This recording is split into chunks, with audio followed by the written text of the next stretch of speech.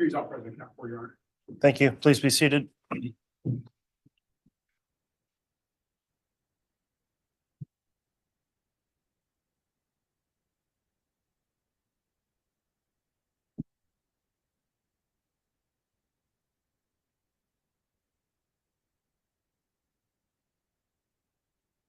All right, we are back on the record on Fremont County case CR 22-21-1623. Council's present as well as the defendant and defense counsel. The court will note that all 18 jurors are present and properly seated, and the court has reviewed and confirmed that all 18 jurors have signed their juror affirmation for the day. So thank you again for following the court's admonishment given to you at the end of each day.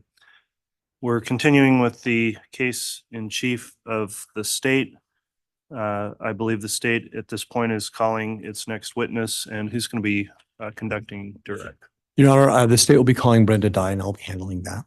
All right, Mr. Wixom, then you can call your witness.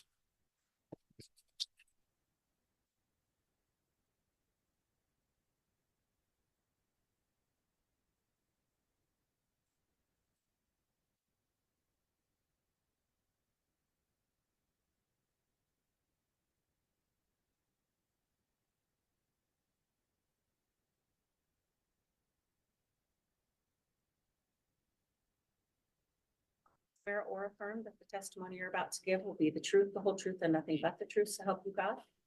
Thank you.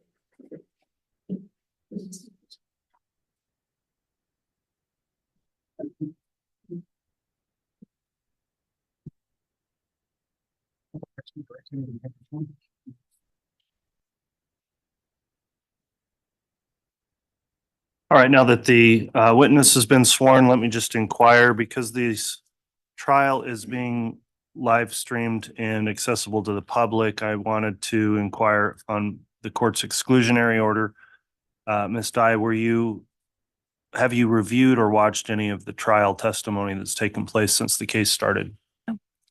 Okay, and have you talked to anyone else about their testimony they've given in trial? No. Okay, with that affirmation, then I'll allow Mr. Wixom to commence with the direct, and I'll ask the witness, please talk right into the microphone so we make sure to pick up your words. And go ahead, Mr. Wixom. Thank you, Your Honor. Good morning, Ms. Dye. Good morning. Will you please state and spell your full name for the record? Brenda Dye, Brenda. Last name Dye, Dye. Thank you. And ma'am, where do you live? I live in Fremont County, Island Park, Idaho. And what do you do for a living? I am the Fremont County Coroner, and I also work for Fremont County EMS as an EMT. And to clarify that for the jury, as an EMS, are you trained in life-saving techniques? Yes. As an EMS, are you trained in autopsies or any of those kinds of things? No. Okay. How long have you been the coroner? I took office in January of 2019. So when you say that you took office, you're an elected position? I am, yes. When you took office at that time, did you receive any specialized training as to how to be a coroner? Very limited training. I did attend a 2-day training in Boise. And then I attended probably a 4-day training in Las Vegas, Nevada in July of 2019. Since that time, have you received other training as a coroner? Yes. What training have you received? Every spring and fall training in Boise, here in Boise, and then every July we have a training in Las Vegas, Nevada, and I've attended that every year since 2019. Can you explain to the jury what is the primary function and role of a coroner in Idaho? We respond to unattended deaths. We determine the cause of death. We make sure that our decedent gets to the proper funeral home, and then I sign off on the death certificate. Okay. I want to back up and have you explain a little bit. Does Idaho have an ME system, a medical examiner system? Yes, and here in Ada County, that's our closest facility to take our decedents for autopsy. Typically, in most counties in Idaho, do they have their own ME? No. I'd like you to kind of please explain what functions or things do you do to help determine a cause of death when you arrive at an unattended death? We conduct an investigation. We look for weapons. We look for medications. We look for the family to give us information, health history about for the decedent. And just for the jury's sake, from your perspective, how do you define an unattended death? Death that is not someone who's not directly under a doctor's care. And you just noted that one of the things you do is to look for weapons. Why do you do that? To determine cause of death. Why is identifying whether there's a weapon important in determining a cause of death? If it was homicide, suicide, medications for natural health history.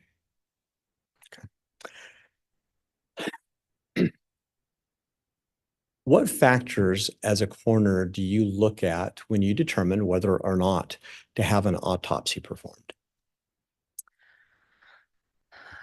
When we conduct our investigation, we usually have a detective on scene who helps us determine that. And usually if we cannot find a cause of death, and we don't do a lot of autopsies just because of my budget. It doesn't allow for us to do a lot of autopsies, and we have to come over to Ada County and transport the body over here if we deem it necessary for an autopsy.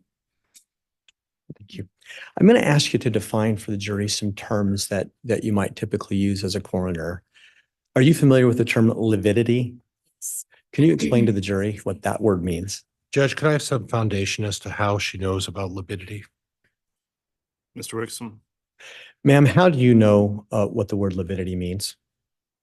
My training and my EMS training for years. Will you please go ahead and explain to the jury what that word means? Yes, it's the lowest point of the body that the blood pools when somebody is no longer living, and it pulls at the lowest point in the body, and it looks like a bruise. It looks like a red. Oops. Help the jury understand, how does identifying whether or not there's lividity help you in your role as a coroner? It helps me to know how the body was found, how the body, the position of the body at the time of death. Why is that important for you? To know if the body was moved. That's the most important, is to know if someone has moved the body or not. Perhaps maybe this is more of a common term, but can you explain to the jury your understanding of the definition of rigor mortis? Rigor mortis is stiffening of the body. It normally occurs 2 to 6 hours after the time of death, and then it releases after about 8 hours approximately. And why is identifying rigor mortis important to your role as a coroner?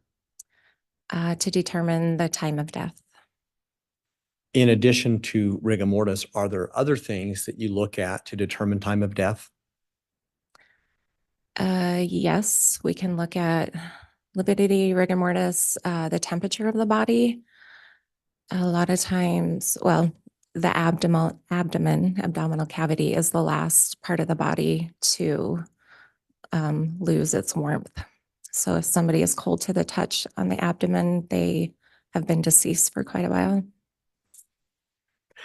And then when you are responding to an unattended death and are making a determination if an autopsy is necessary, what other factors besides those mentioned do you look at or consider to determine if an autopsy is appropriate?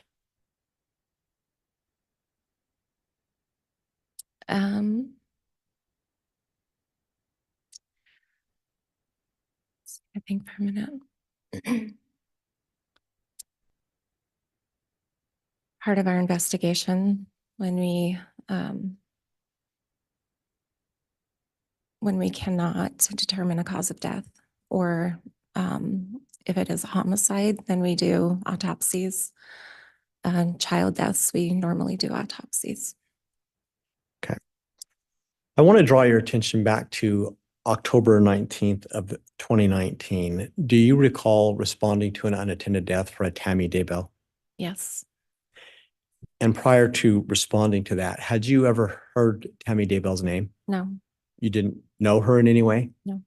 What about her husband, Chad Daybell? Were you familiar with him at all? no, Any of the Daybell family members that you were acquainted with or knew in any way? no. So can you explain to the jury, when you responded to that unattended death, how did you receive that call or that request to come? I was on the ambulance for my other job, and we were returning from an ambulance call from the hospital, and I received a call from our dispatch that there was an unattended death that I needed to respond to. Is that the norm? Dispatch will call you? Yes. And to the best you can recall, what time of day did you receive that call? It was early morning. And did you respond immediately? I got there as quickly as I could. I had the ambulance drop me off on my way back through. When you say the ambulance dropped you off, were you hurt or were you working otherwise? No, I was working. How long approximately did it take for you to arrive on scene for the time you got the initial call? Approximately 45 minutes. And prior to arrival, did you talk to anybody else about helping you with this? Yes, I called my deputy coroner, Wilmore. She's about 10 minutes away from where the deceased was. And dispatch had called me a few times to request my estimated time of arrival because the decedent's husband was very distraught, very upset, crying. And so I had my deputy go and start the investigation until I showed up. Are you aware, was anybody else dispatched or sent to the scene?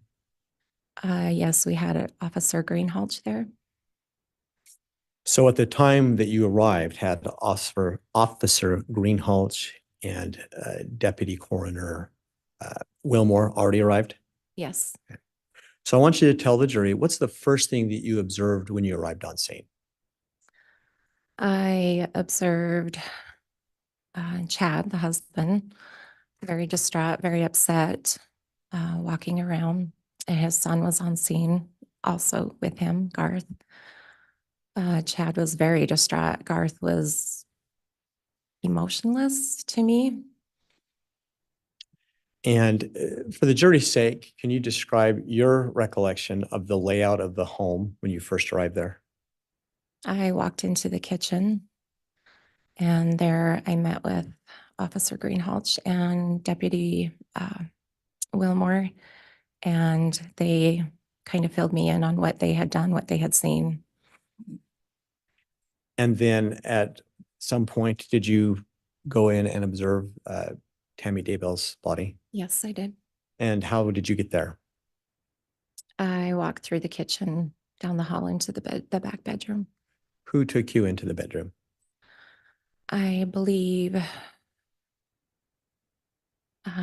Officer Greenhalgh and Deputy Wilmore. And at some point, did you engage Chad Daybell in any conversation or discussion? Yes. When did you Okay. do that? After I looked at the body, I questioned Chad about Tammy's health, her past health history.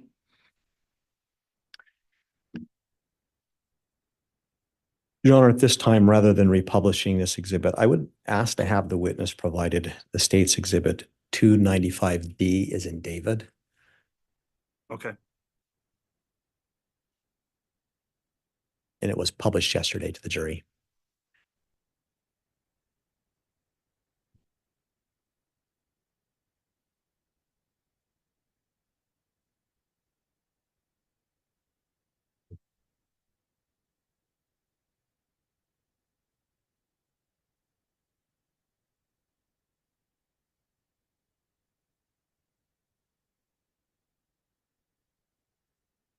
Ma'am, for the record, what are you holding in your hand?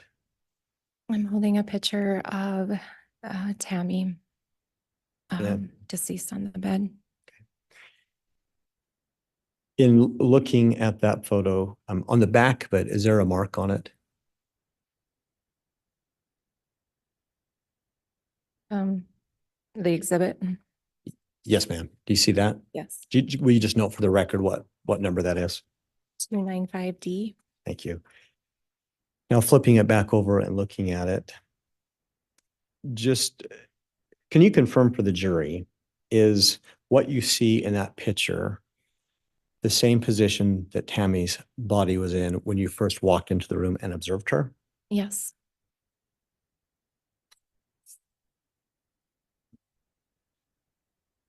What did you first observe about her body when you first went in and looked at her?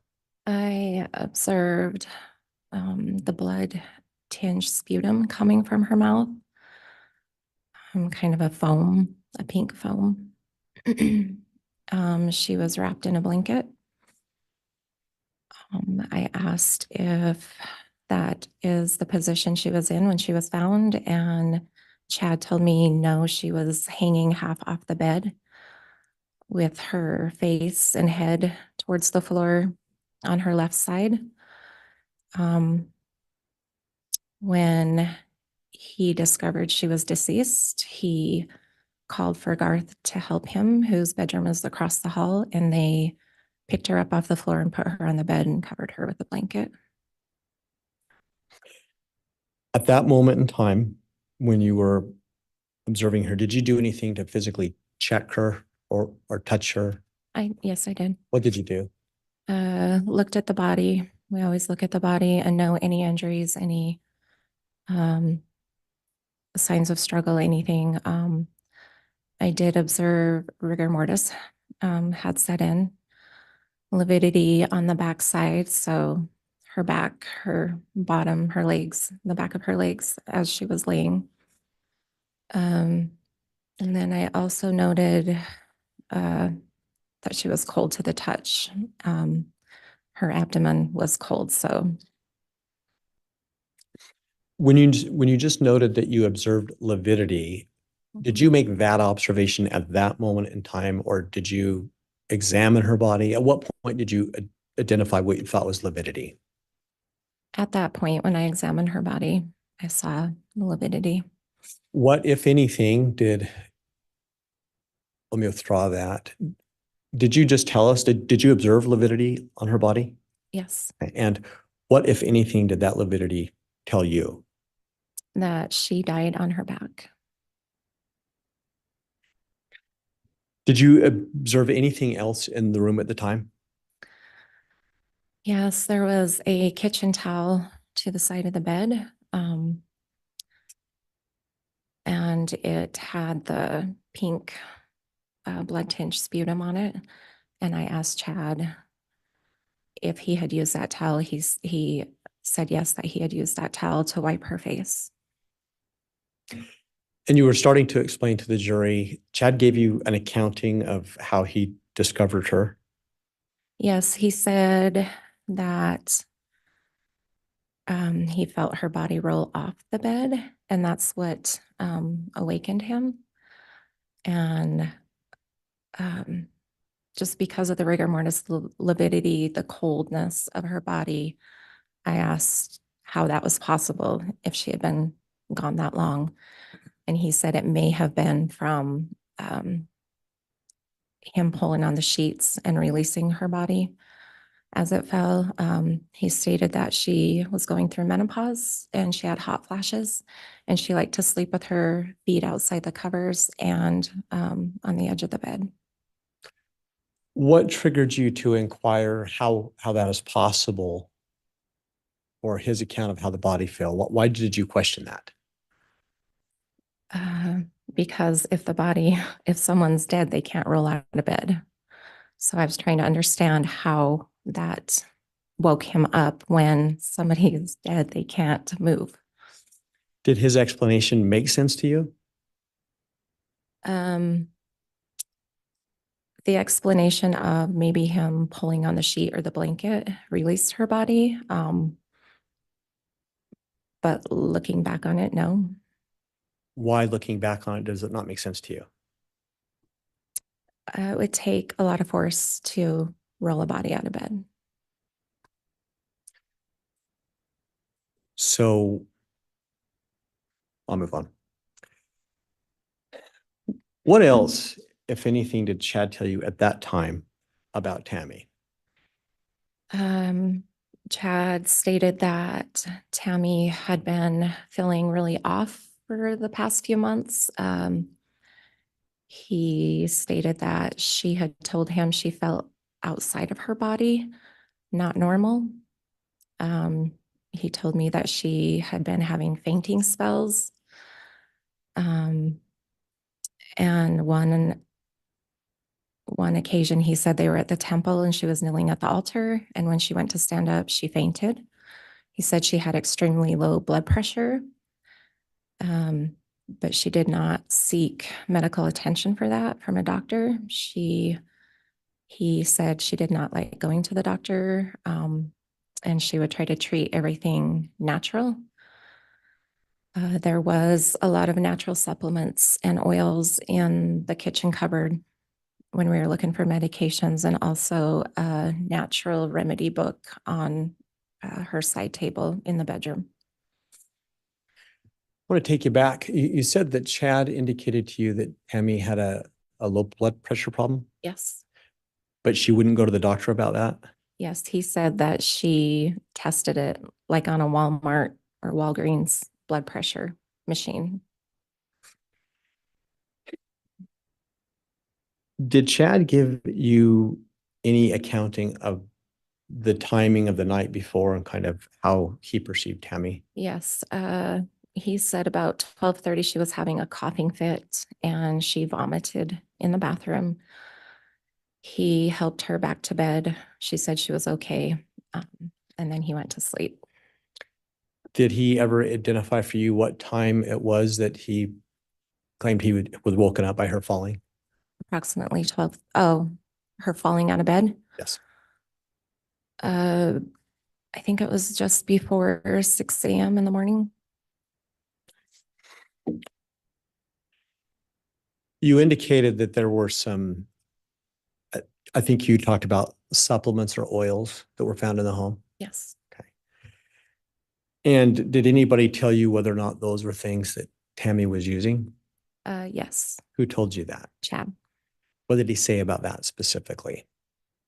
that she liked to try and treat everything naturally and not go to the doctor. But we did find a prescription for fluoxetine.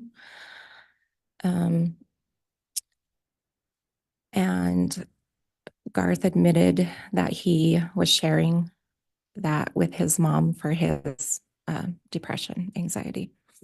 Did you identify any other prescribed medications in the home? Just the fluoxetine and then over-the-counter medications and the natural supplements. You mentioned earlier that Chad had said that Tammy had been feeling out of her body. Yes. Your experience as a coroner, is that a common way or a common symptom for someone to describe? Judge calls for speculation.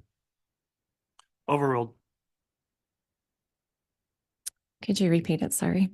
In your experience, is saying that I feel out of my body a common thing for someone to describe as a symptom? It can be, yes. What did you take that to mean, and how did that play into your assessment? With the low blood pressure, with the fainting spells. And also he did say that she had a fall a month or two prior to to this day, and she hurt her wrist. She did go to the doctor for that because she was afraid it was broke.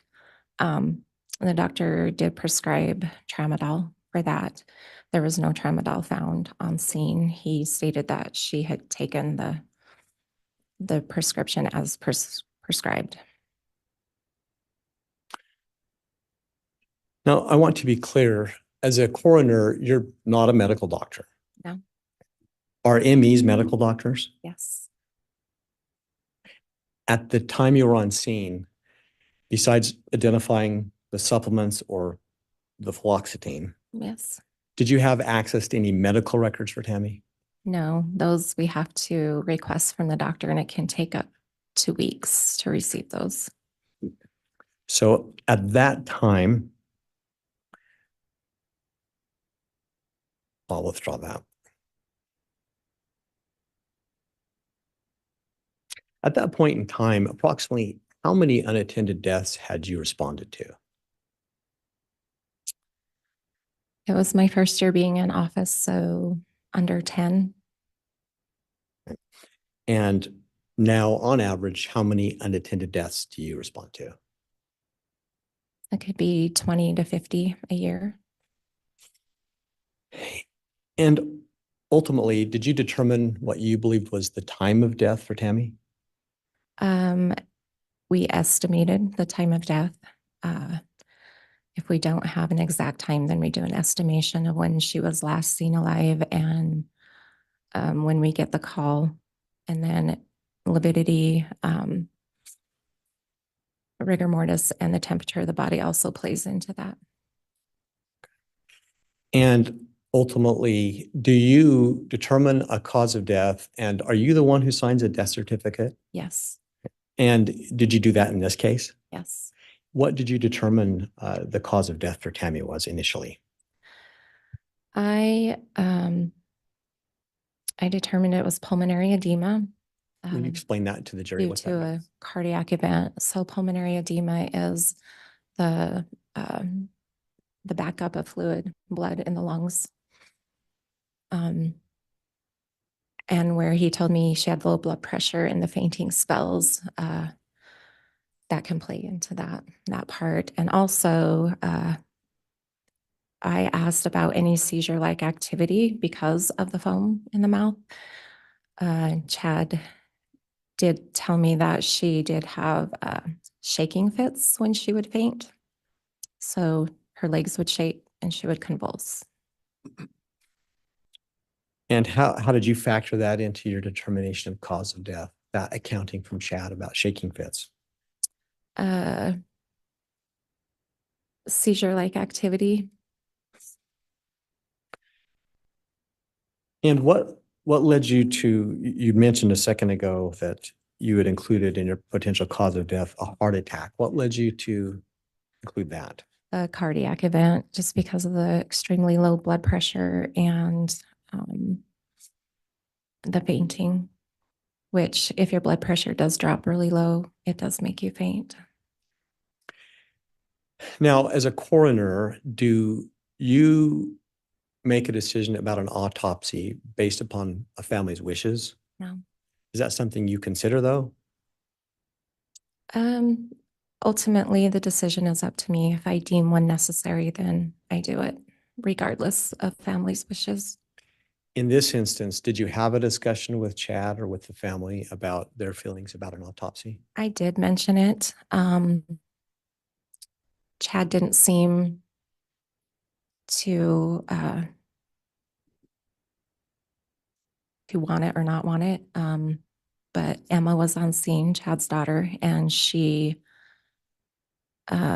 really didn't want her mom to have an autopsy. It's pretty extensive, and she didn't want her mom's body to have to go through that. So understanding that you make the shots in the call, do you still, as a factor, at least consider what the family is telling you about their wishes? If I deem it necessary, then I do order an autopsy. If I do not deem it necessary and the family requests an autopsy, then they're responsible to pay for that autopsy. Now, have you recently made any amendments to the death certificate? Yes. And what have you done with that? The manner of death was changed to homicide. The cause of death was changed to asphyxiation by suffocation. Can you explain to the jury, why did you make that change? Tammy's body was exhumed and a medical examiner from Utah autopsied her body. She had a very deep, Judge, I'm going to object at this point. She's calling to make conclusions that she doesn't have any foundation or we don't have any foundation to suggest she's qualified to make. And in addition, she's going to be reciting what another medical examiner may or may not have said.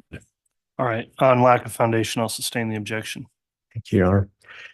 Ma'am, you mentioned that there was an autopsy performed. yes, Did you attend that autopsy? yes, Were you present for the beginning to end of the autopsy? yes, As you were there, were you standing there with the ME performing the autopsy? yes, Was the ME explaining as performing the autopsy what they were seeing? yes, As a 20-year veteran as an EMS, were you understanding the terms and things that were being explained to you from the yes, ME? yes. So then I'd like you to please go ahead with what you were explaining to us about. Judge, and I'm going to renew my objection. At this point, it's relying on hearsay to make a determination of what someone else may have said about what they think they may or may not have found. It's overruled. Go ahead, please, ma'am. Sorry, can you repeat that question? I was asking you to please explain what you were observing during the autopsy that helped cause you to change your mind about the cause of death. As they were dissecting the bruise, it was a very deep bruise on her arm. It didn't make sense that she had thrown up the night before because she still had stomach contents. I pause you, please. Yes. Explain that to the jury, please. So her stomach was full of food. If she threw up, there wouldn't be food in her stomach during the autopsy. I was going to say, so I'm the one that signs the death certificate. I'm the one that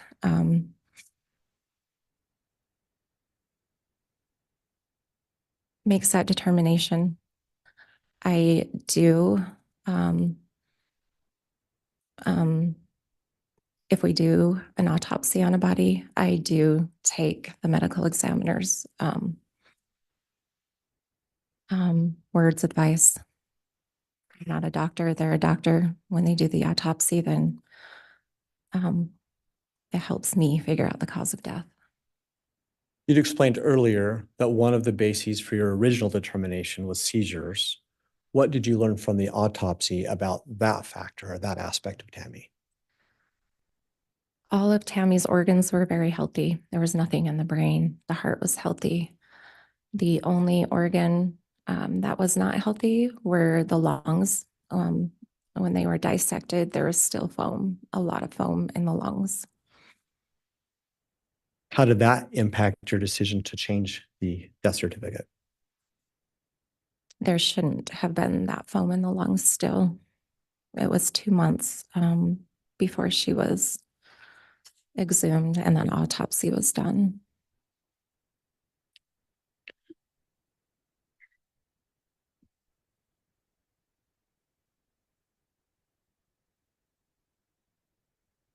Is there anything else besides the autopsy that has impacted your decision to change the amended death certificate? Yes. What other things? I received a call from Arizona police. They wanted all of my coroner records. There had been a death in Arizona, and Chad's name was brought up. And there was also an attempt. And when I heard all those names and the investigation that was going on, and then it did change my mind. If I had known that information, it would have been Who were the different. names that had been brought up? Lori Judge. Vallow, I'll withdraw. I'm sorry. I apologize. Lori Vallow, Alex Cox, Chad Daybell. You mentioned the word attempt. What did you mean by that? An attempt for Lori's niece's husband, attempt a shooting. At the time that you made your original determination, had you heard the name J.J. Vallow or Tylee Ryan? No, Did information related to those names also impact your decision to amend the death certificate? yes,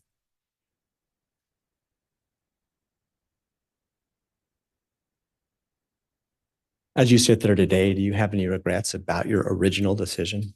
Yeah. What are those regrets? so. Had I known that information, I would have ordered an autopsy.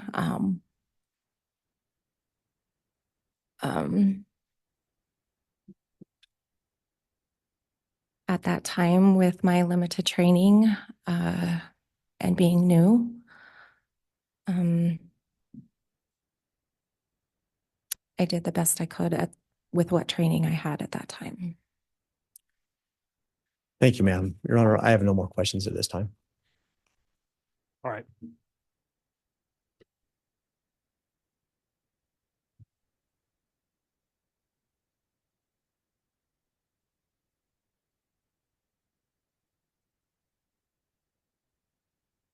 Cross-examination.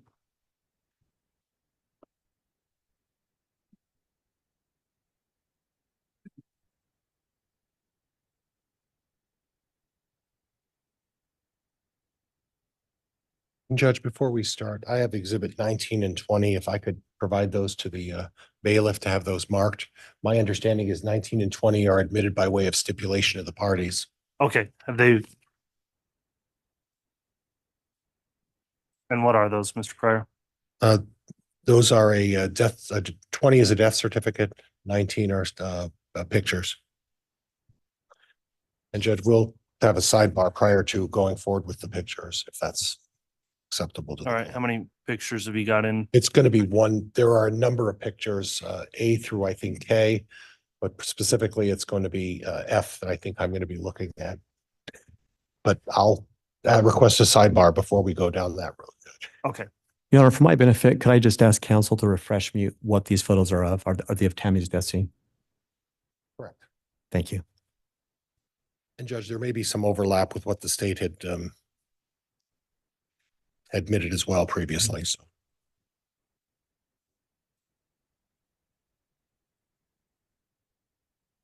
sounds like we have a defense exhibit 20 that's already been admitted. Is They that- may already be on there. then. Okay, so the death certificate exhibit 20 has previously been admitted. I didn't have a recollection of that, Judge. My notes didn't reflect that. I apologize. All right, thank you. So you can, yeah, if you can start there, and when we get to the pictures, if we have exhibits not yet admitted, we'll take those up in turn. All right. And Judge, whenever I can go forward. Go ahead. Thank you, Your Honor. Thank you. Thank you. So, and how would you like me to address you? Miss Dye or Coroner Dye? Miss Dye is okay? Okay. Yep. Miss Dye, you had an occasion to discuss this case with the FBI. Do you recall that? Yes, And that discussion took place at the Rexburg Police Department? yes, Okay. And as part of that discussion with the FBI, you had mentioned that you had worked for EMS for 20 years, Yes. that you were an EMT for 5 years and an advanced EMT for 15. Is that still accurate? That was in 2019, so You have even more experience now. I have more experience now, yes. So when you're talking about an EMT and an advanced EMT, an advanced EMT is someone who is qualified to give medication. Is that right?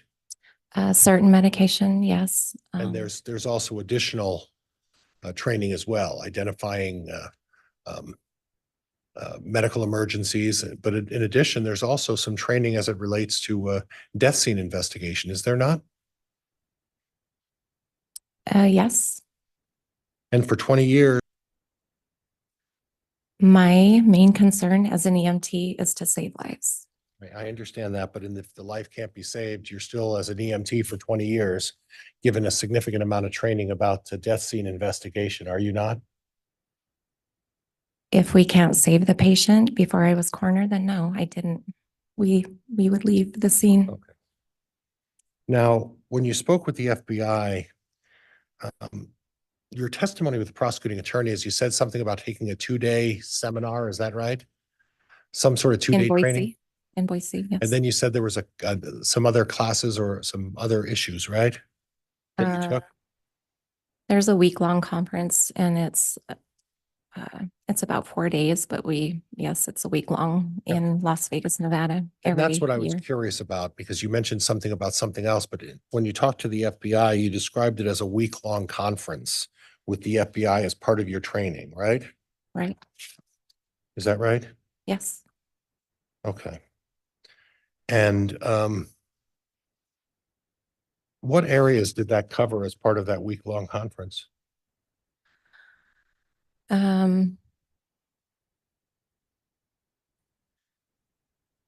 Causes of death, times of death. It covers a wide variety. It's an extensive course. Yes, it was my first time attending too. And is it required as part of being a coroner? Isn't that one of the requirements that you have to go through that training in order to be either elected or appointed as a coroner of a county? Yes. And you have to get this extensive training because we're not dealing with a minor issue. We're dealing with making a significant determination of the cause of death of somebody, aren't we? Ma'am? Yes. Okay. And are you familiar with Title 19, Chapter 43 of the Idaho Code? I don't recall. Judge, would there be something that could refresh your recollection if I showed you something? Sure. Yes.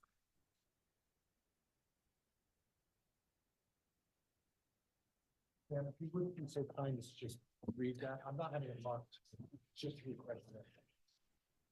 You can read that, take the time to read that, and then when you're done, hand it back to the bailiff, and then we'll talk a little bit about it.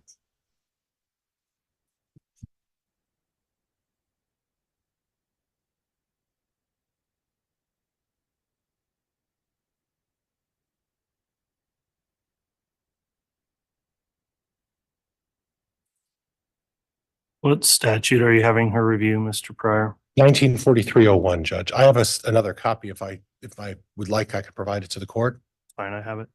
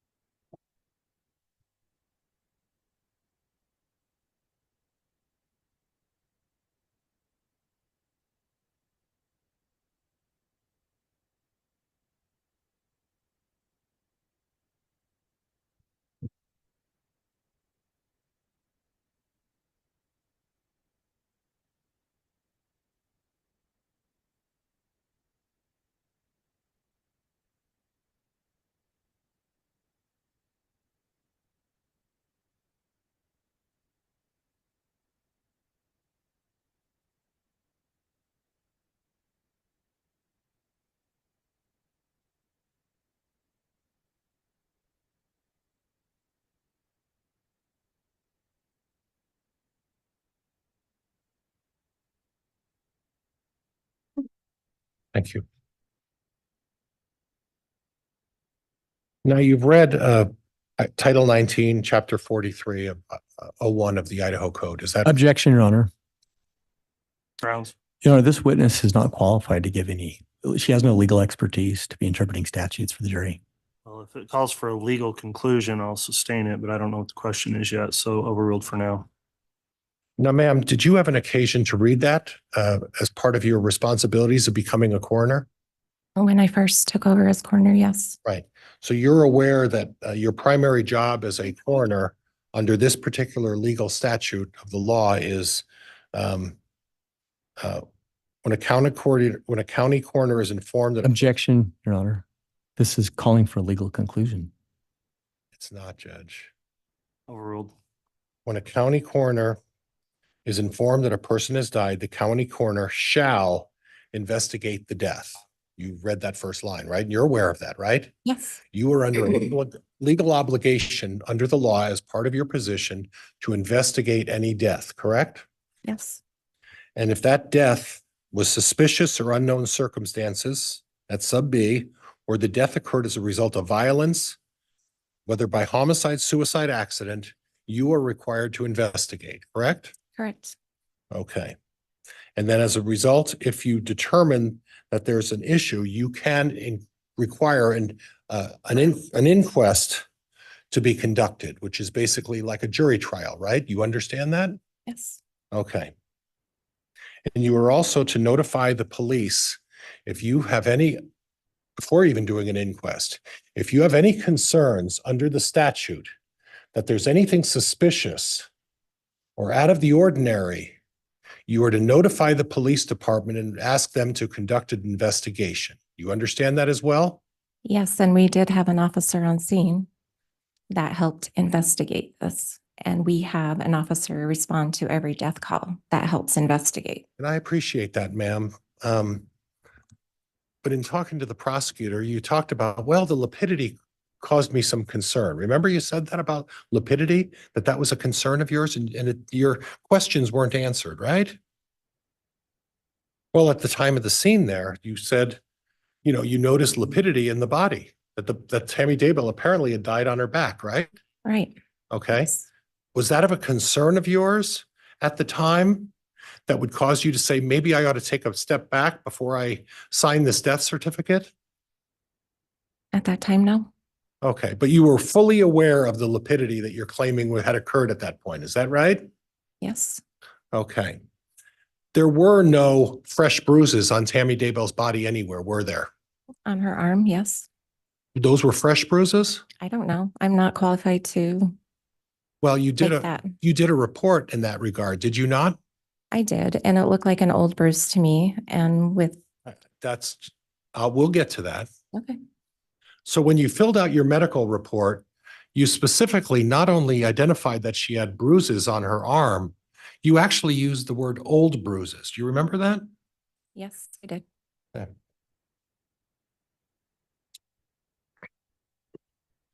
And these were not fresh or red or irritated or anything like that, correct?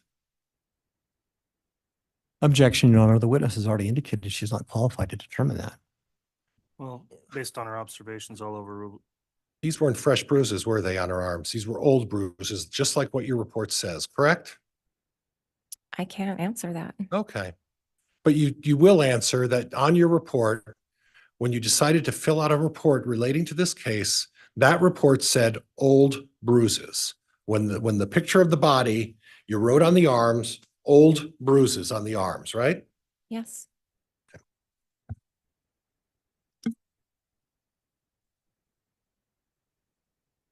No other bruises on her body anywhere else, right?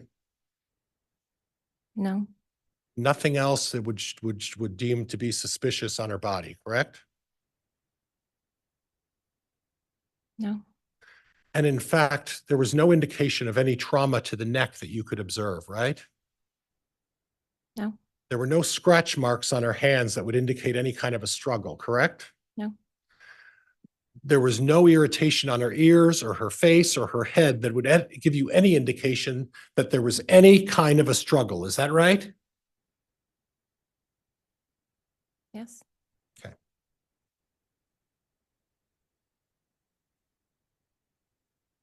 When you arrived, Chad Daybell was distraught, wasn't he? Yes, Sobbing. yes, And you noted that it was his son that was not upset. His son was, and I don't want to put words in your mouth, but would you say his son was reserved, yes, quiet? yes, And in the FBI report, you mentioned that you think that maybe his son was in shock. Remember that? yes, Okay. And it's still your assessment at this point that at the time you felt that his son Garth was in shock. Is that right? yes, Okay. You went over to the nightstand, and on Tammy's side of the bed, you found the essential oils, right? the book, The what? the book The book. of essential oils of natural. Did you see any, I would represent you that Officer Greenall testified that she found a number of items in the bedroom. And you also saw cough medicine on Tammy's side. Is that right? I don't recall the cough medicine being in the bedroom. Okay. What about the medication for strike? What about the medication for bruises that she had, that was in the bedroom as well? Do you recall that? No, Okay. But if Officer Greenall was there, right? yes, she And was. detailed that in her report, correct? Correct? I don't recall. Okay. Would it help you to review Officer Greenall's report? Yes, Judge, if I could just have a moment. You may.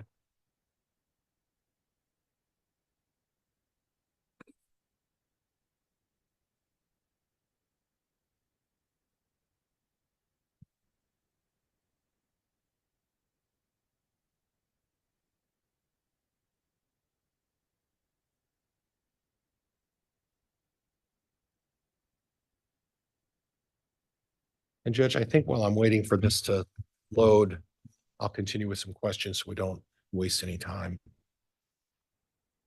If it loads.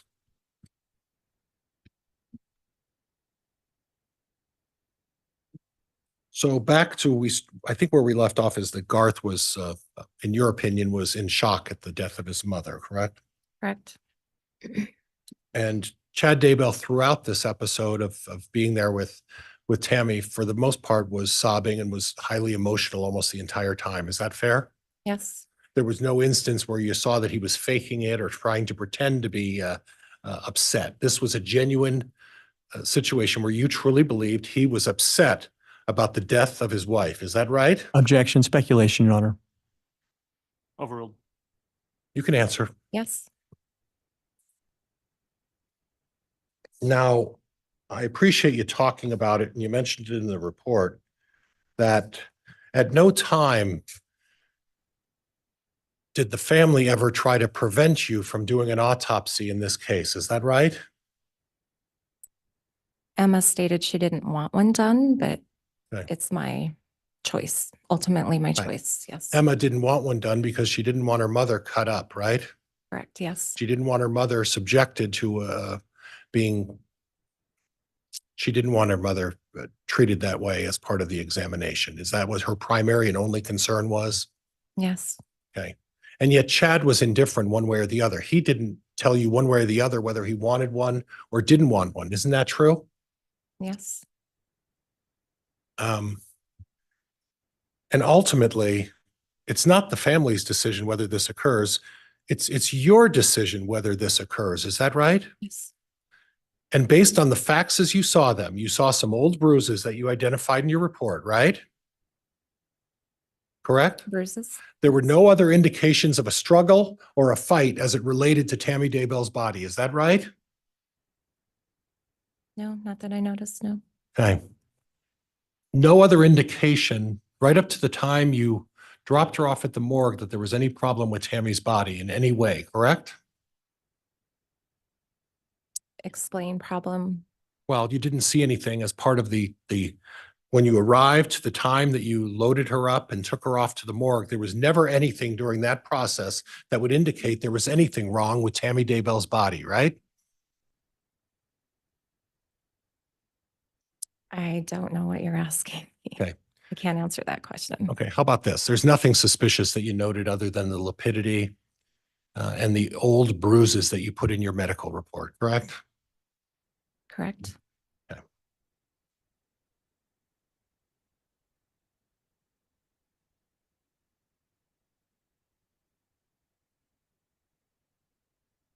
Judge, at this point, I've got the report of his Officer Green now. With the court's permission, I could give it to the bailiff. He could take it to her and she could scroll through. I think that would protect in terms of being able to refresh your recollection about the report, if that's acceptable to the court. All right, I'll let the prosecutor take a look at that first before it goes to the witness to make sure it's appropriately identified.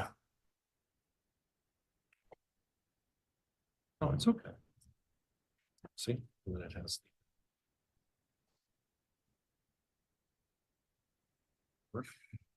And I could have printed it off. I just-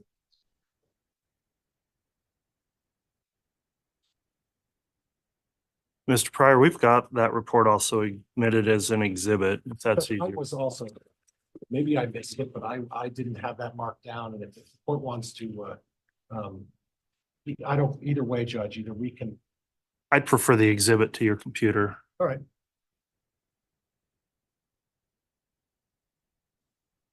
States Exhibit 418.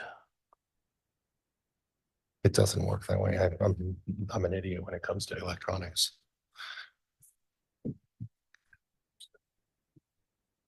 Oh, thank you. And ma'am, after you've had a chance to review that, would you look up and then just hand that back to the bailiff?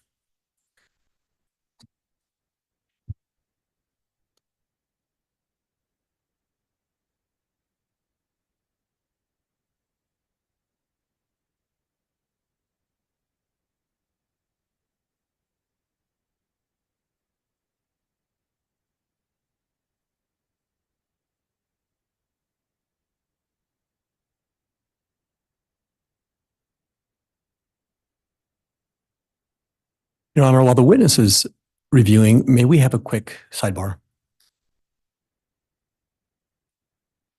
Well, let's have the witness finish the review and then we'll have a quick sidebar.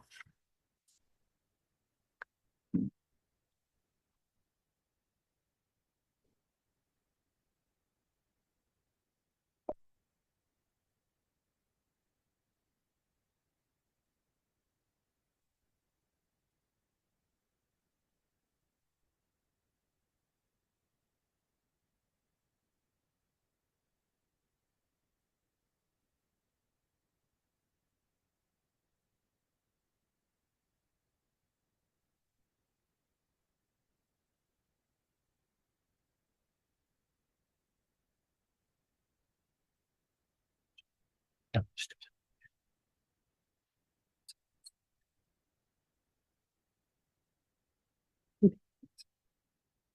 Got it under, I have it under, I think 19 or one of these I have it under, and I'm going to move to admit the entire explanation. Yeah. I think the whole thing is. No, there's like 4 pages there in the whole thing. So. Yeah, oh no, that's okay. We can just correct that. I don't have a problem with that. And if you want stipulation, do you want to read over this so you know what's in the whole thing? Well, no, just use the up and down thing and you can start and.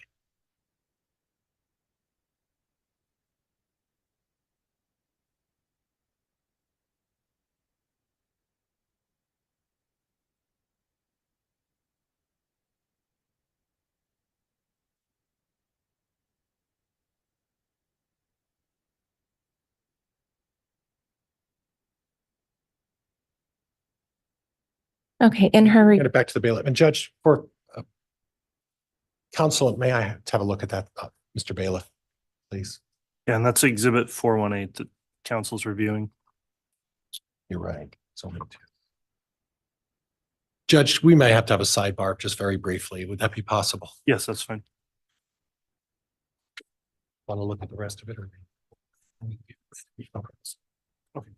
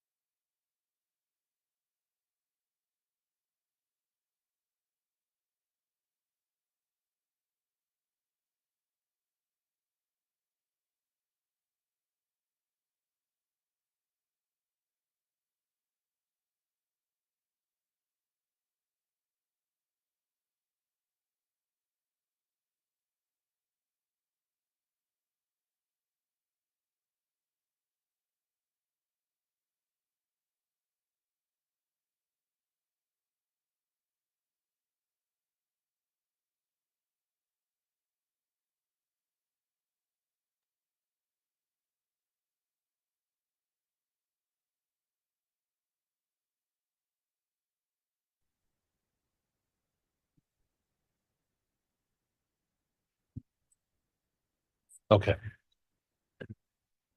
All right, so after a sidebar, we've determined we do need to take some, a little bit of time to get an exhibit prepared, which we're working on at this time. And we will take the mid-morning recess to allow that to occur while we're on break. So we'll take our break here, plan on a 30-minute break to come back on at 10:15. All right, please.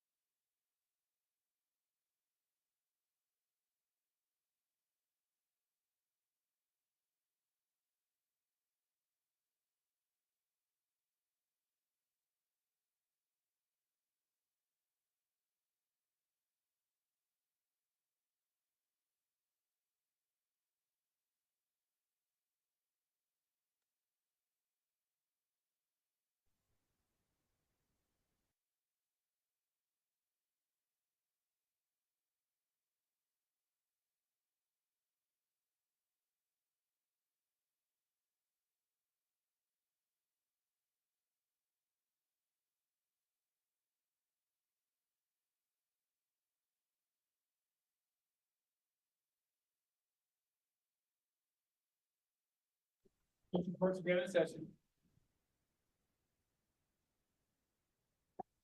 Thank you. Please be seated.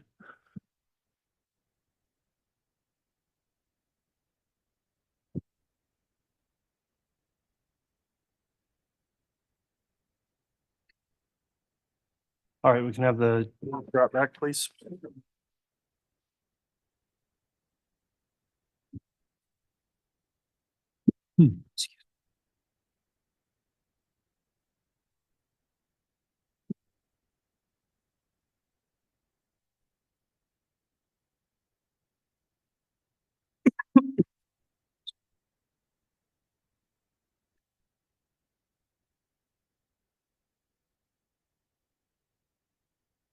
All right, please.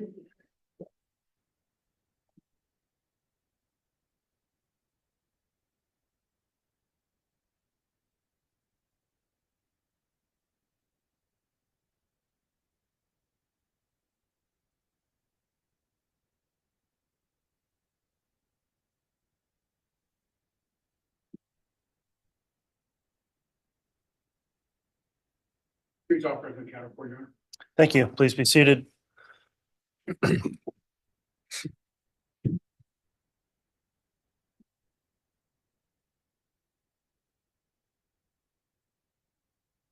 All right, we're back on the record. CR 22-21-1623, State of Idaho versus Chad Guy Daybell. Completed our morning break. Maybe to help move things forward here, Mr. Pryor, I'll note that we have now Defendant's Exhibit 19, which is the entire report of Officer Greenhalgh, including attached photographs. And I believe that's been offered and will be admitted by stipulation. Is that your understanding? It is, Judge, and that's 19. Is that right, Judge? Yes. Thank you. Mr. Wixom from the state, does the state stipulate to the admission of Exhibit 19, which is the entire report, including statements and photographs? We do, Your Honor. Okay, that'll be admitted then as a single exhibit.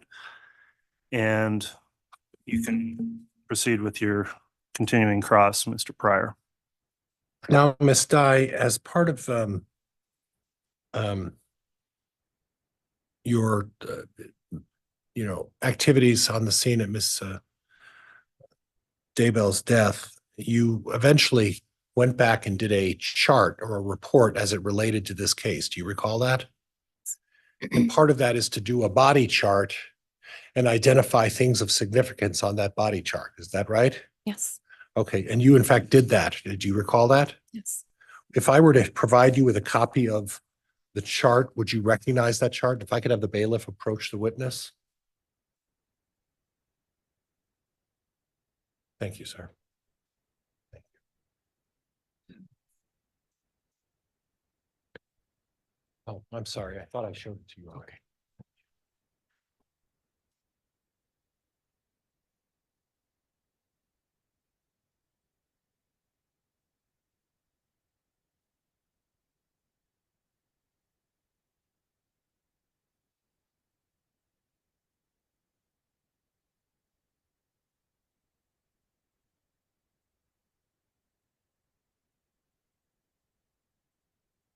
And do you recognize those documents? Mhm. Are those the documents that you prepared after your examination of Tammy Daybell? Yes. And the date of those are 10/20/14, is that right?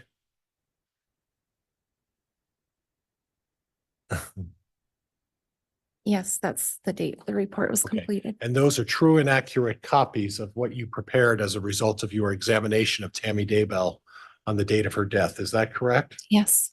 Okay, Judge, I'm going to move for admission of defendant's exhibit, and I would like it to be marked E and F, Judge. I think it's consistent with A, B, and C.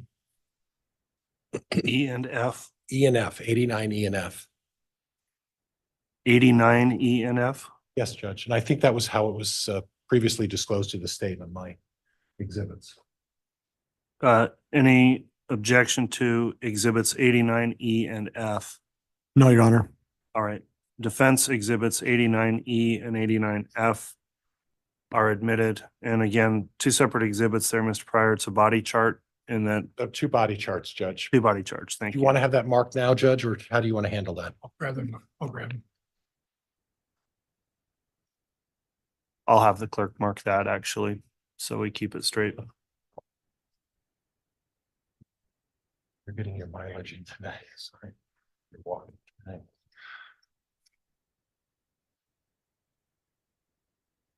Yeah. So to be clear then, Mr. Pryor, the top, there's two pages here. The top page you gave me will be E and the bottom page will be F. Yes, Judge. Okay.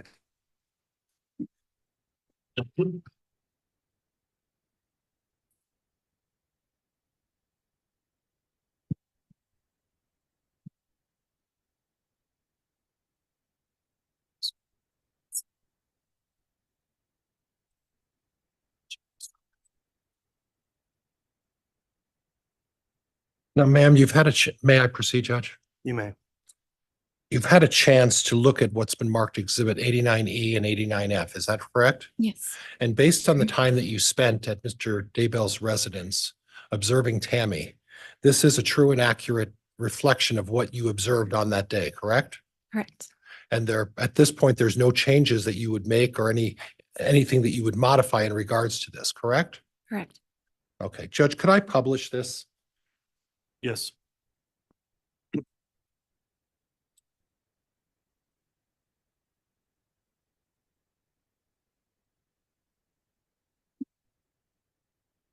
There's a light on that device, Mr. Pryor, that'll help with the shadow.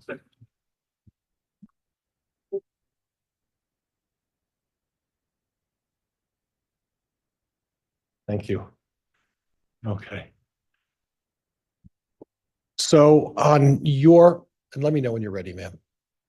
Yeah, go ahead. On your left, when you're looking at the screen, and it's the face down figure, up on the arm, we have a term. What is that term? Lividity. And blood had gathered there. Is that right? That's what that means? Yes. Okay, and then a little further to the right on the same figure, there's another word what is that word? Lividity. And then to the left again on the same figure down near the lower part of the back, there's another word. Lividity. And then down on the legs, there's another term. What's that term? Lividity. So from what I gather from this, there was lividity on her entire body. Would that be fair? Yes. Okay. So we weren't able with lividity, you aren't able to really make a determination other than the fact that she was laying flat at some point, right? Yes. Or she was laying on her front, one way or the other, right? On her back. Okay. So in your report, when you discussed this with the FBI, you had, based on all of your experience, you had said that the body had been dead for about 5 to 6 hours. Do you recall telling the FBI that? Approximately, yes. Okay, well, you said 5 to 6 hours. So that's what you testified to the FBI. Is that incorrect? No. Okay. So I guess the question is that Mr. Daybell mentioned that he was awoken by the fact that Tammy had slipped out of the bed when he pulled the covers. You recall that? Yes. And Tammy had fallen down and her head was on the floor and her leg was up on the bed. You recall that? That's what I was told. Yes. Okay. So if Tammy had died in the bed and had passed away in the bed, this lividity would be consistent with her dying in bed on her back, right? Yes. And if she fell down and that's what woke Mr. Daybell up, there wouldn't be lividity up in her head, would there? No. So when Mr. Daybell told you that he was awoken when he pulled the covers, rolled over, and Tammy slid off the bed, well, that's consistent with the lividity here. She was in bed. She died in bed. And when he pulled the covers, she slid off. So wouldn't his story be consistent with the lividity findings that she actually was in bed for 5 or 6 hours? Yes. Okay, thank you. Now I want to go over to the other side and the one that's facing. And on that particular one, it says something about tinged foam. Could you read that for me? Blood tinged foam. Okay, and that's what you observed on her body was and we saw the pictures of the blood tinged foam in her mouth, correct? Yes. Okay, and then further down on what would be her right arm, you put two words there. And what are those words? Old bruising. Old bruising. Okay, so old bruising. Now, you didn't put new bruising, did you? No. You didn't put any marks on anywhere else on her body, right? No. And as part of your investigation, you by statute are required to do a thorough investigation of the body. Is that right? Yes. And you did that day, didn't you? Yes. And what you came up with is that she had some foam in her mouth and there were some old bruises on her right arm. That's what you came up with, right? Yes. And you came up with nothing else on her body that showed any indication of any other trauma, marks? No. We can take that one down. I'm done with that. And Judge, at this time, I'm going to want to publish defense, it's Defense Exhibit 19, I believe. All right. Give me a moment. 19F, Judge, I'm sorry. And Judge, this is the one where we counsel. Sorry.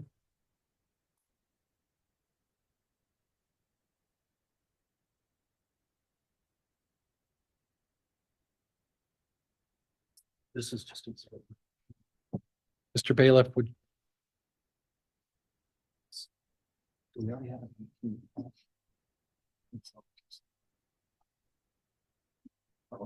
I'll clarify. I don't know if you're just mark that whole.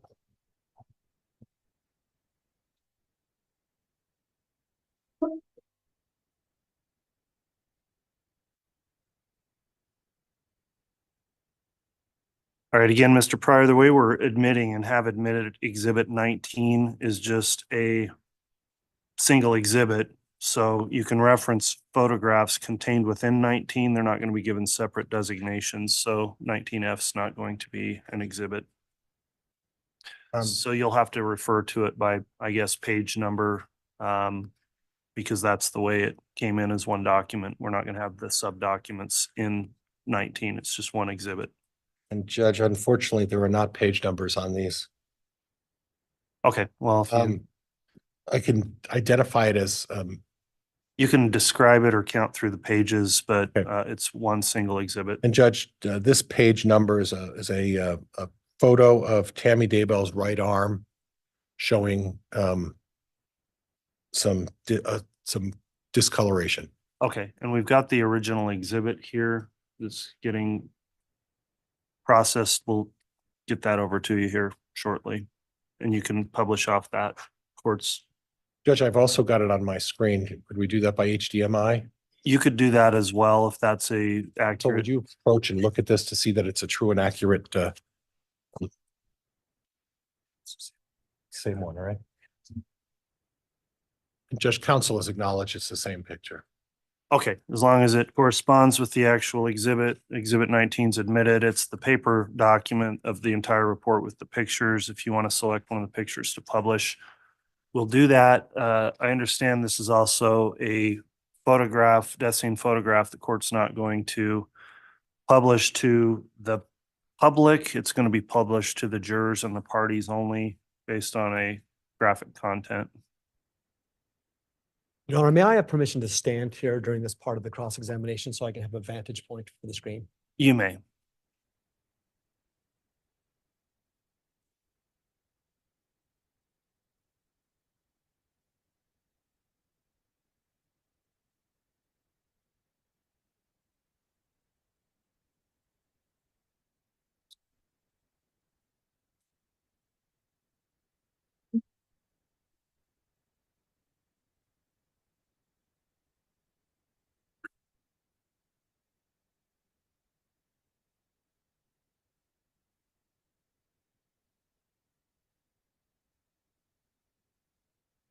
Oh, it's up there. The magic. So ma'am, you're looking at what's part of 19, Exhibit 19. Do you recognize that? Yes, And the old bruises that you were talking about, are those reflected on the two what look to be discolored marks on Tammy Daybell's arm? yes, And that's what you saw on that day, correct? yes, And those are the old bruises that you talked about that you identified on her body on that day, correct? yes. Okay, Judge, that's all I have at this point with this. All right.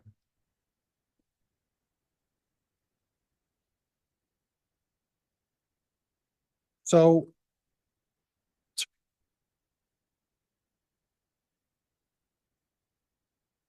you testified earlier and you used the words, if I don't deem it necessary, if I don't deem it necessary that an autopsy is done, it's my decision alone to decide whether an autopsy is done, correct? Um, Your decision alone to decide whether an autopsy is done, correct? it's ultimately my decision. Right. Yes. And you looked at these old bruises that you identified, correct? Yes. Correct? Yes. And you looked at the foam coming from the mouth, right? Yes. Okay. And I didn't see any other marks or any other indication of anything other than the lividity that you talked about, correct? Correct. And based on that, you then issued a death certificate, right? Yes. Now, before you issue a death certificate, you have an obligation, do you not? Before you issue and sign that death certificate? Are you aware of your obligation? Yes. Okay, and that obligation is that you want to attest, but when you put your signature down on that death certificate, you want to be sure that what you're signing is true and accurate to the best of your ability based on the information you have at the time of the death. Is that fair? Yes. Okay. And at that point, the death certificate, and Judge, I'm not going to publish Exhibit 20, but Exhibit 20 reflects that death certificate. You talked about pulmonary edema, and then there was another cause for this, right? Another reason why you cited her, two things that you cited as part of what you felt was her death, correct? Yes. Okay. Now, you did talk to Chad, and he talked to you about the fact that Tammy vomited the night before, correct? Yes. And you had mentioned about the stomach. Was that stomach completely full? No, not completely. Right. And were you aware, when you were there, did you talk to Garth about the fact that he bought Tammy a quarter pounder and some French fries that night? Did you discuss that with Garth? No. Okay. But when you went through the autopsy, you found potatoes in her stomach, right? I didn't identify it. Okay. I just saw the stomach contents. Okay, but you weren't able to identify that there were potatoes in her stomach. I didn't know what it was. And you didn't identify the fact that there was any sight of a quarter pounder or anything like that, correct? No. Okay. So when you said that you found it unusual that her stomach was full, it wasn't really full. It just had contents in it. Is that fair? Yes. Okay. So we really don't know whether Tammy Daybell threw up that night, other than the fact that Chad said she did, right? Right. And when you showed up, Chad Daybell is sobbing, he's crying, and he's telling you how his wife threw up the night before, correct? Yes. Went to sleep, and she fell off the bed. And based on the lividity, his story is consistent with what the lividity findings you had, right? Yes. Okay. Now, you also had an opportunity to look at Officer Greenall's report, correct? Yes. And you saw that the number of medications that Tammy Daybell was taking, correct? Do I need to refresh Yeah. your recollection with it again? Do you need to No, see it again? I saw it. You saw it? You sure? Yes. So on page 1 of Officer Greenall's report, and the comment was that they're on the table every morning and she takes them to help her. You recall seeing that in Officer Greenow's report? Yes, And you discussed that with Officer Greenow, right? You discussed what Tammy Daybell was taking as part of your investigation, didn't you? yes, Okay, so you're aware that she was taking fluoxetine, thank you, fluoxetine, which is Prozac. yes, She was taking acetaminophen. She was taking ibuprofen, right? Vitality extracts, immunity, energy, grapefruit, peppermint. I'm sorry, and I apologize. Vitality extracts for immunity, energy, grapefruit, and peppermint. You saw that as well, right? On the table, right? I recall it was in the cupboard, Right. You recall that was in the cupboard? That the wasn't on the kitchen. table? not the bedside table, the kitchen cupboard. Well, when Officer Greenow says Chad showed me all of the over-counter medicines she takes, she said she has approximately 10 bottles on the table every morning. So would you be mistaken possibly that Officer Greenow must have made a mistake in her report, or do you possibly, you just don't recall correctly? Doesn't it say in her report, the cupboard? Oh, it talks about what was in the cupboard and that there were other things in the cupboard in addition to these things. But Officer Greenow talks about this being on the table. You don't remember that? There's a picture of those medications in the cupboard in the kitchen. Okay. And then equate cough medicine, right? Yes, Essential oil respiratory blend, right? yes, And then lastly, supplement for bruising and sore muscles. Remember that as well? yes, And then there is a reference that most of what was in the cupboard were essential oils, natural remedies, and some pain medication. Okay? yes, So this cupboard was full of a number of essential oils, right? yes, This cupboard was full of natural remedies, correct? yes, And this cupboard was included in all of these things as well. A lot of medicine that she was taking, right? natural, yes, And there's no doubt in your mind that Tammy Daybell was the one taking all of these medications, right? that's what we were told, yes. Okay.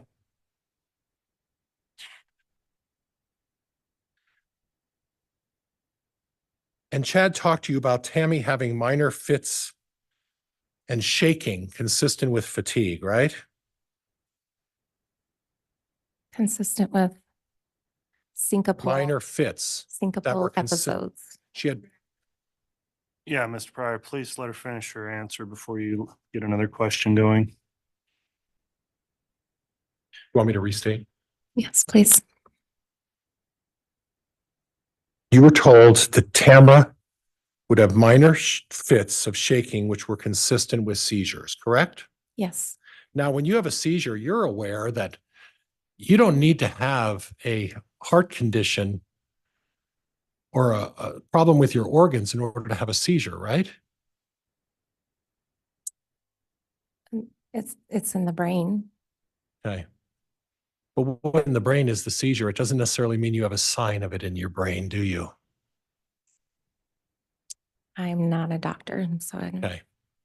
But you made an assessment here based on what you said, and you signed a death certificate saying that this was something other than homicide or murder, didn't you? Initially, yes. Okay. And then her daughter Emma talked about her mother was trying to take clogging classes, but then in the last month or so wasn't able to keep up and was having some difficulty as well, correct? Yes, Okay.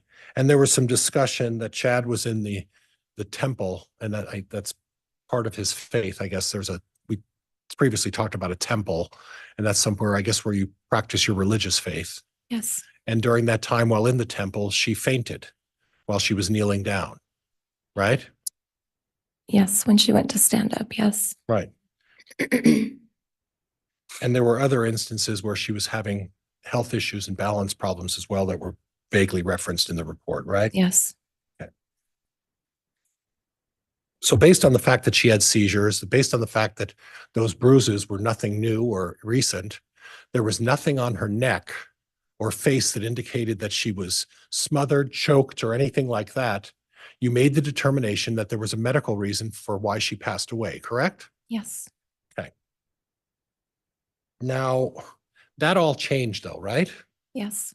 And then at some point, you received a call from some police officers in Arizona,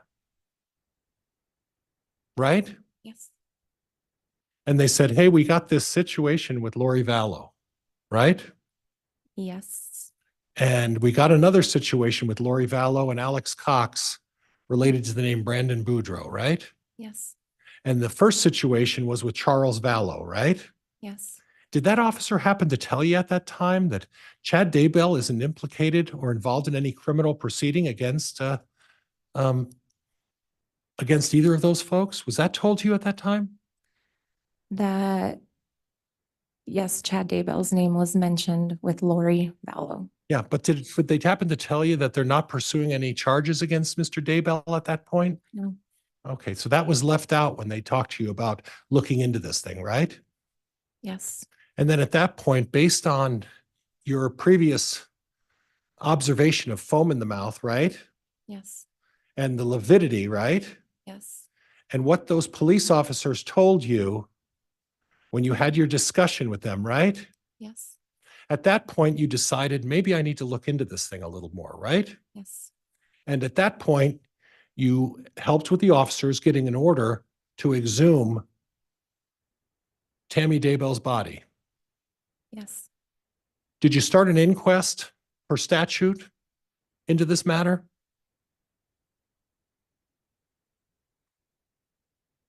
I can't answer that. Well, you can, because did you start an inquest? You read the statute. If there's an allegation someone has been murdered, homicide, suicide, you have the option to start a public inquest. Hold on before you answer. Grounds. Counsel should not be interpreting the law at this point, and I don't know if she's able to draw the legal conclusion. It's a yes or no question, but to the extent it's calling for any legal conclusion, it's sustained. Okay, well, yes or no? Did you start an inquest? No. No. Instead, what you did is you started working with the police officers and the prosecuting attorney on it. Objection argumentative. Sustained. At this point, you then notified the police that you wanted her body dug up, right? At that point, we were working with the FBI and Okay. police from different locations. Oh, Yes. so the FBI was involved as well, right? Yes. I Okay. believe so. And at that point, there was an order to have Tammy's body removed from the ground, right? Yes. Now, as part of your your duties as a coroner, isn't it true that you're also supposed to notify families in regards to any deaths or suspicious death and let them know what's proceeding in these matters? I believe that was done. It was done? I believe it was. Do you know what family members they happened to mention that to, that they were digging their mother out of the ground? I don't recall which ones. No. Okay. And it was your duty to do that, so you don't recall your duty of having to notify them that they're digging their mother out of the ground, right? I work closely with the investigators Okay. through the sheriff's office, our detectives, and And I didn't ask you about what you did with the investigators, ma'am. I asked you whether you told the family you were digging their mother out of the ground. no.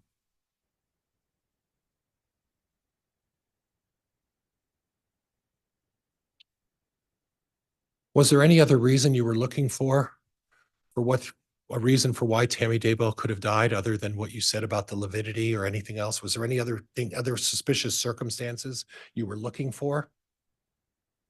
At the time of her death, no. And at the time of digging her up, were you looking for something else? Yes. What were you looking for? Suspicious activity, anything that would result in homicide. Okay. And that was after talking to the police, you were looking for information that would help maybe convince you to change your report to something other than natural causes. Is that right? After several things happened, yes. Well, I'm not talking about I'm not talking about Brandon Boudreaux or Charles Vallow. We've already established what that's all about. I'm talking about the facts you had when Tammy Daybell was put in the ground. It was lividity, and that really was it, wasn't it? No, I was told about her past health history, Okay. and that played into her cause of death. Yes, Did you happen to look on Teton Medical Report and see what her past medical history was? I did review it. Okay. Yes. So then you're real well aware that Tammy Daybell had a history of anemia, right?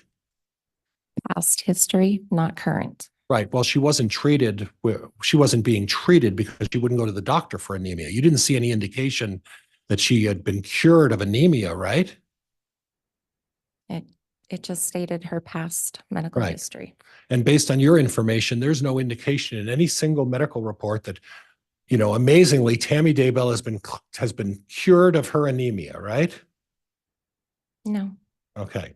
You also saw that she had a family history of heart disease and heart problems as well, right? family history. Yes. Yeah, family history, right?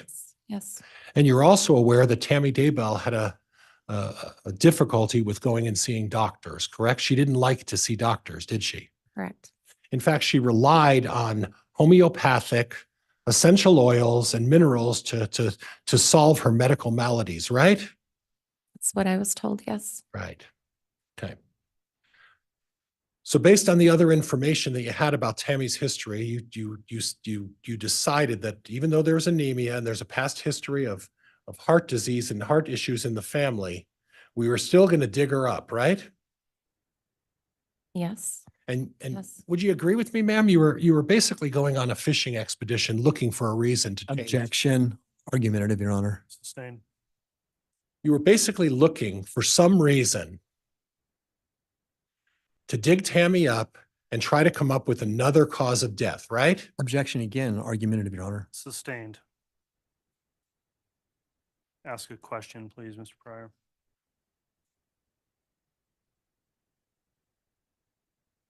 After she was dug up and you went into the and had the autopsy done, right? By the way, where was that autopsy done? In Utah. Where in Utah? I don't recall exactly Okay. where we were.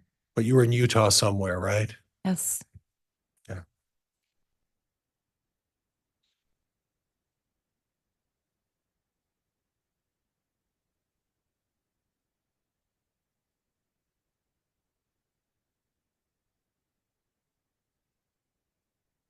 And Judge, if I could just have a minute.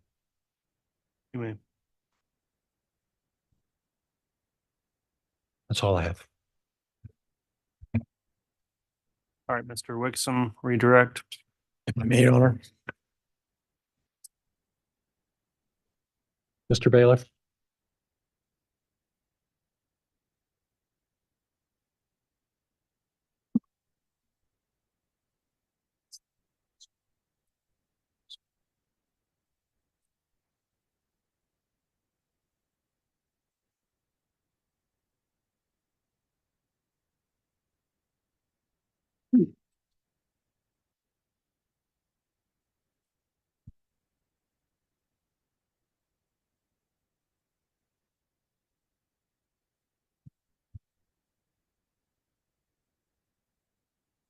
Ma'am, do you recall being asked several questions about what your legal responsibilities are as a coroner by the defense counsel? Yes. With respect to your duty to perform an investigation, will you please recount what steps you took in your investigation originally at the time of death? I asked for medical history for Tammy, looked for medications. We also looked in the bedroom, in the nightstand drawers, for anything that would be suspicious.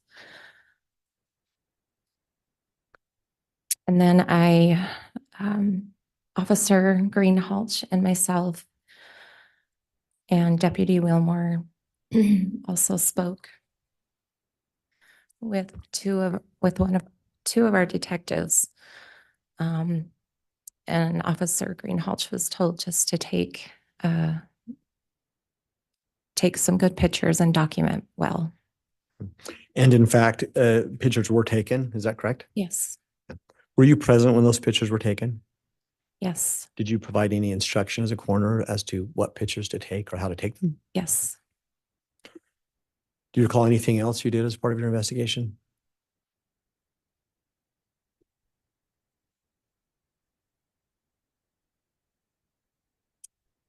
Let me ask this. Did you attempt to talk to Garth about the circumstances of his mother's death? I mostly just talked to Chad and Emma. At the time, Garth was just very quiet and just would nod when we would ask him questions or when Chad would respond. He was just really quiet. And with respect to a number of the questions, you Mhm. you continued to tell the jury, that's what I was told. Do you remember responding in that manner? Yes, Who was the person on scene that was primarily providing you with all the information that you were relying upon? Chad Daybell. And at the time, did Chad bring up any issues about his connection to Lori Vallow? No, Did he bring up Alex Cox's name? no, Did he bring up the attempted shooting of Brandon Boudreaux? no.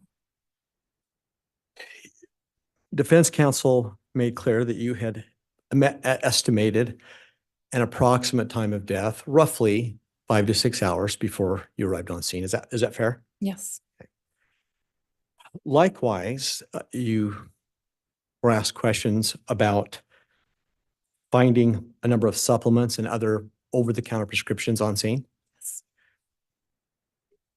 Was it even possible for you to ascertain how long those items had been on scene before you got there?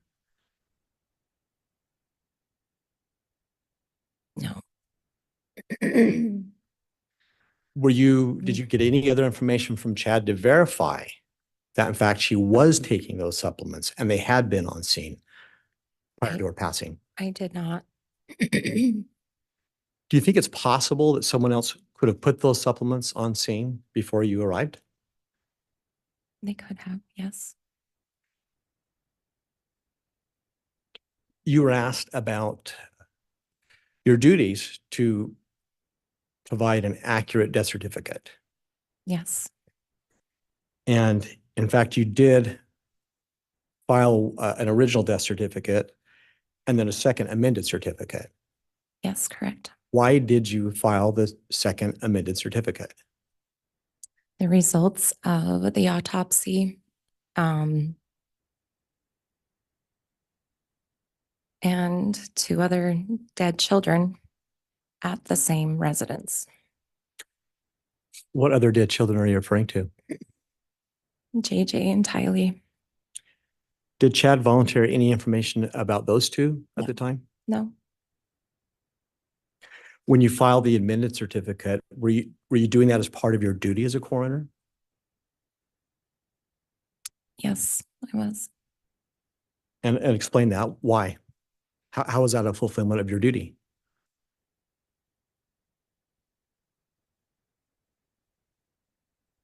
That was the conclusion of the investigation.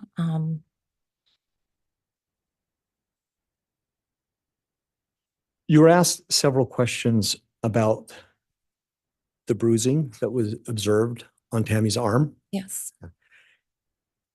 Do you have any qualification as you sit there today to determine the age of bruising? it looked old to me, but I don't have the expertise. And in fact, during the autopsy that you observed, did the ME provide any information about that? Judge, I'm calls for medical conclusion, calls for hearsay, and there's a lack of foundation. Sustained. But as you sit there, do you have any reason to think you have the ability to say whether they were old bruises or fresh bruises, you personally? Me personally, no.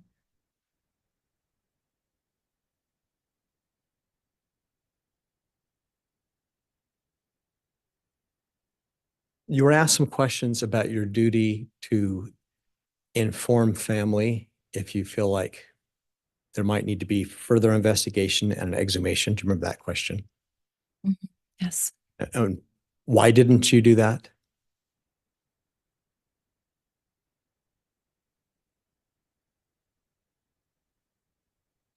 I don't recall.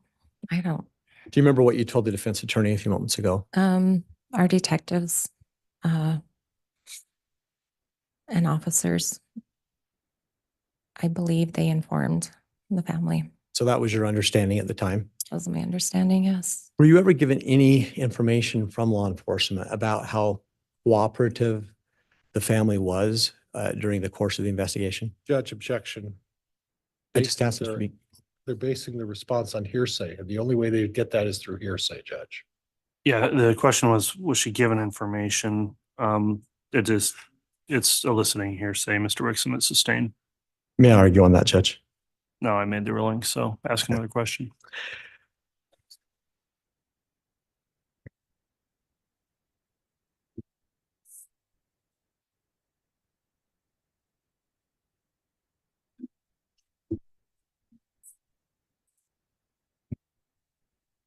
You indicated that while you were on scene, I think your words were that Chad was sobbing and crying. Yes.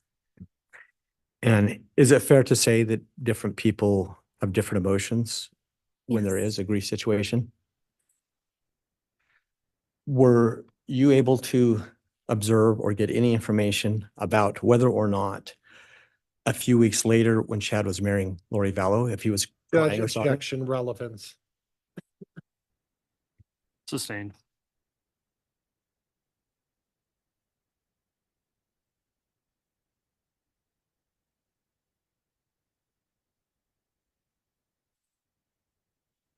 Is it fair to say that when you were asking these questions on scene about Tammy's health, that Garth didn't give you any information about her health?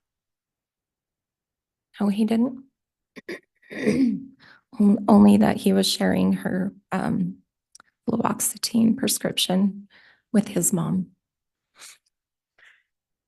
And again, you've already testified about the reasons for your change in the admitted certificate. Yes. And that was based upon you being at the autopsy. Judge asked and answered. I'm just, Overruled. Go ahead. you already explained you attended the autopsy. Yes, I did. Is there anything else as you sit there today that you can explain to the jury that you learned from that autopsy experience that helped support your decision to change the death certificate?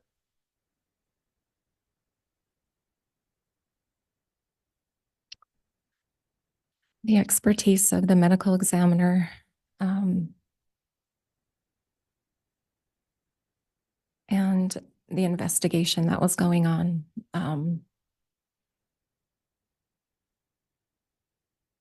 Into other deaths and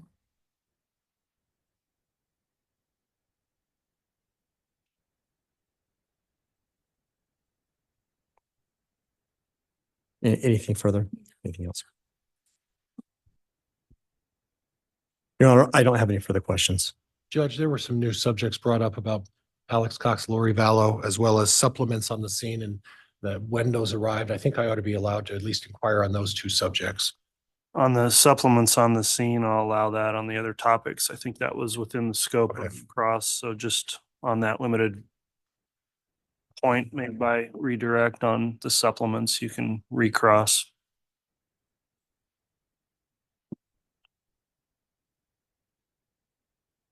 Ma'am, do you recall about what time the call was made, the 911 call was made? I don't recall the exact time it was made, no. But you did say that you dispatched your deputy coroner, Tammy Wilmore, to be there because she could have gotten there within 10 minutes, right? Correct, yes. And the purpose for that is that she lives, we're not going to say the town, but she lives close by this residence Yes. and she could get there relatively quickly, correct? Quicker than me, yes. So when the dispatch 911 call was made, Miss Wilmore was there within 10 minutes, right? She was in bed when it happened, so probably not 10 minutes. She had to get dressed and gather her stuff and respond to the scene. Yes. But you were there within 20 minutes. And she I- arrived before you got there. I said approximately. Yeah. So prosecuting attorneys suggesting that someone ran out and bought a bunch of supplements, staged this thing, and within 10 minutes of Miss Wilmore arriving, planted all of this evidence. That isn't very realistic, is it?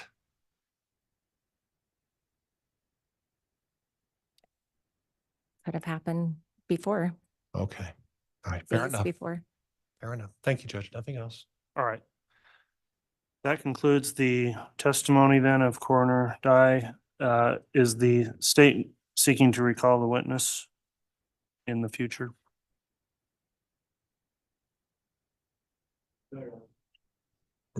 From the defense? And Judge, Miss Dye is under subpoena from my office, but I'm releasing her from that subpoena today. Okay, so that does conclude your testimony for the trial. You can be excused. Thank you for appearing. You can go ahead and step down from the witness box and we'll gather anything that was there in way of exhibits.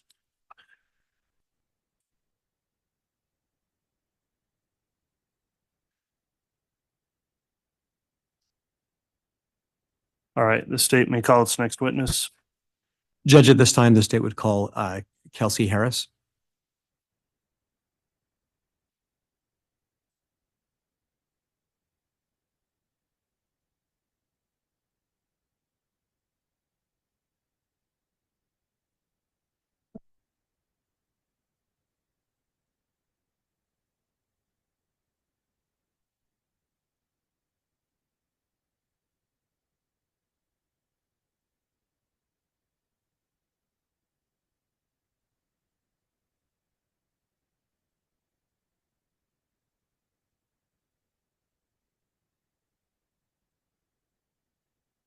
Or affirm the testimony you're about to give will be the truth, the whole truth, and nothing but the truth, so help you God.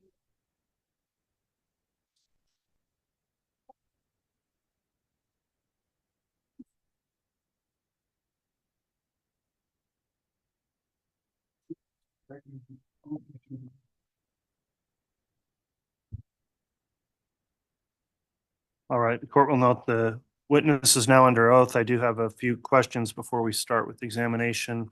Ms. Harris, have you viewed, watched online, or observed any of the trial testimony that's taken place since this case started? No, I have not. All right, have you talked to anyone else about the testimony they've given in trial? No. Okay. Mr. Wixom, you can proceed with your direct examination. Thank you, Your Honor. Good morning, ma'am. Will you please state your full name for the record? Kelsey Harris, Will you please spell it for the reporter? Kelsie Harris, And where do you live? Sugar City. Is that here in Idaho? Yes. Ma'am, do you recall knowing a Tammy Daybell? Yes. I want to draw your attention back to October of 2019.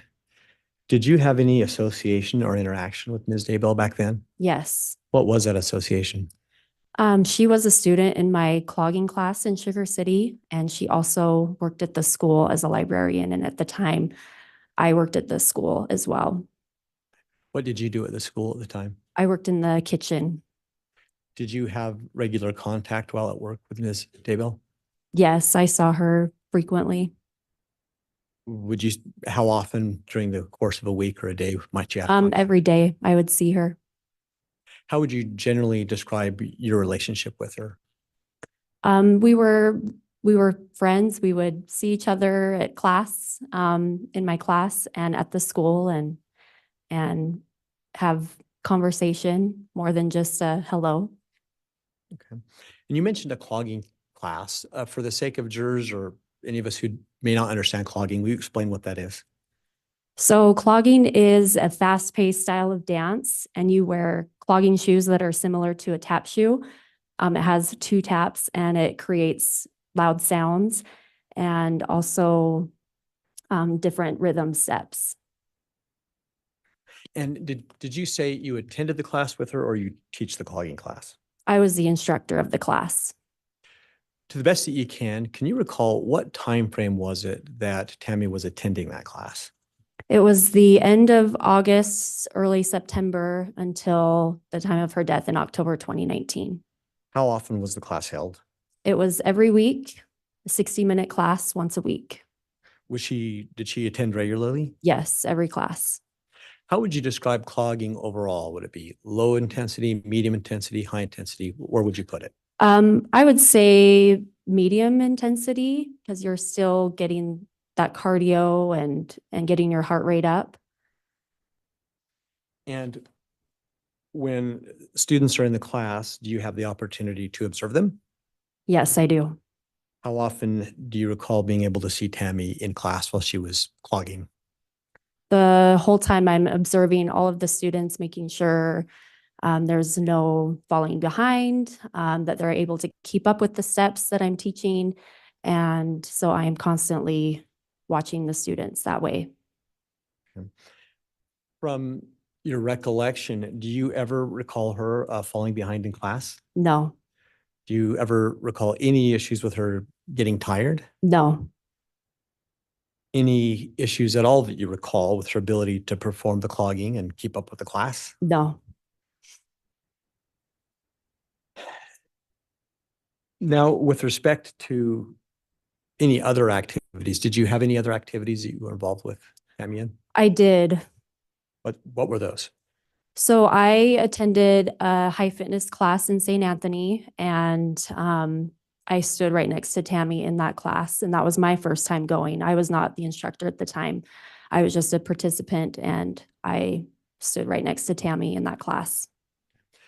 And for the jury's sake, will you just kind of elaborate, what did you do in high fitness class? So a high fitness class is very high intensity. You're doing burpees, a lot of jumping jacks, explosive movements to really get the heart rate up. And you said you were standing next to her in class? Yes, I was. How often was that class held? 2 times a week, How long was each class? 60-minute class. Did Tammy, as you recall, attend that regularly? Yes. What time frame do you recall attending that class with Tammy relative to her death? It was about late September of 2019. And what did you observe, if anything, about Tammy's performance in that class? Nothing like, so I observed that she was able to keep up in that class and was doing those high intensity moves like the burpees and things like that. And she was able to keep up with that class as well. And just as a comparison, how different was high fitness than clogging in terms of intensity? So high fitness is very high intensity. Clogging is still that cardio workout, getting your heart rate up. But as far as like the up and down movements, clogging, we're still moving at a fast pace. And Thank you. So just based upon your personal observations overall with what you saw in Tammy in those classes and the interactions at school, let me withdraw that and go back. With respect to your interactions at school and at work, did you have any occasion to observe anything that would give you clues about Tammy's health? no, So did you withdraw based upon what you observed in clogging and in high fitness? Did you ever see anything that would give you any questions or concerns about how healthy she was? no, Did you ever see anything about her struggling or not keeping up? no, not at all. Did she ever express any concerns about how she was feeling? No, And at these classes, did you talk to her regularly? I did. Yes. Thank you, Your Honor. I have no further questions. All right, thank you.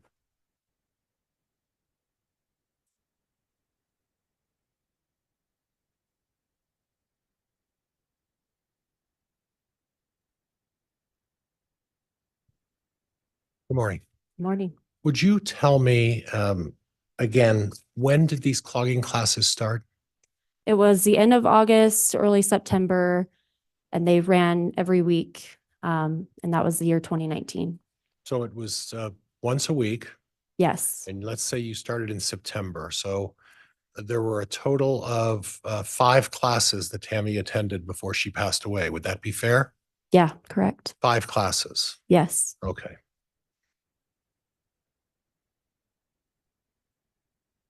And the same thing for the other activity, the high intensity. She only went to one of those though, right? I could tell she went to more of those. I just attended the one class for my first time. Well, you don't know whether she attended more. You only saw her at one of those high intensity classes. Isn't that true? So yes, I did see her. Okay. And Now, I don't want to disparage anybody, but would you describe Tammy's figure as being a body of someone who was extremely fit? I would say she was a very fit woman. You'd say she was a very fit woman. Okay. I would.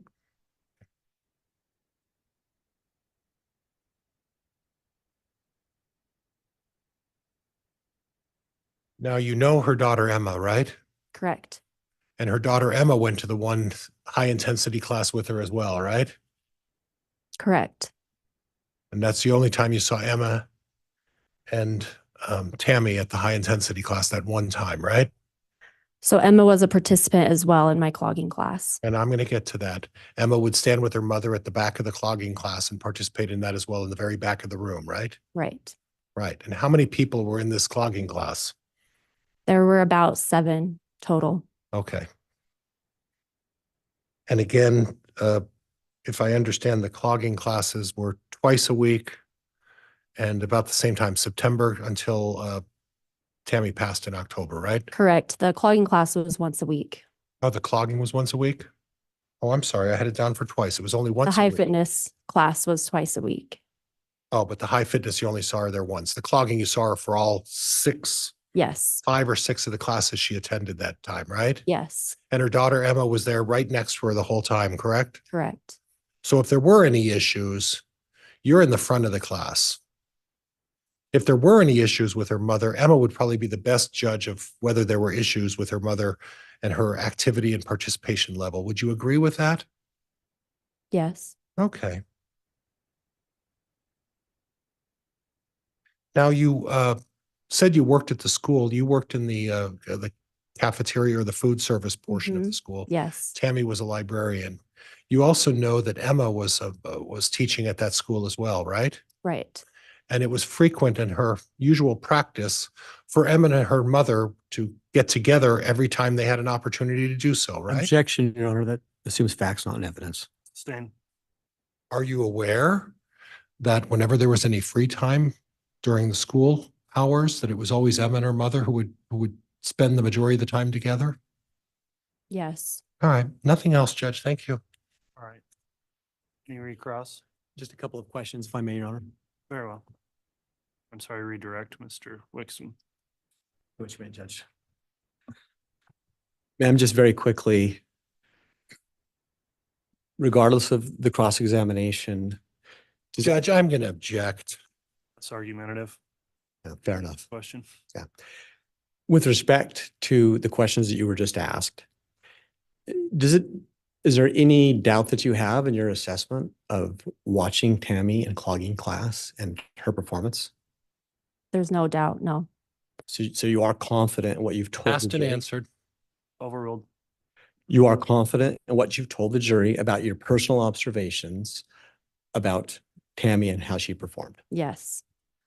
Thank you. I have no further questions, Your Honor. All right, thank you. Any need to recall the witness from the state or the defense? Not from the defense, Judge. Not from the state, Your Honor. All right, thank you. That concludes your testimony in the trial. Thank you for appearing. You may go ahead and step down from the witness box. And you're released from any subpoena.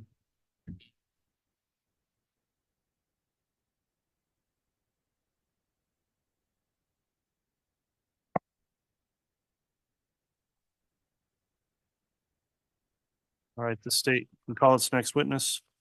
Judge, at this time, the state would call Shanna Miller.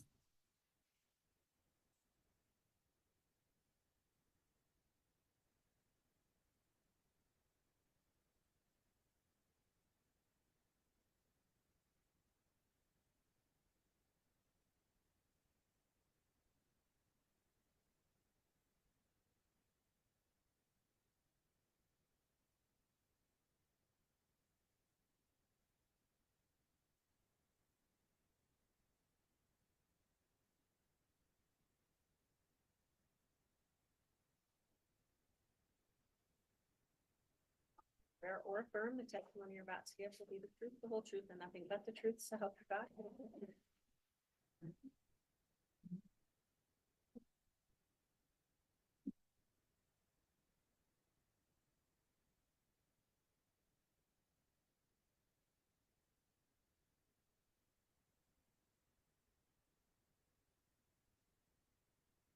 All right, the witness has been sworn. I'll just have a few questions before we begin with the examination. This trial, Ms. Miller, has been live streamed and publicly available for viewing. Have you observed or watched any of the trial testimony that's taken place? No, I have not, Your Honor. All right, thank you. Have you discussed with anyone else their testimony they've given in the trial? No, I have not. All right, thank you for that affirmation. Mr. Wixom, you may proceed with direct. Thank you. Good morning, ma'am. Will you please state your full name for the record? Shanna Miller, Will you spell it, please? SHANNAMILLER, And where do you live? St. Anthony, Idaho. And what do you do for work? I have been retired for the last year and a half, but previous to that, I was a school teacher for 34 years. What school did you teach at? Central Elementary in Sugar City.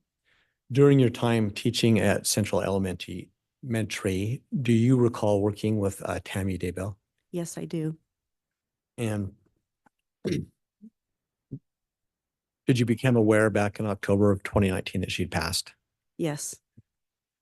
Could you explain to the jury how often and in what way did you interact with Tammy at your work? I was actually on the committee that interviewed Tammy for a job position at our school back in the spring of, I believe it was 2017.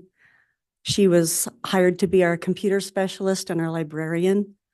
She also helped out with the lunch count, checking the kids in as they went to lunch. So I was her colleague after we hired her. I also attended a high fitness class in St. Anthony with her and her daughter twice a week. And what was that high fitness class? It's called High Fit. It's a high intensity workout that lasts an hour. It consists of burpees, jumping jacks, lunges, squats, planks, all set to music. And how often did you attend that class? At the time, I was attending twice a week. Do you recall how often at the time, prior to her death, Tammy was attending the class? Yes, she and her daughter started attending, I believe it was the spring of 2018, and they attended up until her death in October of 2019. Were they regular attenders? Yes. When they came to class, did you have opportunity to interact with Tammy or observe how she was doing? Yes, I was on the back row, so all I needed to do was look over. Yeah, I had opportunity to observe them. Would you feel like you had a good vantage point typically? Yes. What observations, if any, did you make about Tammy's performance in that class? Well, it is a very rigorous exercise that's highly aerobic. And at first it's hard for anyone that's not in great shape to be able to have the stamina and the strength to be able to complete it. And at first they weren't able to complete all of the exercises are set to, songs. So they weren't maybe able to do all of the exercises completely correct or finish them, accordingly at first. But as time went on, I would say after the first, I don't know, several weeks, maybe a couple months, they were able to complete the workout. With respect to, let's narrow it down to the last few months prior to Tammy's death. Okay. Were there ever times that you saw Tammy lag behind? No, Did she ever stop or take breaks? no, Any indication to you that she wasn't keeping up in the class? no, Are you confident that based upon your interaction with her at the class and what you could see, that you would have observed that had she fallen back? no. You're not confident or? Oh, sorry. Can you rephrase that question? Sure. That's long. Any reason for you to think that you weren't able to have a good observation of Tammy and assess how she was doing? Yes, I was I was able to, yes, I would be able to be confident and to say that, yes, I did. And what about with work? I didn't ask. How often did you interact with Tammy at work? I would see her probably, I would say every day, sometimes several times a day. Uh, when I took my kids to library, that was once a week. Computer lab was once a week, maybe twice a week. Can't remember for sure. And then every day as I took my kids into the lunchroom, she'd check the kids off as they came through the lunch line. I would see her then. Based on observations at work, do you feel like you were able to make any observations about her health or fitness from what you saw at work? I would say from the time that she started the fitness class, her confidence level in herself, I think her overall image of herself, I think it had improved. She looked like she was in great health and in great shape to me. And in terms of observing her doing her daily duties at work, did you ever see her get tired or worn out? No. What was your reaction when you first learned of Tammy's death? Complete shock, Why is that? because hours before that, I had seen her at work and she was happy, healthy, conversing with the kids as they, guess the last time I would have seen her would have been, the kids were going through the lunch line. She was conversing with them, complimenting them, smiling. She seemed perfectly healthy to me.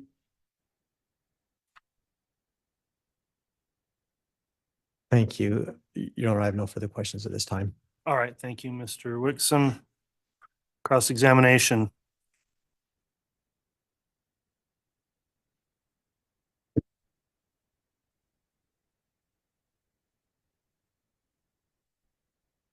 Good morning, Ms. Miller. Good morning.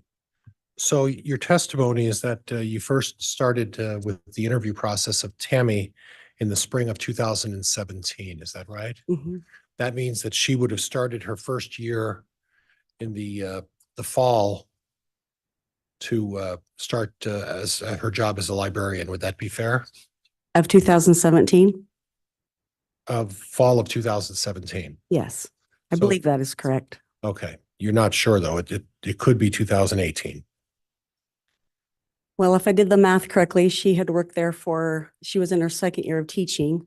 The second year would have been 2019 to 2020.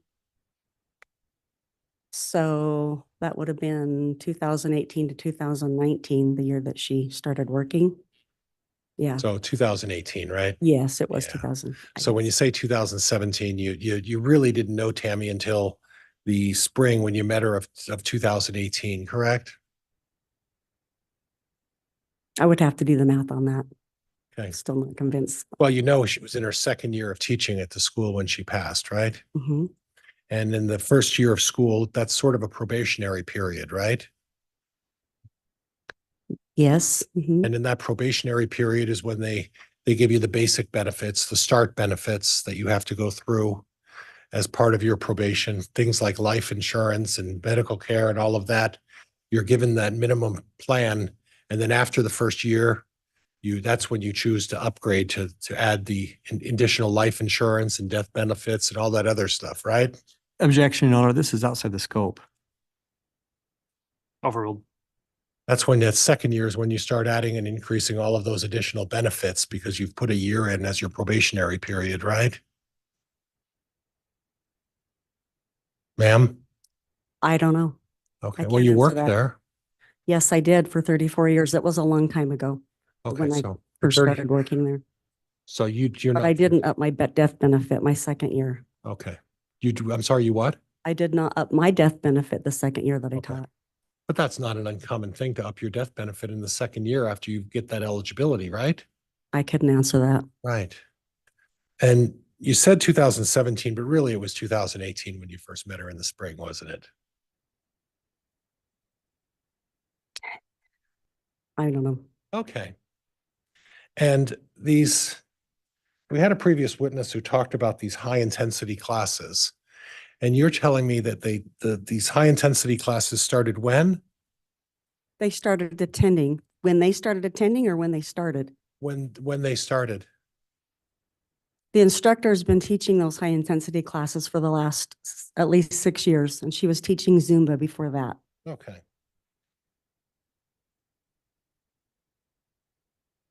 So your testimony is that you met Tammy in the spring of 2018. And ironically enough, that was exactly the time she started these high intensity dance classes at the same time, right? And that's how you became such fast friends, right? No, I became friends before that at school. Okay. With Tammy at school? Mhm. She wasn't working there. Well, shortly after she started working there, obviously we became friends. Okay, and she started working there in the fall of 2018 as the full-time librarian, didn't she? Yes. Okay. So isn't it true, ma'am, that the high-intensity classes started in September of 2019? That they started in 2019? No, no, she had been attending for at least 9 months prior to that. Okay, Actually, it was more like a year and a half because she had started, I remember she'd started in the spring because her and her daughter had expressed that they wanted to get in shape for a 5K. And okay, so some of my coworkers said, well, you should come to High Fit and okay. that will help you get in shape. And that would have been in the spring. So she did it that spring and then that fall, then the following spring. Okay, so in the spring of 2008, when you first met her, basically what happened in the very first spring when you were interviewing her, she signs up for high fitness. She decides she's going to do a 5K. She's going to do all of these No, things. no, Ma'am, we let me hired finish her. My question, Well, please. Mr. Pryor, problem is it's argumentative, so just ask a question, please. I didn't hear an objection from the prosecutor, Judge. I know, but in fairness, it's in the long line of argument that she started responding. So just please go with questioning on cross. And you would agree with me that Emma was there for all of the times that Tammy was involved in that class. Would that be fair? I believe so. Okay, so Emma was standing next to her the entire time, right? They worked out next to each other. Okay. And did you watch Tammy the entire time that you participated in these high intensity exercises? Off and on. I mean, you're always looking around, seeing, what everybody else is doing, if they're following the instructor. And how many participants were in these high intensity exercise classes? It would depend. There could be as few as 15, as many as upwards of 24 to 30, depending on the night. Do you know Kelsey Harris? Yes, Okay. Friend of yours? no. Well, coworker, colleague, Okay. You don't go to any classes with her, right? no. Okay. So how would you evaluate, if you were to make a determination, would you say that Tammy Daybell was very fit? Yes, So she had a low body fat, she had a petite figure, is that what you're telling me? you don't have to have a low body fat or a petite figure to be highly fit. But what I observed is that she had the stamina from the time she started to the fall that she passed. She had the stamina to be able to complete those rigorous Okay, workouts. okay. Judge, I have nothing else. Thank you.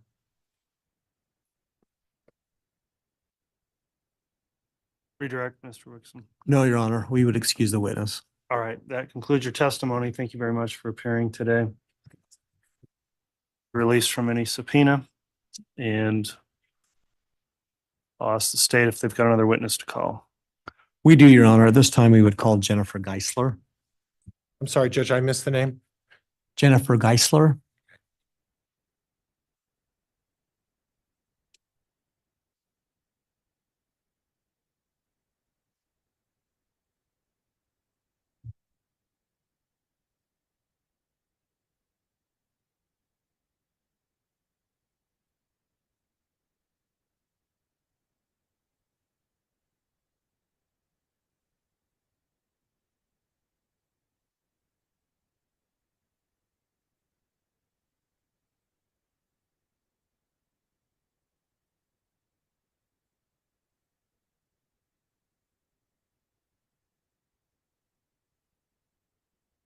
I swear or affirm the testimony you're about to give will be the truth.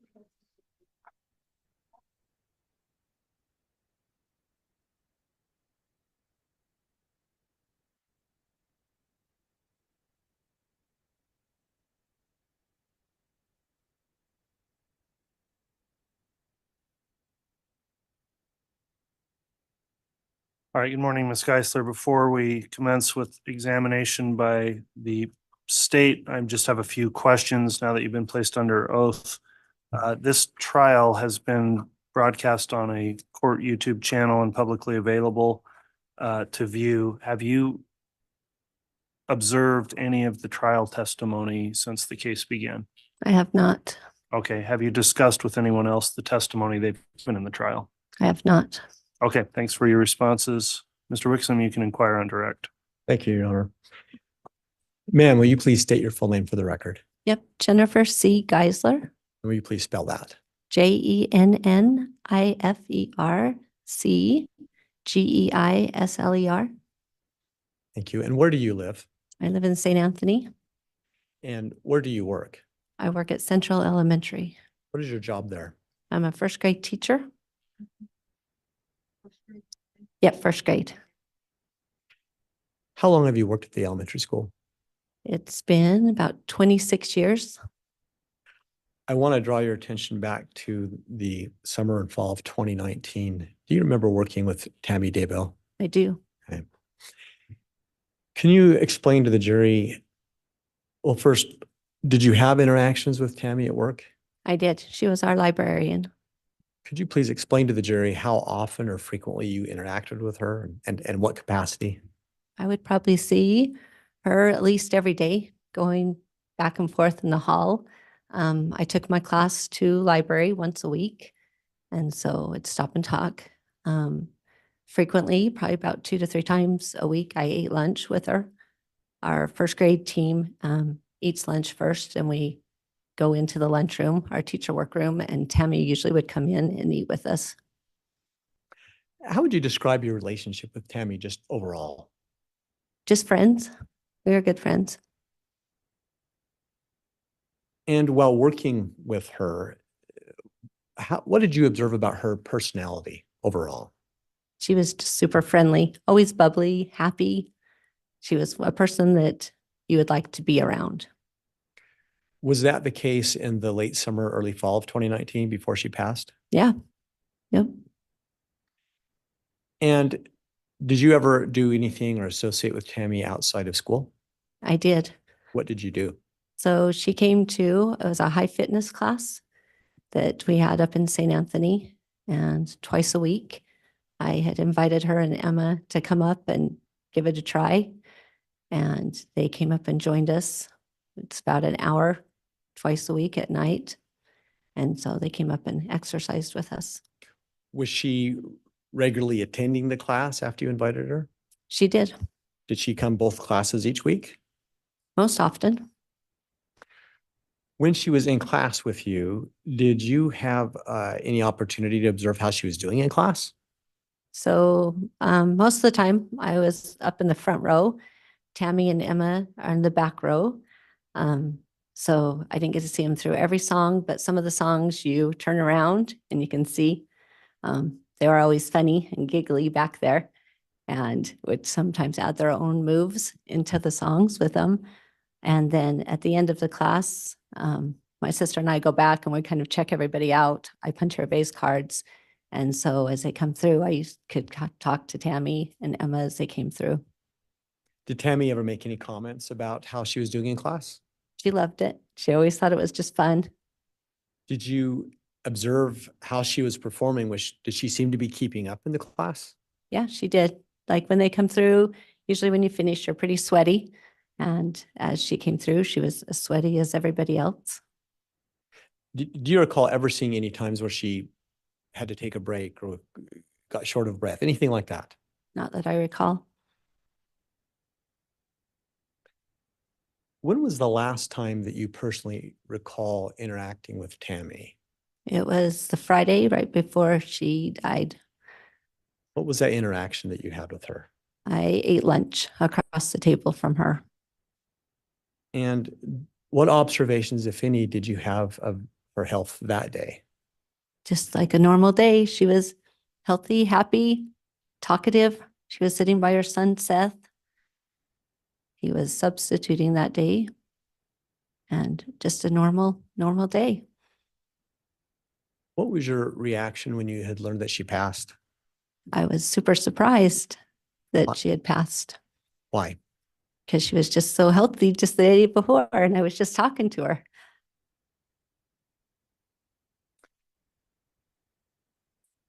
And then last question, based upon what you observed, do you think you had enough opportunity to see Tammy in class and how her performance to have a fair assessment of how she was doing?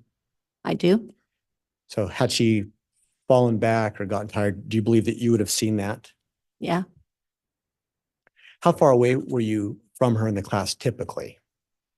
You know, I'm terrible at distance. I was like, she's probably 3 rows back. And it's just in their small little elementary gym. Do you feel like you could see her well? Yes.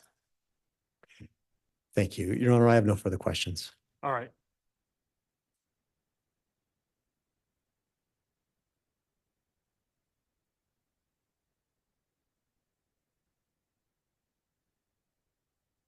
Cross-examination.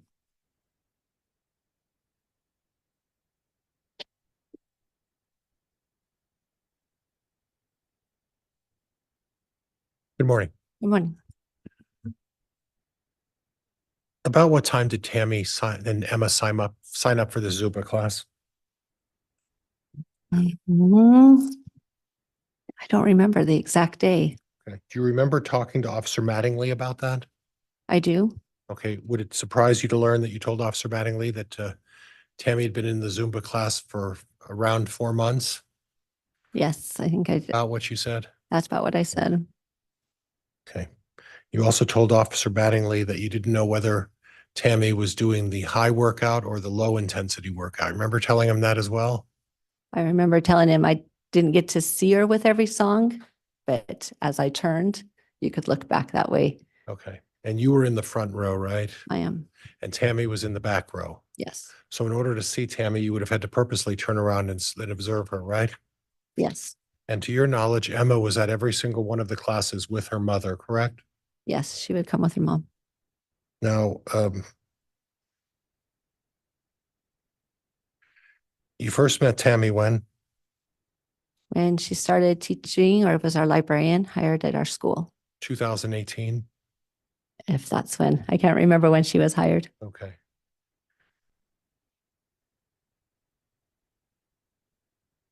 You mentioned that you guys were such good friends. You never went over to her house, though, did you? No, just like school friends. Oh, school friends. So you would just talk periodically during the day, right? Right. And teachers are busy. They have to take care of their students, correct? Yep. We have our downtime at lunch. Right.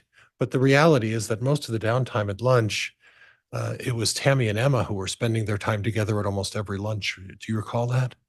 So Tammy would come in and sit with us to eat. Emma taught 3rd grade, and so her lunch was a little bit later in the day. But they would spend time during the lunch hour together, right? Possibly, yes. Yeah. Okay. Judge, I don't have anything else. Thank you. All right, thank you. Redirect? May I have just a couple of questions? Yes. Thank you.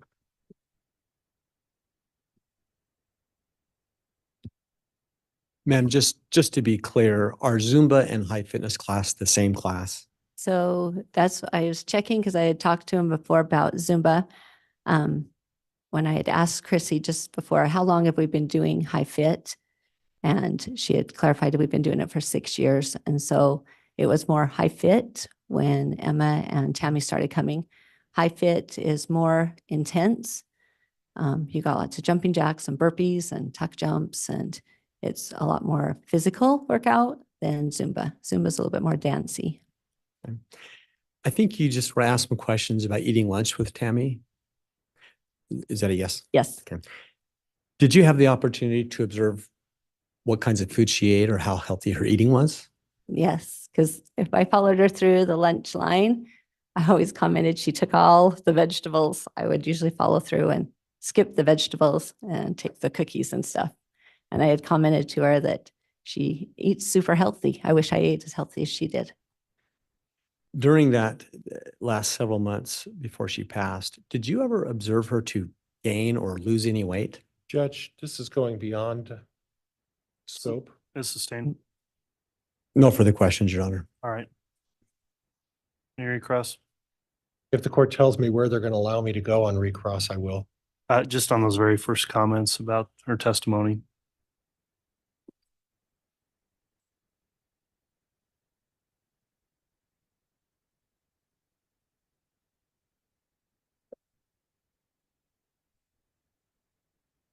So I also must have misunderstood. So the high fitness is one class, correct? Yes. When did Tammy start doing the high fitness class? So it was the same. I had just mentioned before when they had asked me that I had said it was Zumba. We had started out doing Zumba a long time ago, and then our teacher, Chrissy, has turned it into a high fit class. Oh, so it was all the same So it's class. all been high, not all the same. It went from Zumba, right? And then we stopped and then went into a high fit Okay, and had been doing that for a while before Tammy and Emma joined in. so So instead of Zumba, they were doing a high fit. that was about 4 months of that, right? Yes, and probably longer. I don't remember, recall exactly when they started. So it could have been a little longer, could have been a little shorter. Not shorter, but it could have been longer Oh, how do you know that it wasn't shorter? because I knew they were coming longer than 4 months. Okay. Okay, Judge, that's all I have. Thank you. All right, thank you. That concludes the testimony then of this witness. Is she permitted to be released from any subpoena? From the Yep. defense, yes. From the Okay. state as well, Your Honor. All right, you're released from your subpoena. Thank you for appearing, and you may be excused. Ingrid. Ingrid. You want to get into another witness, or do you want to take the lunch recess? Your Honor, the next witness will be a little more lengthy, and so I think we would probably end up at a weird stopping point. So we would request that we maybe just break 10 minutes early. That would be my request as well, Judge. I'm fine with that. We'll go ahead and take the noon recess. We'll go ahead and be in recess, and let's try and resume with additional testimony right at 1 o'clock. All right, please.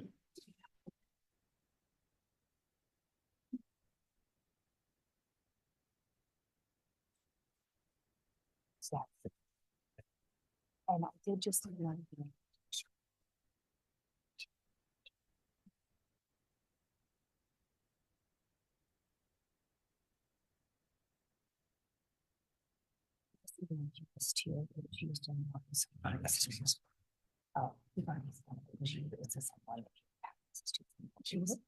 The other one I emailed you just has one change.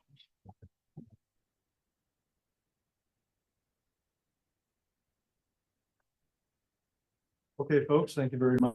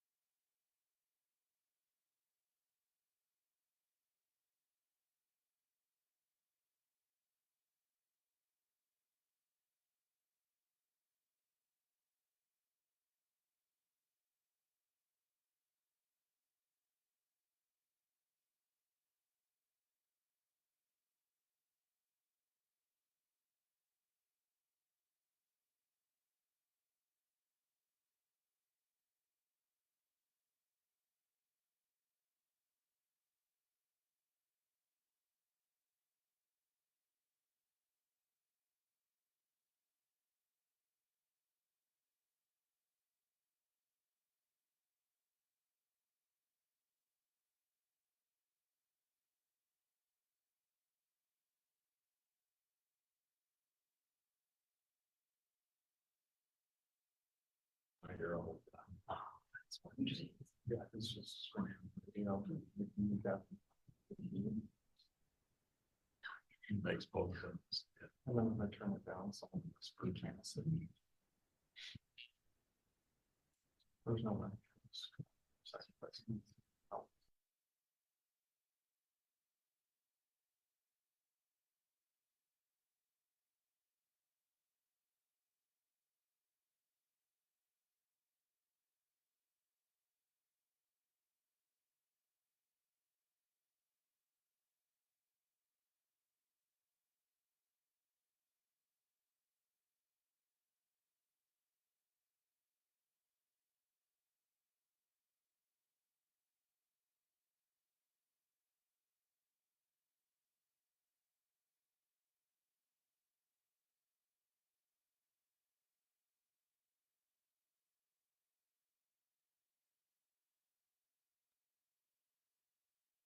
All right, Mr. Bailiff, we could please have the jurors return to the courtroom. Sure.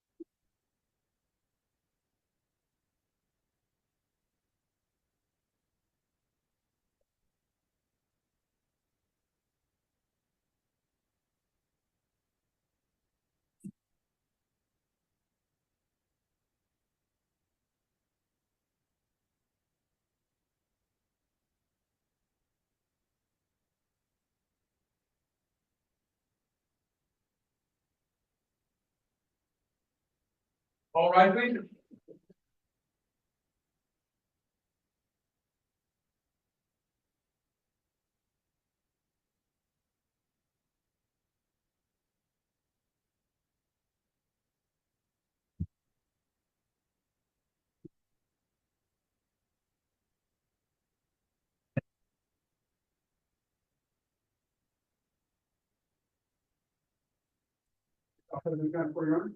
Thank you. Please be seated.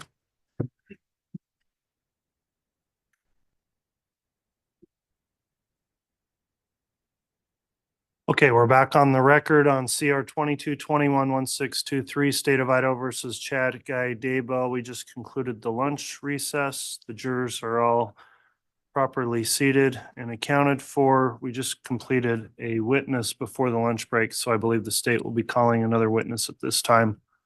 Who's going to be calling that witness? I will, Your Honor. The state will call Detective Bruce Mattingly. All right, you can call your witness. Thank you, Ms. Blake.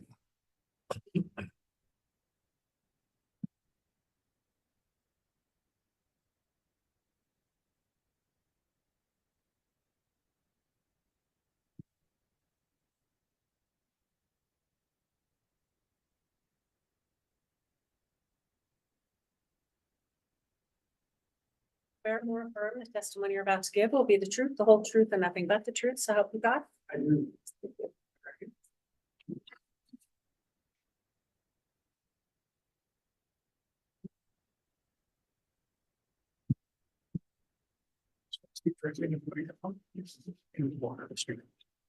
Great, thanks.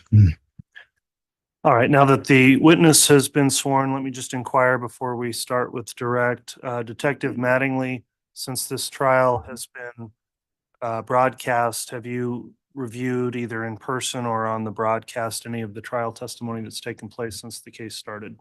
No, Okay, have you discussed with anyone else the substance of their testimony? No. Okay, thanks for that. Ms. Blake, if you'd like to inquire, you may. Thank you, Your Honor. Detective Mattingly, would you please spell your name for the record? Last is Mattingly, Mattingly. Where are you currently employed? Fremont County, Idaho Sheriff's Office. How long have you been employed with them? I'm going on my 23rd year. What is your current title and or position? Current title is Detective Sergeant for over detectives. How long have you held that position? I've been a detective for the last 7 years. Have you held other positions then within the Fremont County Sheriff's Office? I have. I've worked in the jail, worked on patrol, and as a resource officer. Do you have any specialized training in order to be a law enforcement officer? I do. I graduated from the Post Academy and I earned my basic, intermediate, advanced, and master certificates. Were you working in Fremont County on October 19th of 2019? I was. Were you on shift that day? No, I was not. Did you end up receiving a call from someone about an unattended death? I did. Who called you? That was Deputy Allie Greenhall. Do you know why she ended up reaching out to you? She reached out to me because she could not get a hold of the on-call detective at the moment. And when we talk about an unattended death, can you explain to the jury what that is for purposes of law enforcement? Yeah. A unattended death is any death, whether it's natural, self-inflicted, or otherwise accidental, that has gone on other than one that's not being attended to by a physician. So if a physician is not present when someone passes away, you may respond out to an unattended death. That is correct. At the time in Fremont County, as a detective, did you respond out every time there was an unattended death? No. When would you respond out as a detective? Depending on age, circumstances, possible signs of reasons for death, any obvious wounds or anything that might throw a flag up to whoever was on shift or taking the call. And when you talk about whoever was on shift or taking the call, what position would that individual hold within the sheriff's office? That would be a patrolman. And was Deputy Greenalch a patrol officer at the time? Yes, she was. When she reached out to you, did you end up speaking with her on October 19th? I did. Did you learn who the decedent was? Yes. And who was that? Tamara or Tammy Daybell. Had you ever heard that name before? If I had, I couldn't recall at that time. Had you ever heard the name Chad Daybell at that point in time? No, I had not. When you received the call, did you end up asking questions of the deputy? I did. Do you recall what some of the inquiries you made were? Wanted to know what she was seeing, and she described the scene to me and the state of Tammy and what it looked like, along with who found her and who else was on the scene. At that time, did Deputy Greenalch report anything suspicious to you? Nothing was reported, no. Did you provide any direction to Deputy Greenalch as far as what she should do? I did. I requested of her to take a lot of photos, and my exact wording was to have her take a shit ton of photos. Did you request she do anything else that you recall? To talk with the coroner when she got on scene and discuss whether or not to do autopsy or retrieve blood. And from your understanding, who makes the determination as to whether or not to have an autopsy performed? Final decision comes down to the coroner.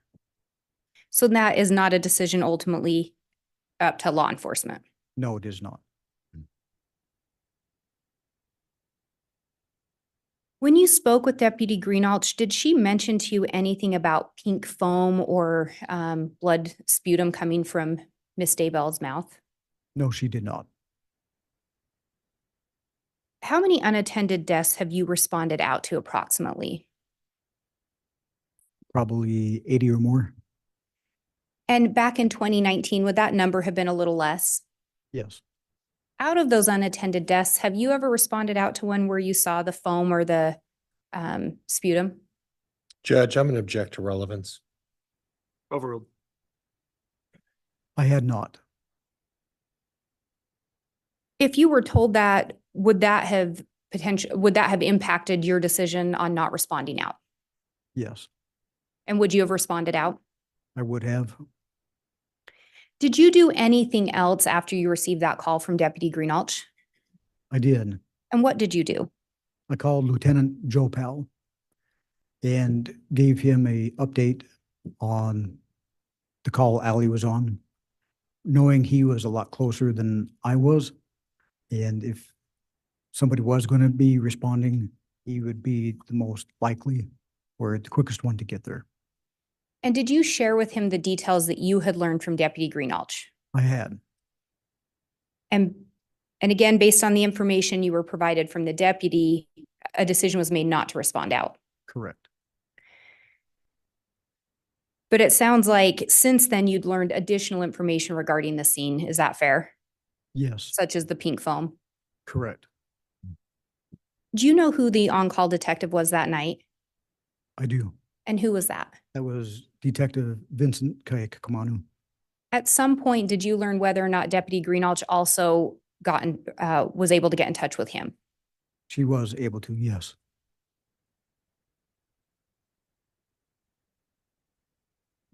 So initially, is it fair to say that on October 19th of 2019, outside of the initial response from the deputy, there was not an investigation launched into Tammy's death? Correct. At some point in time, did you become involved in an investigation into Tammy Daybell's death? I did. Do you recall approximately when that would have been? For myself, I started about mid-December of 2019. Do you know when Fremont County Sheriff's Office became involved? Right at the end of October or the very first of November, And that would be of 2019. 2019. At the time you became involved in the investigation into Tammy's death, were you aware of any other related investigations that were ongoing? I was. What were those investigations? So there were quite a few agencies involved for some different reasons. Rexburg Police Department and the FBI were looking for JJ Vallow and Tylee Ryan. In Gilbert, Arizona, they were investigating the attempted shooting of Brandon Boudreaux. And in Chandler, they were doing an investigation into the shooting of Charles Vallow. And we talked about on October 19th, you had never heard of Tammy or Chad Daybell that you could recall. Is that correct? That is correct. Had you ever heard the name back on October 19th? Had you heard of JJ Vallow? No, Had you heard of Tylee Ryan? no, Had you heard of Lori Vallow? no, Alex Cox? none, Had you heard of Charles Vallow? no. So you learned of these individuals later when you became involved in the investigation. Is that fair? That would be correct. And would it be fair to say that it was a joint investigation? It was, yes. Was your focus in regards to the investigation on the death of Tammy Daybell? It was. Were there specific areas of the investigation that you personally focused on? Correct. Yes, there were. And specifically, did you look into Tammy's health? I did. What were some of the things you looked at in relation to Tammy's health? So one of the things we looked at in the beginning was medical records that we were able to acquire through Seasons Medical and Teton Medical and Walmart Pharmacy. And in talking about those medical records, you listed 3 different places. Do you know why the records were obtained from Teton and Seasons? Those were the places that we could find that she had been to when we did our background on the prescription monitoring program through Idaho. It showed she had some prescriptions from those medical facilities. So we were able to get the records from those. And are you personally the one that received those records? No, I was not. At some point, did you review those medical records? I did. And we talked about how you located those. And actually, I'm going to withdraw that and back up. When you reviewed those medical records, was there any indication to you in your review of health issues related to Tammy Daybell?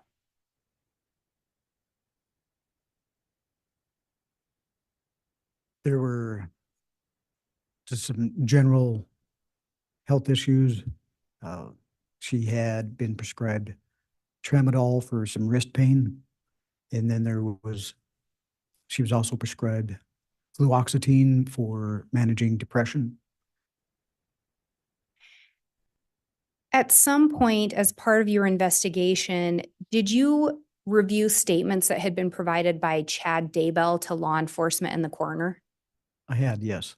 And were those the statements that were provided on October 19th of 2019? Yes, they were. When you looked at those statements, do you recall some of the things Chad had indicated in relation to Tammy's health? Yes. What were some of those things? Some of them were reported as being dizzy, I believe fainting, slowing down during classes. When you looked at the medical records, did you see any indication or reference to Tammy having any dizziness or dizziness spells? No, I did not. Did you see any indication of seizure or seizure-like activity being reported? None.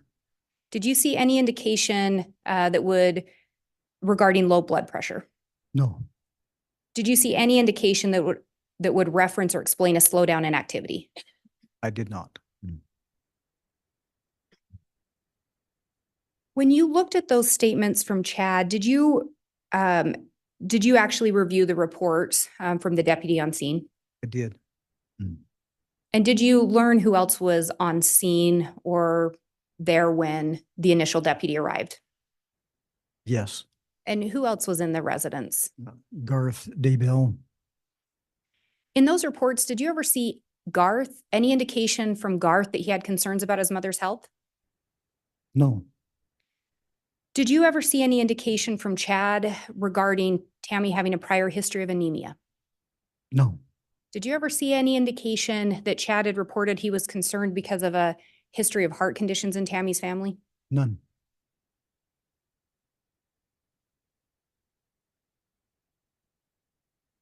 In reviewing those reports, did you see any statements made by Emma Daybell at the time of her mother's passing?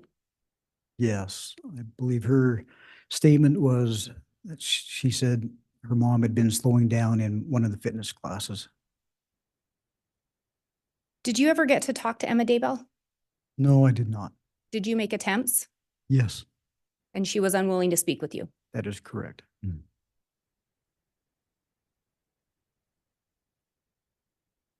When we talk about the medical records and how you located those, did Chad Daybell ever tell you about any other medical providers? Or did you learn if he told anyone about any other medical providers in law enforcement? No, there was no other mentions. Did anyone in his family, any of his children ever provide you information regarding other medical providers to look at? No, they did not.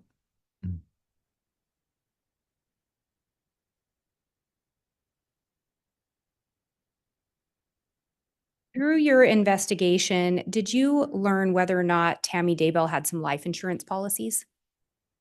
Yeah, I did. What did you learn in regards to that? I learned that she had 2 life insurance policies. One was through Primerica, and the other one was through LifeMap. And in relation to those insurance policies, through the investigation, are you aware if some documents were obtained from specifically looking at LifeMap? Yes, Did you review those responsive documents from LifeMap? I did. Do you recall reviewing a form titled Beneficiary Statement? Yes, And Your Honor, by stipulation, I believe LifeMap has already been admitted, but I have what's been marked as States Exhibit 152, which is the beneficiary form just referenced, or the beneficiary statement. And are you referring to both the beneficiary statement and the admitted exhibit? This is just the beneficiary statement that's been marked as 152. Okay, and that would be a new unadmitted exhibit at this time? Correct. Okay, It's just part of a stipulated to exhibit, but only one part of it, so it's been marked separately. all right. And are you moving to admit that at this time? I would be moving for admission. Any objection to exhibit 152 being admitted? No, Your Honor. Okay, exhibit 152 is admitted.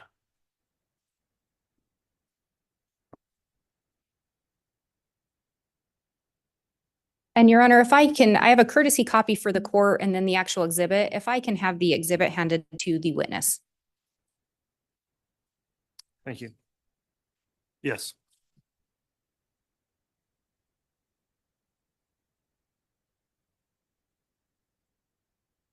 And if you look at that, Detective Mattingly, is that a accurate copy of the beneficiary statement you reviewed? yes, And Your Honor, I am going to ask to publish this. I'd be publishing off the Elmo. Okay. You're permitted to do that.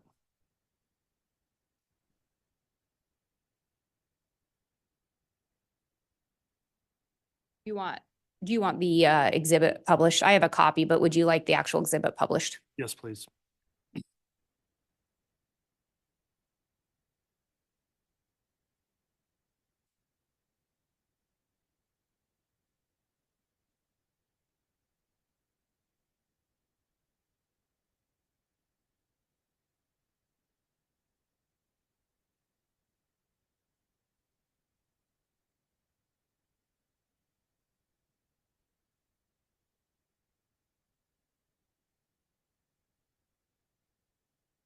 And Detective, I think there may be a laser pointer up there.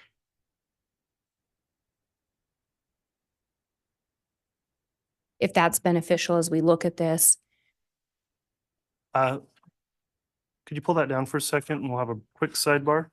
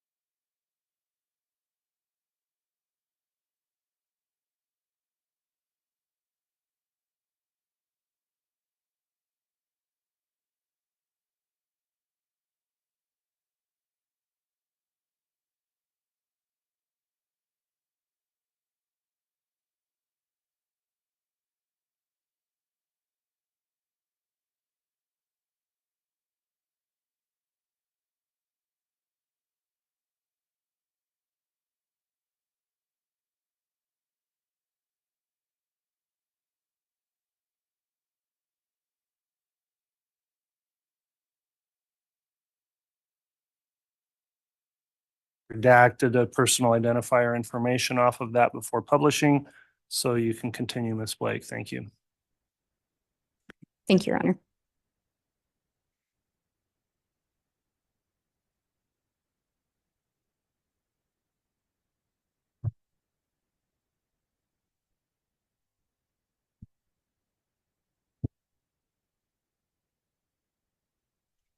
And Detective, you indicated you recognize this form. yes, And actually, I'm going to move it up.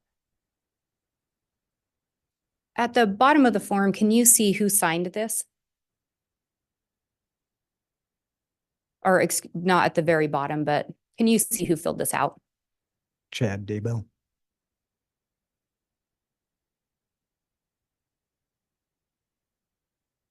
And actually also, do you see the date that he signed this? It'll be 10/30/2019. And again, Tammy was pronounced dead on October 19th of 2019. Is that correct? Yes.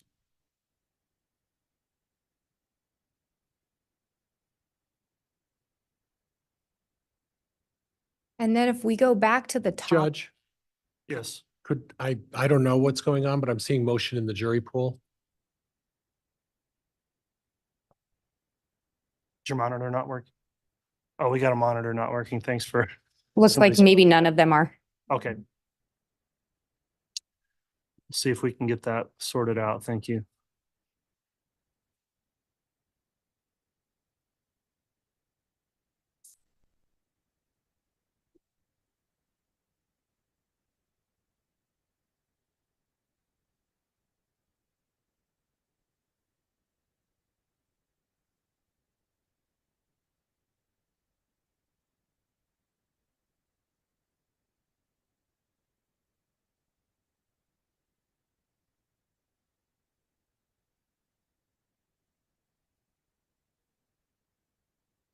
I think that might have gotten, still no?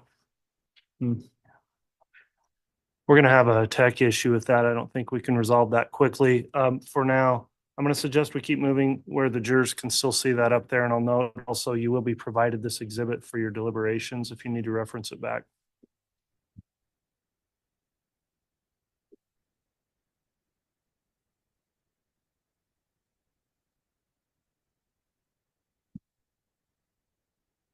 Detective Mattingly, when we look at this form, we've already indicated it was filled out by Chad Daybell, correct? Correct.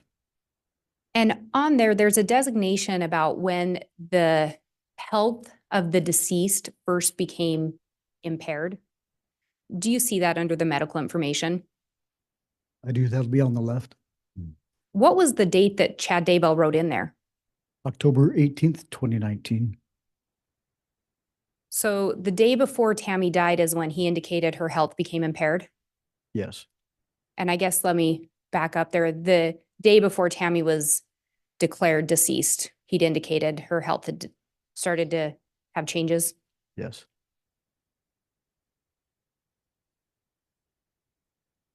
Can you also see the last date that she attended work? I'll be on the right side. The date indicated that she last worked was on October 18th, 2019. And then under there, there's a section attending physicians. Can you read into the record what Chad wrote under physician name? Under the physician name, he wrote none. She died in her sleep. So on this particular form, Chad Daybell didn't indicate that she was seeing any medical provider. Correct.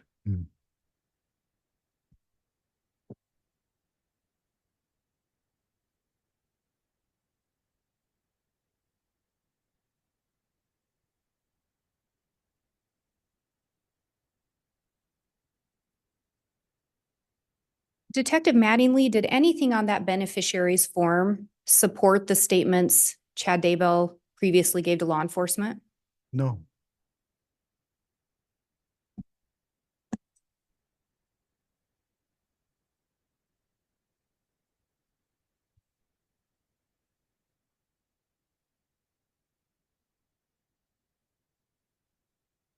What else, if anything, did you do in relation to looking into Tammy's health? I also got a search warrant from Fitbit. And why did you end up requesting a search warrant from Fitbit? As we were reviewing the crime scene photos, on a nightstand by Tammy's side of the bed was a Fitbit. And knowing the information that could possibly be on Fitbit, we requested a search warrant. Did you receive responsive documents from Fitbit? We did. And did you yourself review those? I did. And Your Honor, I have what's been marked as State's Exhibit 108. It is an affidavit of records from the custodian from Fitbit. I believe this is also a stipulated to exhibit pursuant to that, but I do have that affidavit for the court and would move for its admission. All right, exhibit 108's been offered. Is there any objection? Judge, it was a stipulated agreement to the parties that this information would be allowed. All right, then without objection, exhibit 108 is admitted.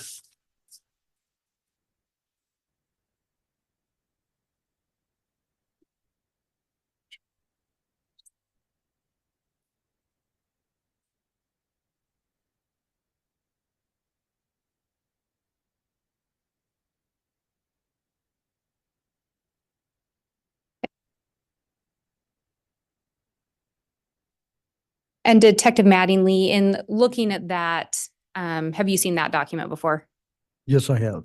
And you reviewed the responsive documents that that's referencing? Yes. Based on your review of those documents, was there quite a bit of information? Yes, there was. And backing up a little bit, what is it that made you get a search warrant to Fitbit or to request documents from them? So Fitbit, in reviewing what they had to offer, we were looking for heart rate and sleep patterns and times that people are asleep, along with their activity. The reason we were looking for those is to hopefully narrow down the exact time of death or a closer period to do so. And did you actually locate a Fitbit at the Daybell residence? No, we did not. How did you come to determine that Tammy Daybell may have worn a Fitbit? So we found a picture of the Fitbit from the scene photos that Ally had taken. And then from there, we also looked into her Facebook account, which had several pictures where you could see her wearing a Fitbit. And as part of your review of that Fitbit data, did you prepare an exhibit for today? Yes, Do you believe that that exhibit would aid in your testimony? yes, it would. Do you believe it would aid the jurors in understanding the evidence? Absolutely. Your Honor, I have what's been marked as State's Exhibit 108A, and I would move for its admission. Any objection? No objection, Judge. Exhibit 108A is admitted.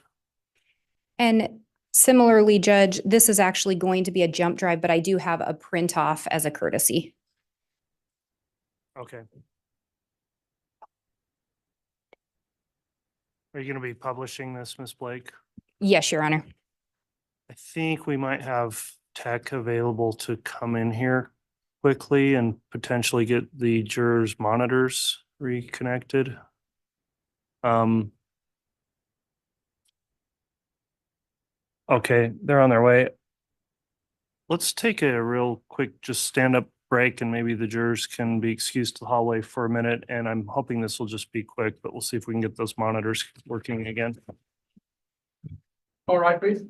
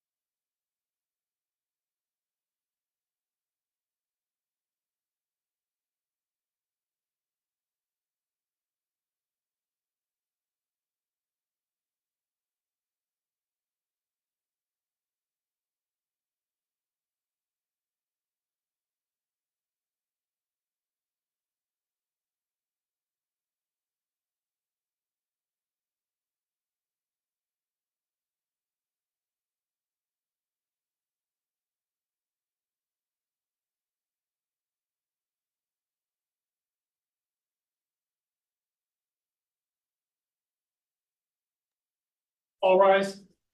District Court again in session.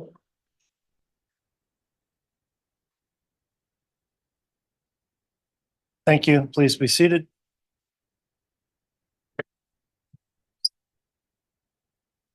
All right, we can have our jurors return, please.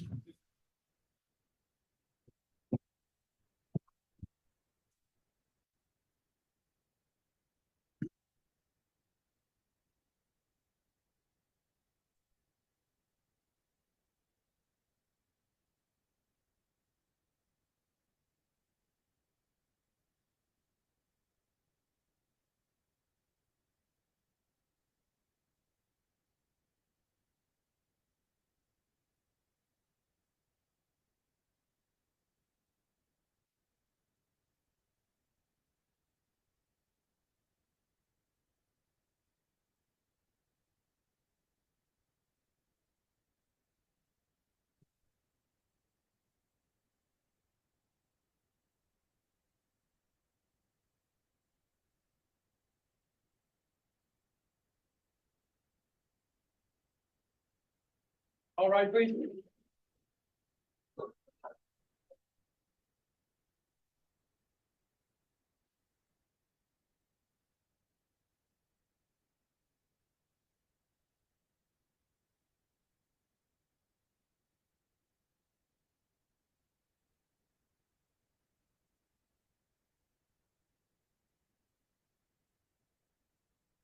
Here's our president again for your honor. Thank you. Please be seated.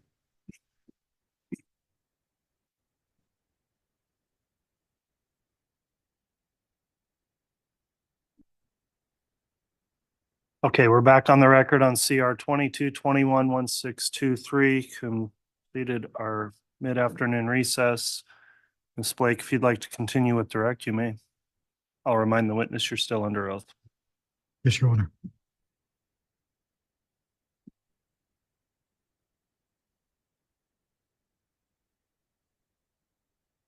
And thank you, Your Honor. I think where the state had left off is we were asking to publish, I believe it's Exhibit 108A.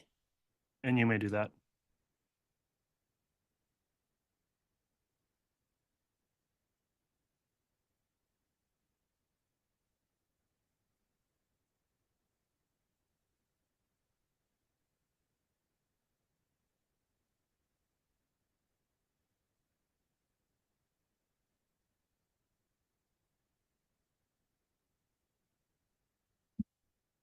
And Detective Mattingly, we were talking about the Fitbit information that you received. On this first slide here, can we talk a little bit about what we're seeing? What information did this provide you? So this provided the Fitbit account for Tammy Daybell. And we looked at trying to verify the account as Tammy's. We were able to use that or do that by using her email, tammy.daybell@gmail.com.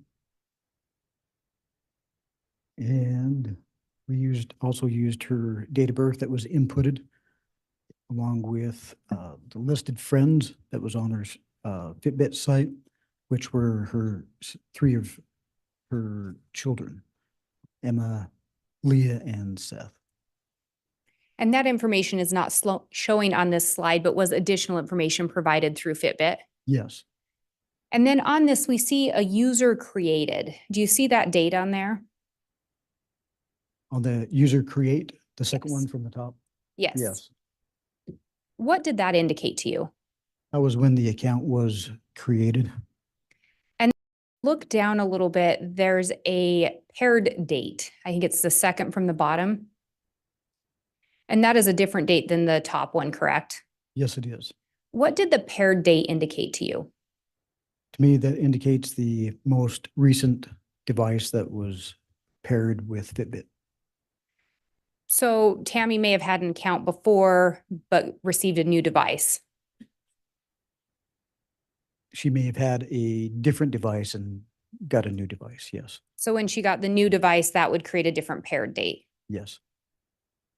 And were you able to see at the bottom there, the last sync date? Yes. The last sync date is 10/20/2019 at 20:29. And again, Tammy Daybell was pronounced dead on October 19th of 2019. Yes, the day before this. So the last sync date was the day after her passing. Correct. And this Fitbit device itself was never recovered. It was not. Outside of looking to assign it, who this device belonged to, and you'd also talked about you were looking to try to find information regarding the heart rate. Can you talk a little bit about that? So we're looking for the heart rate to determine a better exact time or a closer time that Tammy passed away. And were you able to get information regarding the heart rate from the Fitbit return? No, we were not. The device, as it's listed up there, is a Alta device, which I learned is their base model. It'll show the heart rate as it's going on. You can sit there and look and see the heart rate, but it does not record with Fitbit. Then I think one of the other things you indicated you wanted to look at was possibly sleep patterns or any sleep data that was recorded. Yes. What were you able to determine in relation to the sleep data? The sleep data was very sparse from day to day or month to month. Like it would, for an example, this may not be accurate, but it might show on the 17th that she slept for an hour and a half. On another day, it might show 20 minutes, but on most days, it didn't record any sleep patterns. Did that lead you to believe that she did not routinely wear it at night? That's what it led me to believe, yes. So ultimately, were you able to gain much information outside of learning that she didn't wear it at night? Beyond that, that was all I could figure out. And then what were some of the other things that you looked at in relation to the Fitbit data? So the other things that were provided were the step counts from day to day, month to month for the year.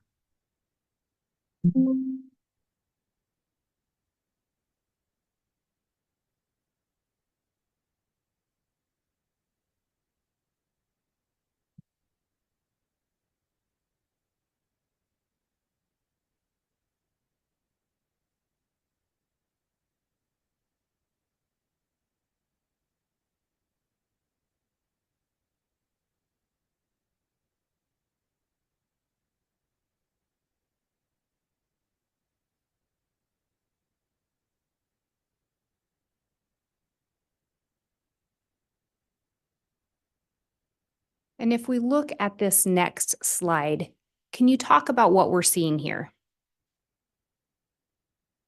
So these are the steps per month that was recorded by Fitbit when Tammy wore her device. And when we see it starting with October and goes down to January and then a grand total steps, was this January of 2019 through October of 2019? Yes, So it's going in the opposite order. correct. When you reviewed this, did you make any determination with regard to those steps in relation to your investigation? So when I was reviewing the steps, the numbers to me looked fairly big, but I didn't know what that meant as far as activity. Was it above average, normal, or below? I wasn't sure. So looking at those numbers, I was able to also research via the internet and found out the CDC recommended guidelines were recommended to have at least 10,000 steps per day. And these were the amount of steps that she took for those months. And out of those months, was she generally above average? Out of all the months, generally, she was above average. There were a few months that she was not. And the months that she was not above average, was she close to the average? Yes, she was. Any indication to you that there were months that she severely slowed down in activity? Nothing that was severely slowed down, no. And when we look at that last month of October, again, Tammy was pronounced dead on October 19th in the early morning hours. Is that correct? Yes, So that is not the full month. that is not a full month. From your review of things, did it appear that she was on track to be above average for the month of October of 2019? Yes,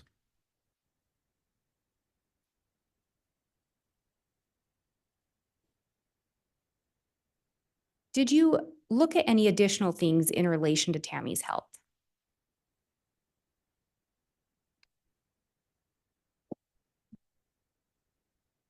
Outside of the Fitbit?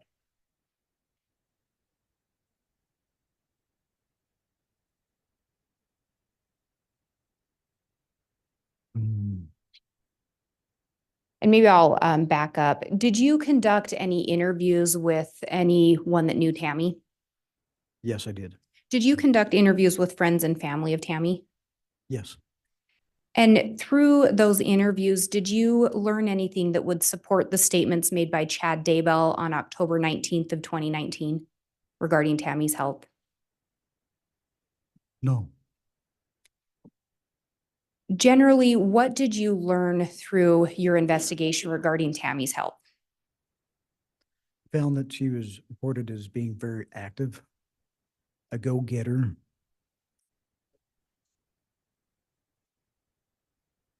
That's Blake.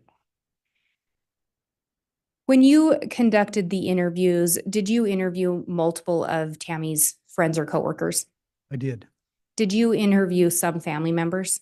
Yes, Out of everyone you interviewed, was there any indication that Tammy's health was slowing down? none. Was there any indication that Tammy had seizures? None. Any indication Tammy had low blood pressure? No. Any indication Tammy had fainting spells? No. So from all the interviews you conducted, anything to support the statements made by Chad Daybell on October 19th of 2019? There is none.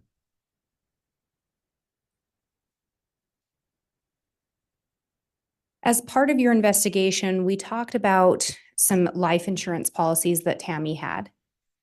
And we've gone over the life map a little bit. And I believe you already testified, but there was another life insurance policy. Yes, there was. And what was that one? Primerica? And Your Honor, I have what's been marked as State's Exhibit 122. It's my understanding that this is being admitted by stipulation, and it contains the business record certification. All right, Exhibit 122 has been offered. Is there any objection?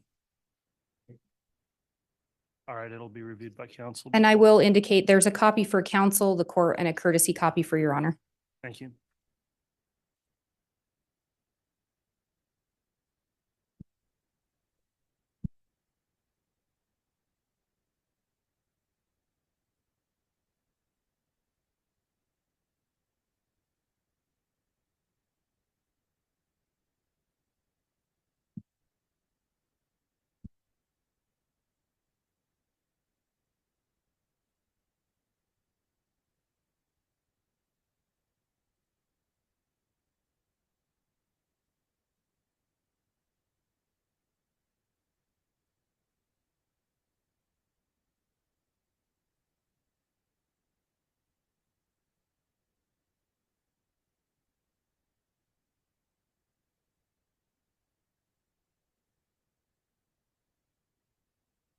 And Detective Mattingly, I'll just have you look through those pages.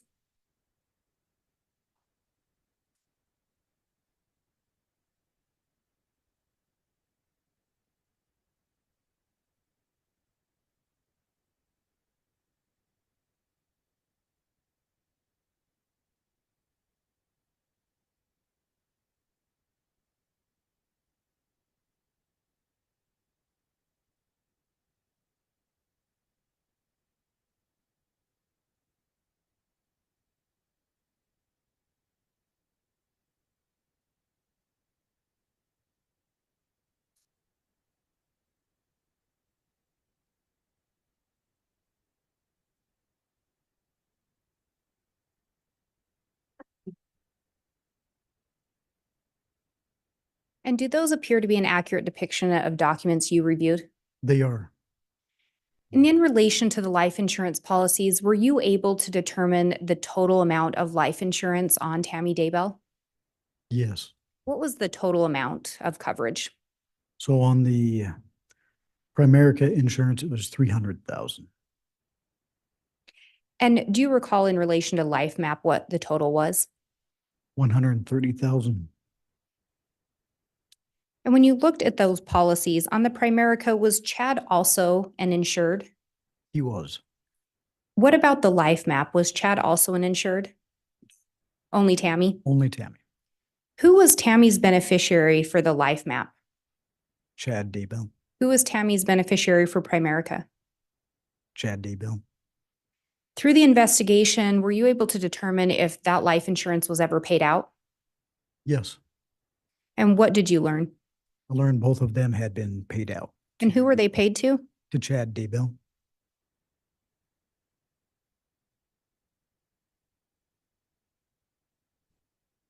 I have no further questions at this time. All right, thank you, Ms. Blake.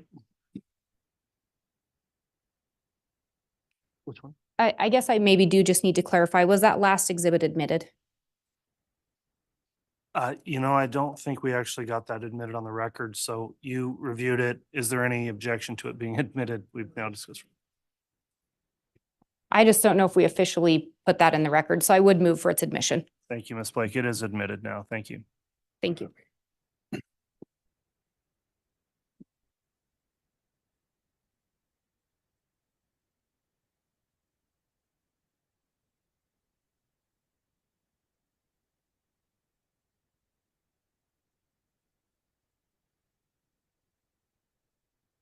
Good afternoon.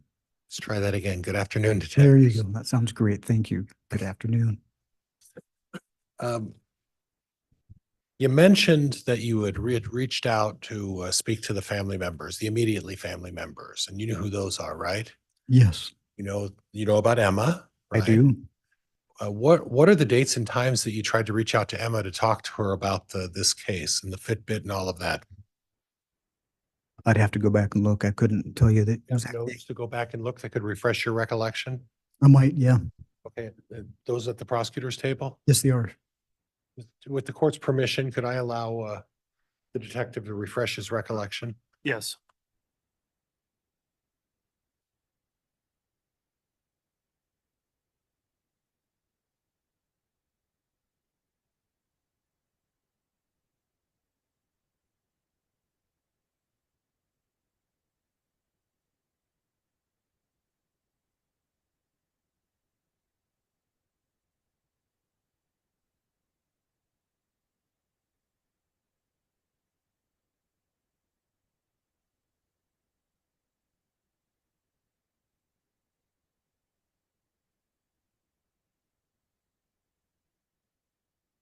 Your Honor, could I ask for that last question to be repeated back?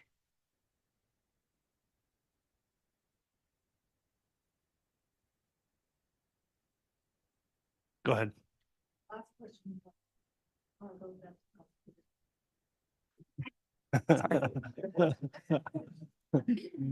Could I have the one before that? Thank you.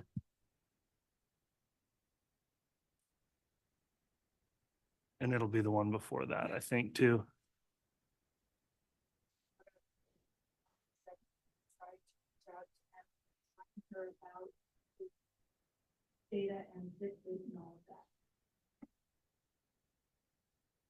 Thank you.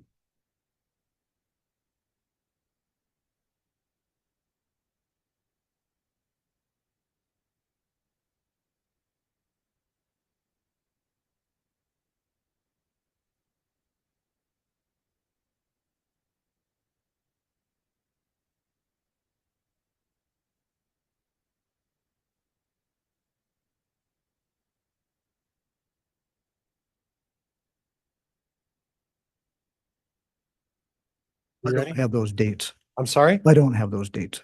Oh, you don't have any dates in your notebook reflecting that you tried to speak with Emma Murray? No, Do you have any recordings or any body cams or anything that would help you in determining whether you actually ever did talk to Emma Murray? yes, those were recorded. Those were recorded? Was recorded, yes. Attempts to talk to Emma Murray? Yes, Okay, but you don't know the times. I don't. You don't know the frequencies. The No. frequency with which you talked to her, how many times? I talked to her one time. Do you know what time that was? It would have been in the afternoon after school. Yeah, what month was that? No, that was so long ago, I can't tell you an exact month. Okay. You approached her after school? I did. Okay. Did she try to talk to you? No, And that was recorded, you said? yes, And how was that recorded? By body cam or an audio? audio. And you still have possession of that audio? Yes, we do. Let's move on to Garth. How many times did you try to talk to Garth? I was not assigned to talk to Garth. Okay, so you never spoke to Garth That about one I any of did these. not. You didn't talk to him about this Fitbit or anything else, right? No, Okay. And you're the one who was the responsibility to do the research and the investigation on this Fitbit, right? yes, Okay. Okay. And as far as the insurance is concerned on their mother and Chad, that area was within your exclusive purview as well. Is that correct? we shared that. With who? That would be with some of the FBI to review the numbers. Okay, but essentially you were the contact guy and the initial guy to look into it. Is that right? Yes, Okay. Mhm. So you didn't talk to Garth. What about Joe Murray? no, that he refused as well. Okay, he refused? When did you try to talk to him? I did not. Okay, We split those assignments up. okay. Okay, so Emma Murray is Chad's daughter, right? Correct. And Joe Murray is married to Emma, right? Yes, Okay, and you know Joe Murray because you went and the family you're talking about, you talked to Ed and Charlene Murray, right? I don't know if I've ever met Joe, but I have. I didn't met ask you Ed. that. I asked you whether you talked to Ed and Charlene Murray. That one, yes, I have talked to them. And you interviewed them, right? I did. So when you're talking to the prosecutor about contacting the family to discuss this, really what you're talking about is the Emma's in-laws, right? In addition to, yes, In addition to who else in the family? talked with Sam or Tammy's sister, Sam, Okay, and her husband, Jason. okay. They didn't live in proximity to Chad, right? They didn't live within close proximity of Close Chad. proximity? No, they did not. Okay. And you're aware that Emma lived kitty corner from Chad's house, right? At the time, yes. Mhm. You're also aware that Emma and Tammy had a very, very close relationship, right? I've heard that, yes. Right. And Joe lives kitty corner with his wife Emma, directly kitty corner from Chad's house as well. Right? Correct. Okay. And you're also aware the other person you didn't talk to was Garth. And Garth actually lived with Chad and Tammy for a significant amount of time. You remember that? I do. You didn't talk to Garth though, right? No, Okay. And then Chad's other child, Seth. Did you ever talk to Seth? no, I did not. Okay. Did you ever talk to Chad's daughter, Leah? No, Did you ever talk to Chad's youngest son, Mark? no, Okay. But the last three, Garth, Seth, Leah, and Mark, you didn't even reach out to try to talk to them, did you? I did not. That was for Okay. somebody else to do. Okay. But nobody else reached out to talk to him either. Are you aware of that? No, I believe they did. Okay. I guess we'll see then, right? So the interesting thing I noted was that on the map, I think of the MapQuest insurance, it talked about the last known health issue, right? Remember that when the prosecutor brought that up with you? I do. Right, and he put down October 18th, right? Yes, Right, and you were aware by reviewing Officer Greenall's report that that was the night that Chad talked about Tammy throwing up and having cough fits, right? yes, So that would have been the last known health issue that she would have had the night before she passed away, right? Objection, Your Honor. This misstates the evidence. Sustained. You're aware that Chad had to take care of Tammy in the middle of the night because she was having fits and throwing up the night before she passed away, right? Sir. Pardon me. That's what I had heard, yes. Okay, all right. Now,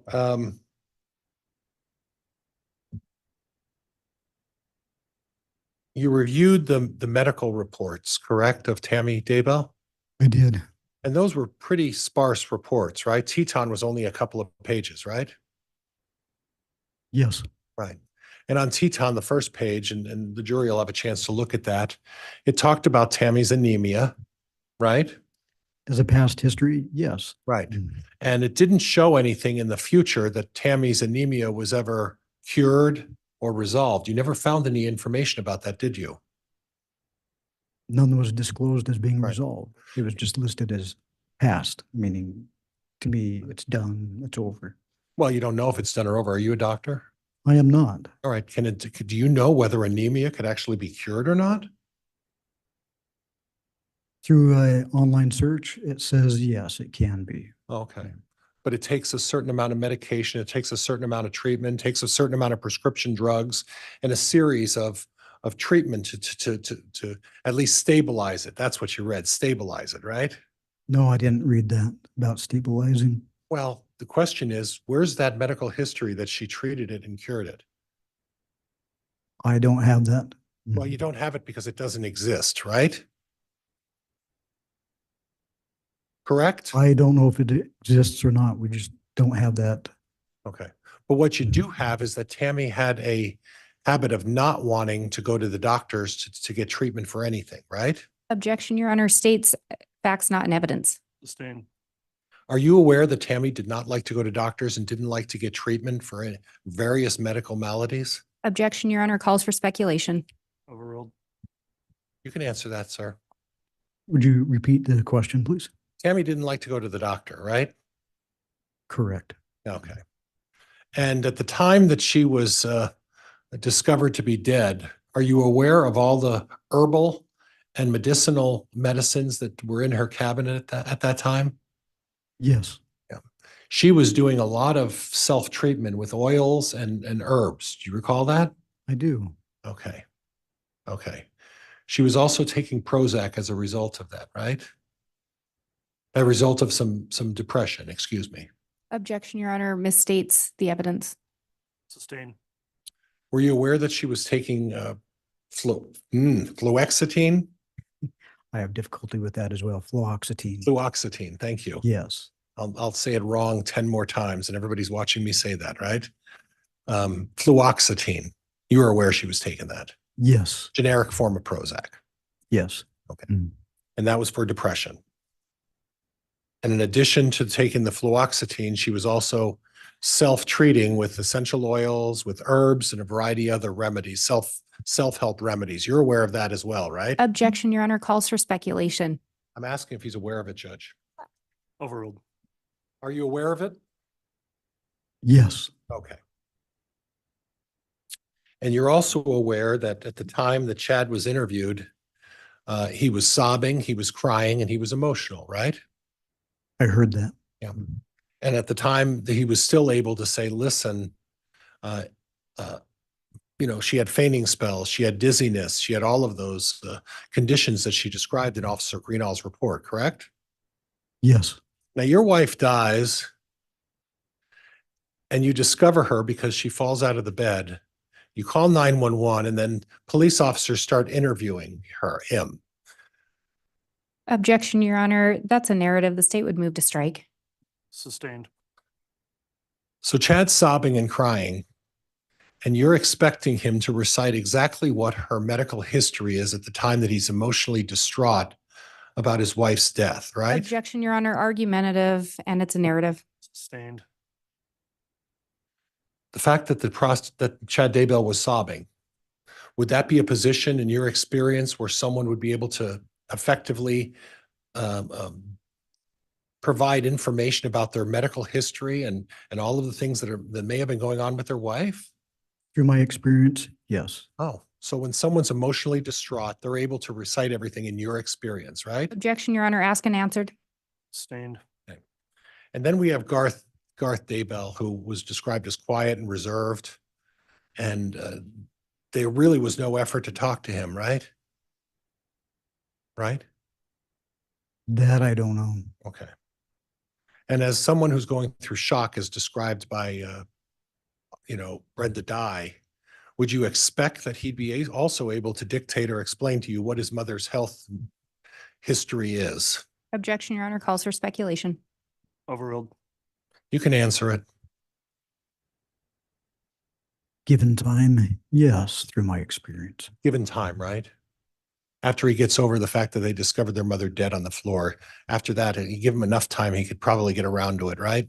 Yes. Okay. You don't know how much time that would be though, right? It varies from individual. But your experience doesn't tell you that it's instantaneous, right? Correct. Right. Just like Chad Daybell sobbing, it's not going to be an instantaneous answer, is it? Objection, Your Honor, argumentative, asked and answered. Sustained. Now, on the life insurance policy, the Primerica account, and let me know when you're ready. Good. Okay. On the life insurance policy, that Primerica account for the 300,000 was established in 2002, right? April, I believe, yes, 2002. And on that life insurance policy in 2002, Chad had one for Tammy, right? Yes. And Tammy had one for Chad. Yes. And the beneficiary in the event that Chad passes away would have been who? Tammy. And in the event Tammy passes away, the beneficiary would have been Chad, right? Correct. Okay. And they set that up back in 2002, correct? Yes. And there was no action on that, right? No other modifications or changes of any significance, correct? Correct. Mhm. Okay. And then we go to the map, I'll forget the word, MapQuest, I think it is. Life map. Life map, I'm sorry. No, you're Life map, thank you. On Life map, initially the insurance was set at 50,000. initially, yes. Right. And as part of your investigation, were you able to determine that that 50,000 was the base that was available for someone in their first year of employment at the school district? Yes. Okay, so Tammy was automatically given the initial 50,000, right? Yes, she was. And then after the first year, that's only where she would have been eligible for the additional upgrade to the rest of the insurance, correct? She would be available, or she had that option to do so. Right. She could have done it or she could not have done it. Yes, And that's very cost-effective insurance. Did you look into that? it is. Very inexpensive, right? It is. Okay.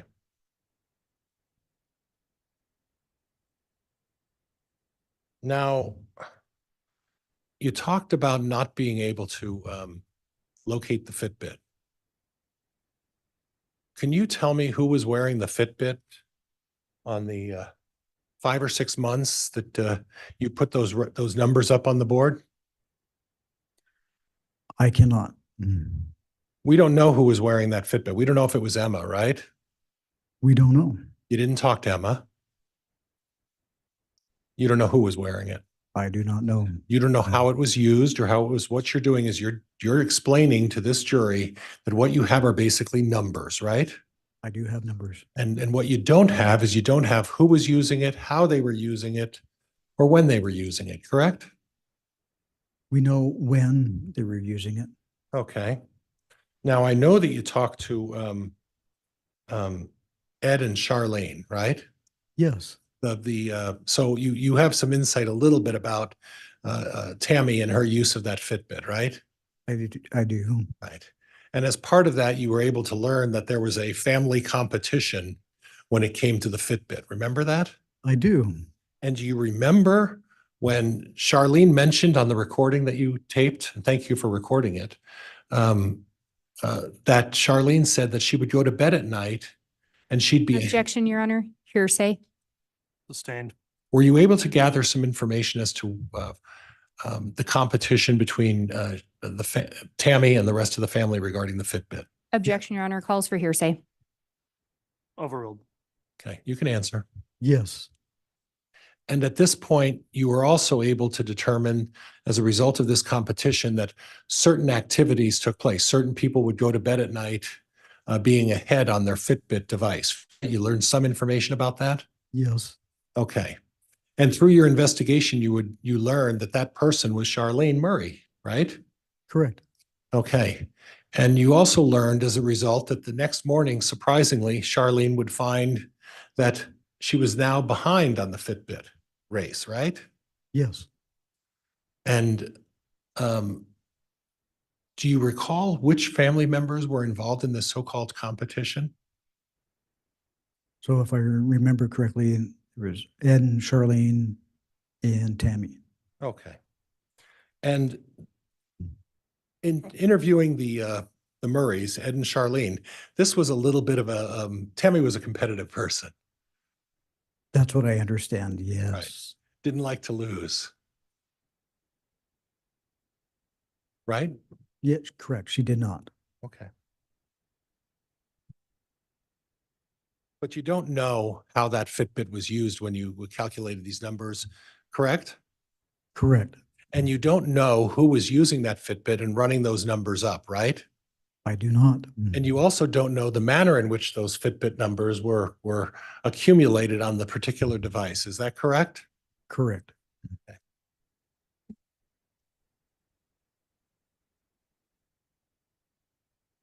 Judge, I think that's all I have. Thank you. All right, that concludes cross-examination. Ms. Blake, if you'd like any redirect, you may. Thank you, Your Honor.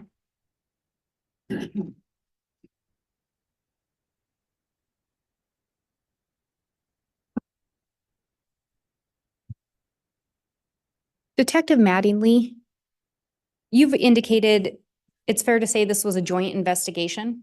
Yes. Which agencies were involved? We had members of the FBI, Rexburg Police Department, Chandler, Arizona, and Gilbert, Arizona, along with Fremont County. At some point, was the Attorney General's office also involved? Yes, they were. And when it came to, you were asked a lot about interviews with Chad's children just Yes. now. Yes, And I think you'd started to say that different duties were split between different agencies and investigators. Is that fair? that is fair. Did you review and discuss the case with other officers? Yes, Based on your investigation and your understanding, did any of Chad's kids come forward with information? Overruled. Did any of Chad's children voluntarily come forward with information? not one. Do you recall attempting to speak with Emma about the results of her mother's autopsy? Yes, Would that have been around sometime in February of 2021, it could have been, I don't know. sometime after the autopsy results were received? After the autopsy results, yes. Was Emma willing to hear about those results? No, Was Emma willing to speak with you? she was not. Did Emma provide you any information about her mother's health at that time? Nothing.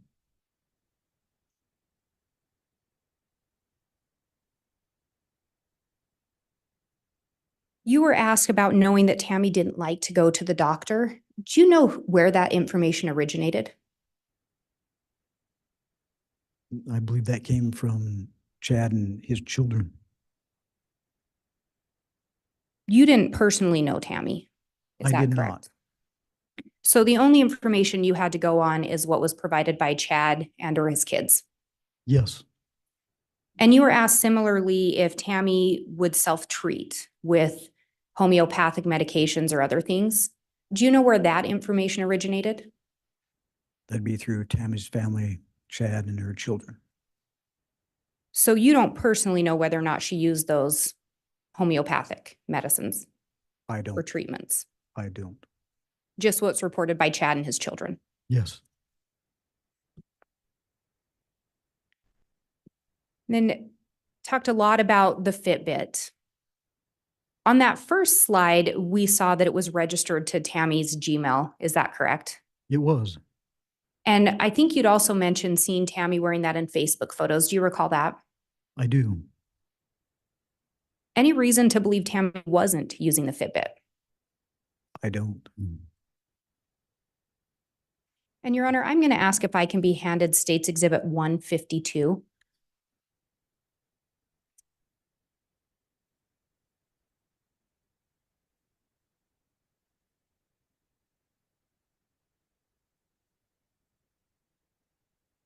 Your Honor, it's previously been admitted. I would ask to be allowed to publish it. You may.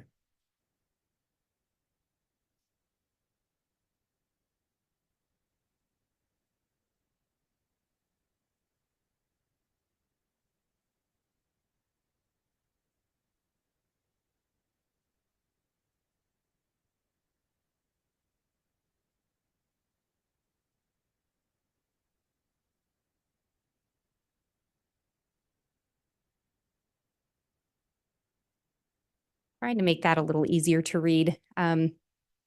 You were asked about Chad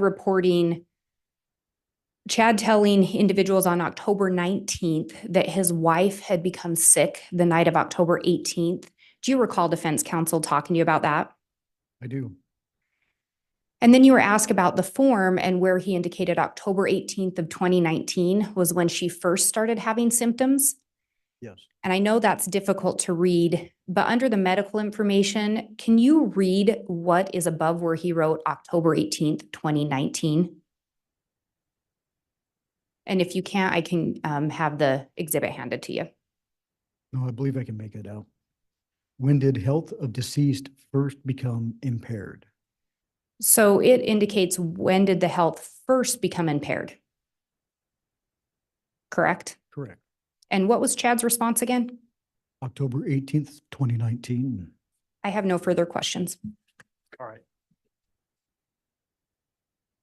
I don't know if we got outside the scope of any direct or cross, so I'm going to deny recross.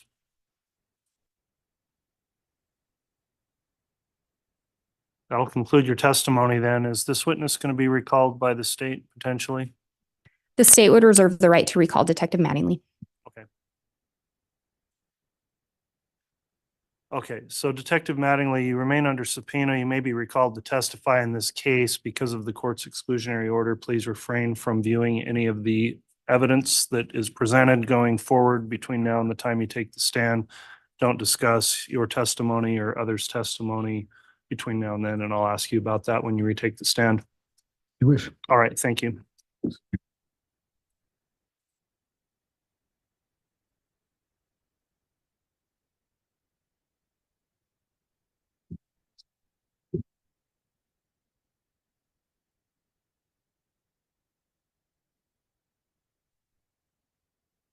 All right, the state can call its next witness.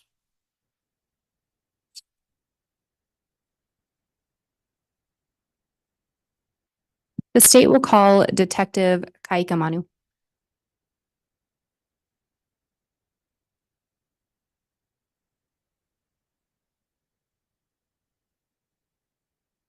Solemnly swear or affirm the testimony you're about to give will be the truth, the whole truth, and nothing but the truth, so help you God? Yes.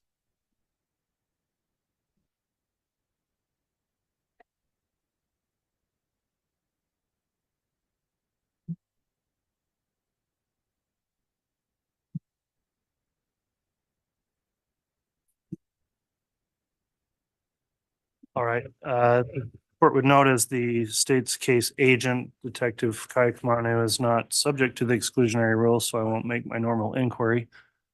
And Ms. Blake, you can proceed with your direct if you wish. Thank you, Your Honor. Detective Kaikamanu, can you please state your name for the record? Vincent Keone Kaikamanu. Last is Kaaia-Kamanu.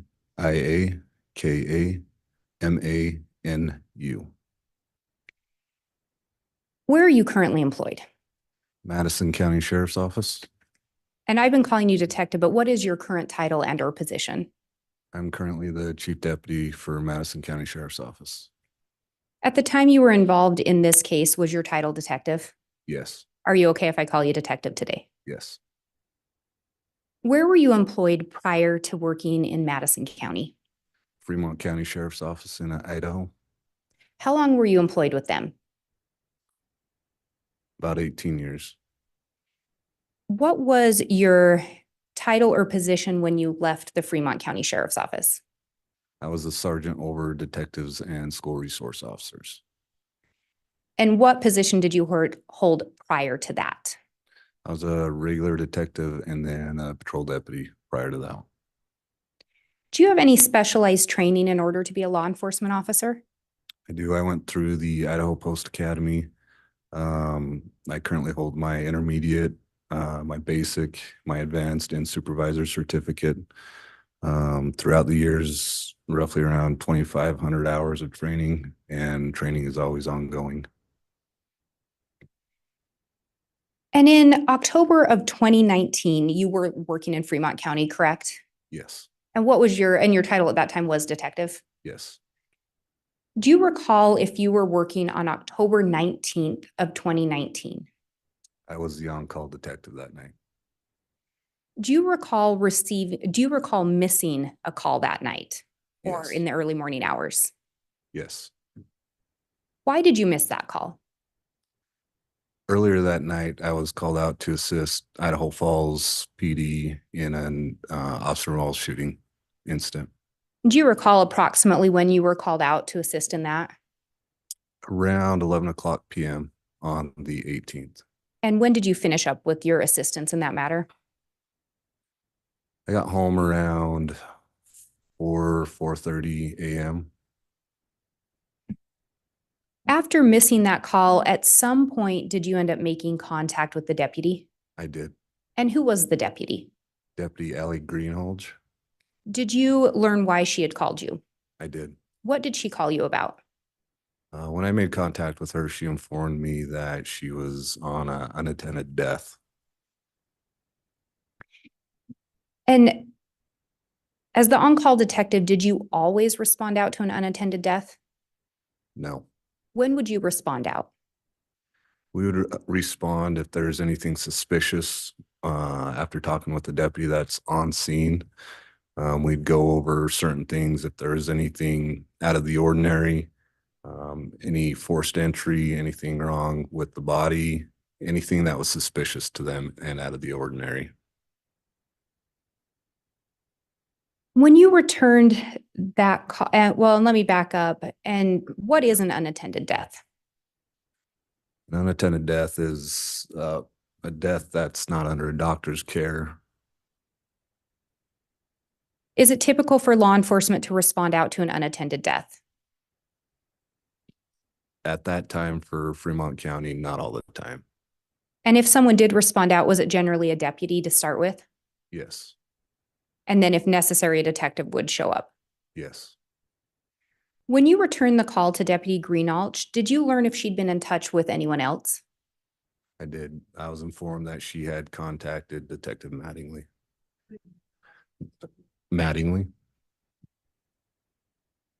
When you reached back out to Deputy Greenalch, did you ask her questions? I did. What were some of the things you inquired about? Kind of just what I spoke about. I asked her if there's, again, anything out of the ordinary, any forced entry into the house, anything that was different with the body that she thought was suspicious, things of that nature. At that time, did she inform you of anything suspicious? She did not. And did you learn whether Detective Mattingly had made the decision to respond out? I did. And what did you learn regarding that? That he did not respond either. Do you know if there was anyone else on scene or anyone else that arrived? Later on scene, I found out that Deputy Coroner and the Coroner of Fremont County was also on scene. And who is it that determines whether or not an autopsy is performed? The Fremont County Coroner would be the one. And the Fremont County Coroner was on scene to the best of your knowledge? Yes.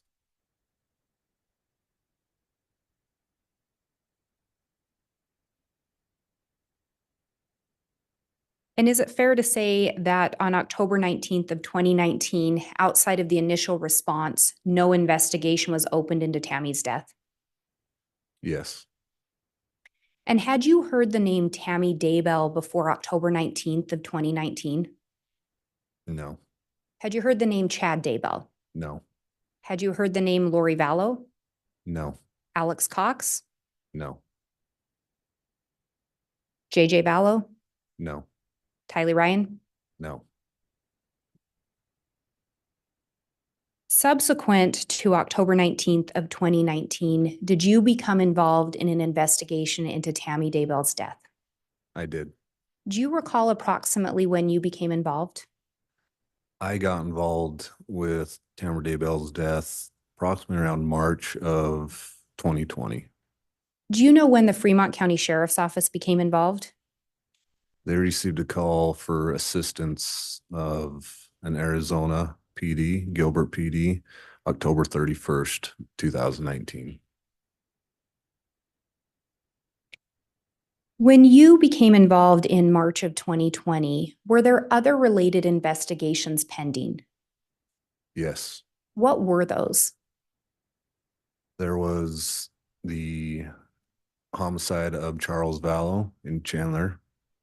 There was the search of the two missing kids, JJ and Tylee, and the attempted shooting of Brandon Boudreaux. Is it fair to say that this became a joint investigation? Yes. Did you assist with other aspects in those or some of those other investigations that were related? Yes. Specifically, which ones did you assist with, or which one? My main focus was Tammy's, and then I did assist with locating and helping with JJ and Tylee.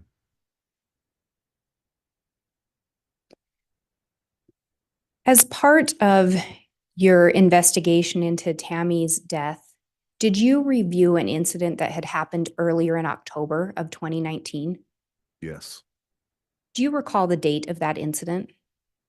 That was October 9th, 2019. Were you personally involved in that investigation on October 9th? I was not. So after the fact, you looked into that. Yes, As part of that, did you review police reports? I did. Did you also review a call into 911? I did. And did you review a dispatch call? Yes. And do you recall what the nature of the report from October 9th of 2019 was? It was a suspicious event, and our deputies were dispatched to that. And did it involve a report of a gun or a paintball gun being pointed at someone? Yes.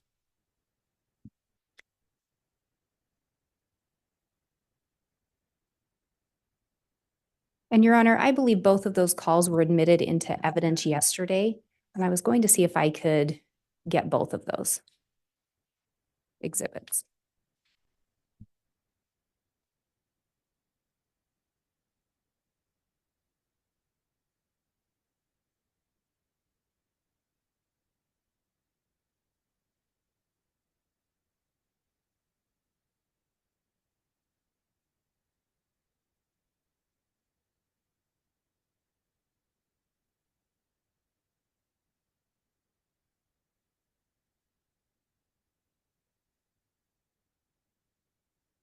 And Your Honor, those have already been admitted as exhibits. I'm going to ask to publish State's Exhibit 232A.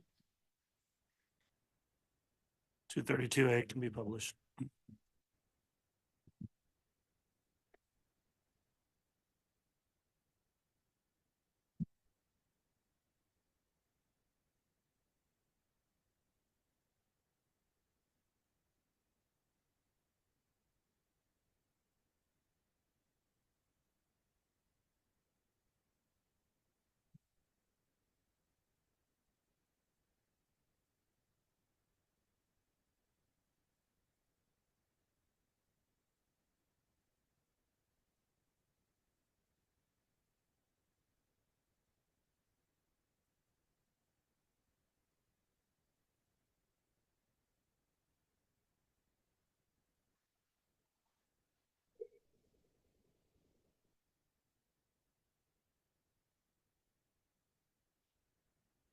911, where's your emergency?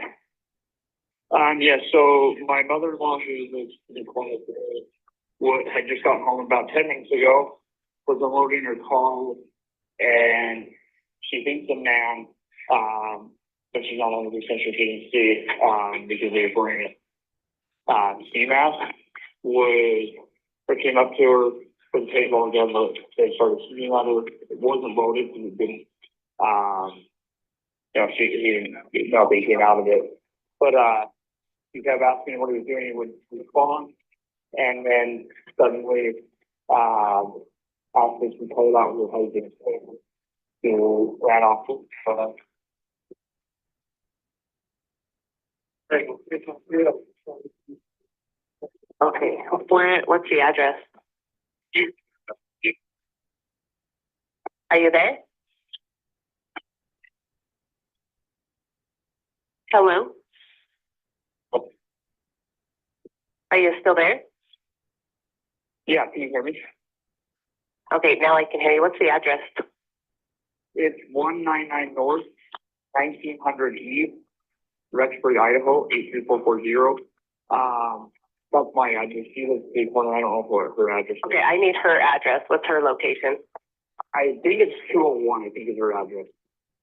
201 North 1900 East? North, yep. Does she know which direction he ended up running?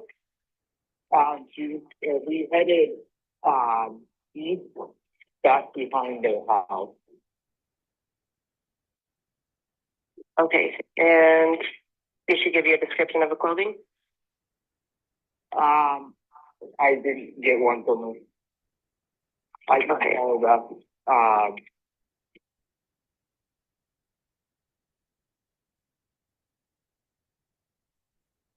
What is your name? My name is Joseph Murray.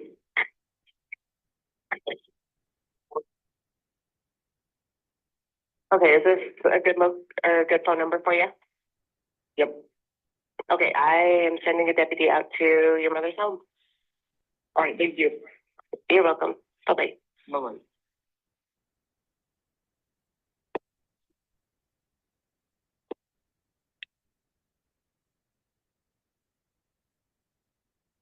And Your Honor, I would next ask to publish State's Exhibit 232B. You may.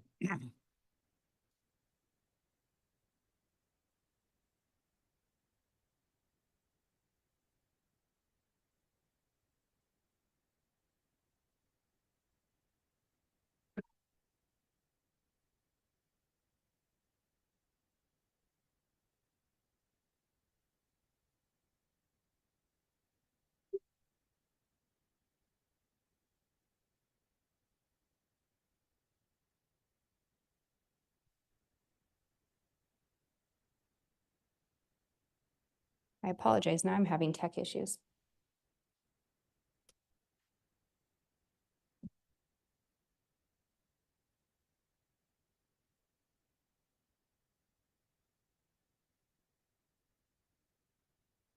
October 9, 2019, 21 hours, 49 minutes, 20 seconds. Fremont County Sheriff's Office. Hi, I need to report something. Okay, go ahead. What's the address? Okay, at 202 North, 1900 East, the corner with the blinking yellow light on Salem Highway. Is it a suspicious person? Yes. Okay, what was he wearing? He was all dressed in black and he had a ski mask on. And he said the blinking light now is where you saw him? No, he's gone now because I pulled up into our driveway and I was getting stuff out of the back seat of my car and suddenly he was there and he had a paintball gun and he was and he was going to shoot at me. And I kept asking him what he was doing because I could tell it was a paintball thing. And then he just kept doing it. So I yelled for my husband and then he took off running around the back of my house. Okay, give me just 1 minute. Stay on the line with me. Okay. October 9, 2019, 21 hours, 50 minutes, 28 seconds. And that was North 1900 East? Yes.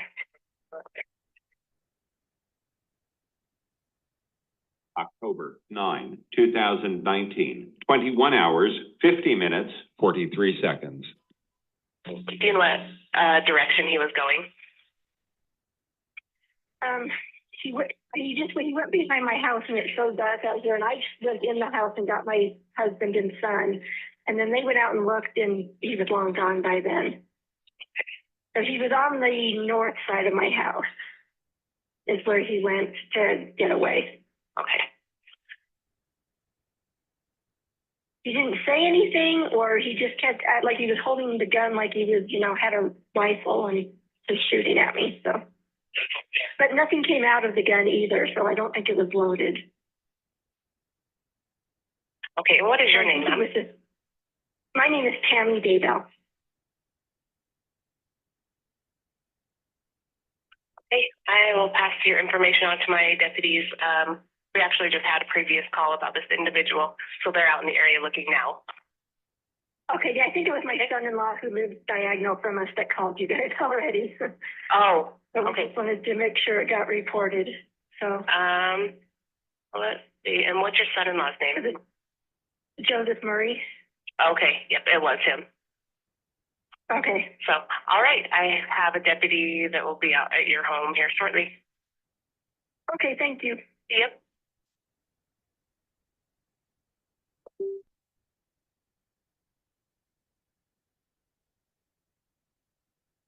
And I can hand those back to the bailiff, Your Honor. All right, thank you.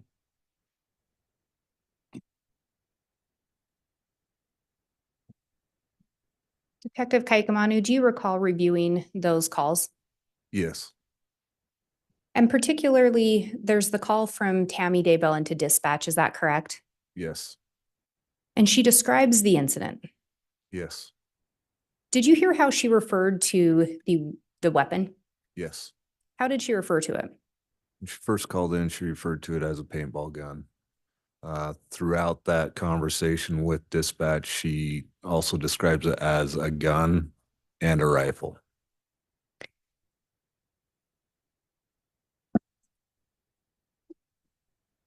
Did you also, I think you've already said, but did you review the reports in relation to that incident? Yes. Are you aware of a search that was conducted on an apartment associated with Alex Cox in Rexburg? Yes. Were you part of that initial search? I was not. At some point, did you learn of some firearms that were recovered during that search? I was aware. What, if any, action did you take in relation to those firearms that were recovered? From my understanding, those firearms were taken by Rexburg PD for safekeeping. After the search warrant was served, they could not leave those there. During the investigation on the attempted shooting on Tammy Daybell and then her death, I ended up writing a warrant to seize those weapons and bring them into Fremont County for evidence. Did you in fact seize those firearms? I did. Do you recall photographing one of the firearms? Yes.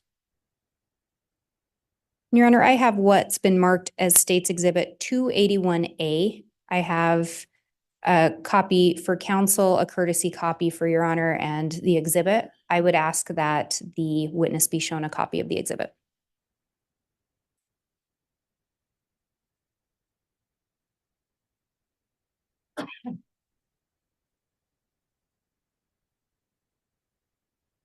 Thank you.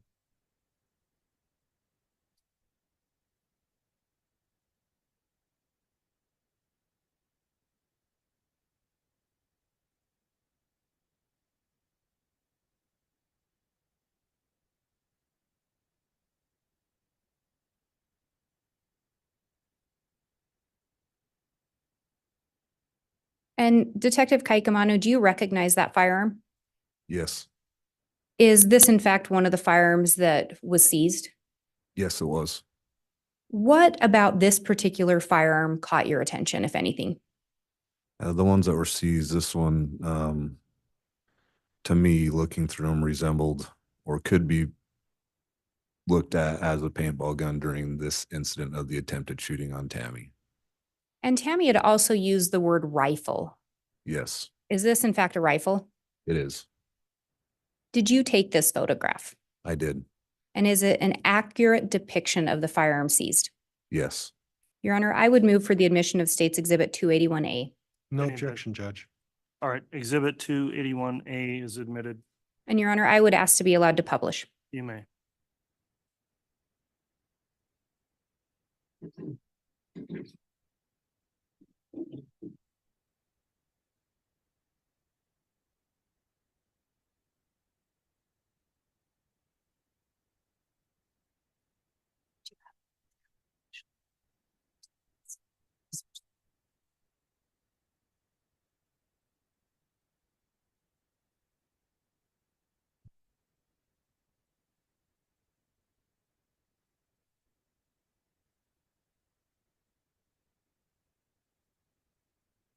And Your Honor, just to have a clear record of it, the state had begun to publish our copy. I've swapped that out and we have published the official exhibit, Okay. Thank you, but it Ms. was an exact copy of it.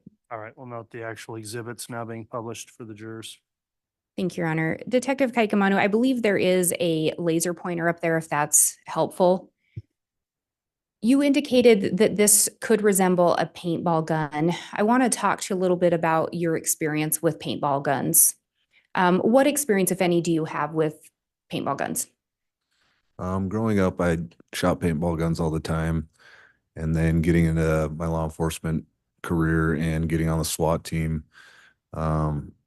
we utilize paintball guns and paintball rifles that are set up similar to AR-15s for our training. And what experience do you have with assault rifles? Again, before my law enforcement career, I'd shoot them. And then once I got into law enforcement, we were issued a AR-15 and we would train with them. We train with them in SWAT training and we go to the range and shoot. And you talked about that you were issued an AR-15. What is different between this and an AR-15? So this rifle that you guys are looking at is actually a 6.5 Grendel. The ones that I was issued is an AR-15 that shoots 223s or 5.56. So the caliber is just that different. The lower is all the same. You just need to switch out the upper. And based on your experience with both assault rifles and paintball guns, what part of this firearm did you believe could appear to be a paintball gun? So if you look right here where this scope is, it is on the top of the rifle. On a paintball gun, the hopper is sometimes off to the side a little bit, just right about there on the rail. But in my experience, they've made paintball guns so advanced now that it could be on the top or on the side. And do they make some paintball guns to resemble assault rifles? Yes. And what is the hopper on a paintball gun? What's the function of the hopper? The hopper on the paintball gun is where you put your paintballs inside, and that's what holds them. And when you shoot them, that's what comes out of the barrel.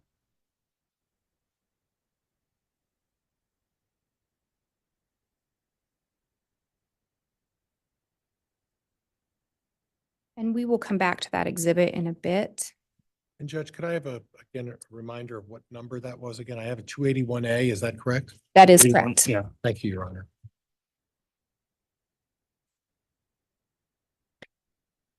As part of your investigation, we talked earlier that on October 19th of 2019, you had not heard the name Alex Cox. Is that correct? Correct. At some point, did you learn the name Alex Cox? Yes. And was that through the investigation? Yes. Who was Alex Cox in relation to Chad Daybell? Alex Cox was Chad Daybell's brother-in-law. And before Chad and Lori were married, what was the connection between Chad and Alex? Before they were married, I couldn't tell you. So Lori Vallow is the connection between the two? Lori Vallow. And ultimately they became brother-in-laws? Yes. As part of the investigation, do you recall looking at an account, some searches done on a Homer J. Maximus account? Yes. Who was that account associated with? Alex Cox. And you did review some of the data in relation to some Homer J. Maximus searches, correct? Yes, I already reviewed some of it. Did you review the whole thing? I did not. Did you focus on a specific time frame? Yes. And what time frame did you focus on? Roughly around the time of the shooting or the attempted shooting, excuse me, on October 8th, 2019, and a few days after that. Is it fair to say that there were quite a few searches on this account? Yes. And were there other searches on the days that you reviewed? Yes. In preparation for your testimony today, did you create an exhibit? Yes. Do you believe that the exhibit would assist in your testimony today? Yes. Do you believe it would aid the jurors in understanding? I do. Your Honor, I have what's been marked as State's Exhibit 107B. Similar to others, it is on a jump drive, but I do have courtesy copies of the slides printed for counsel, the court, and Your Honor. And I would ask that the witness be shown the printed out 107B.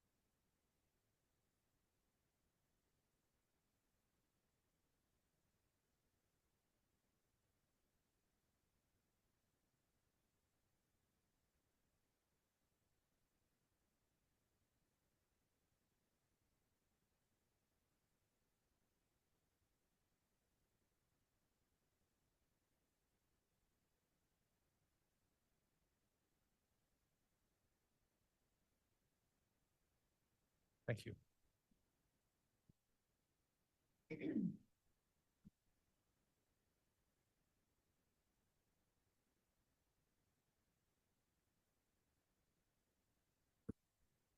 And if you could look through those slides, Detective.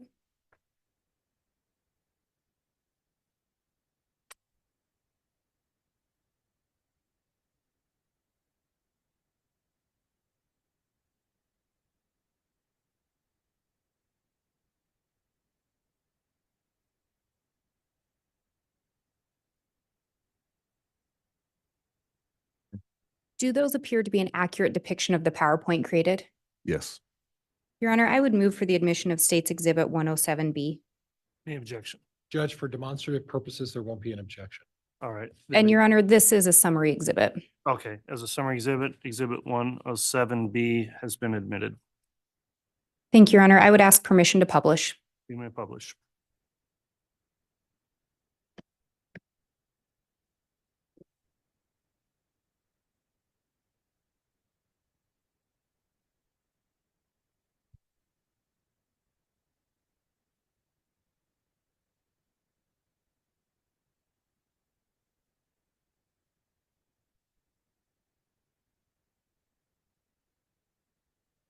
And Your Honor, I have the HDMI cable plugged in, but this is not my screen showing. Okay, we will see.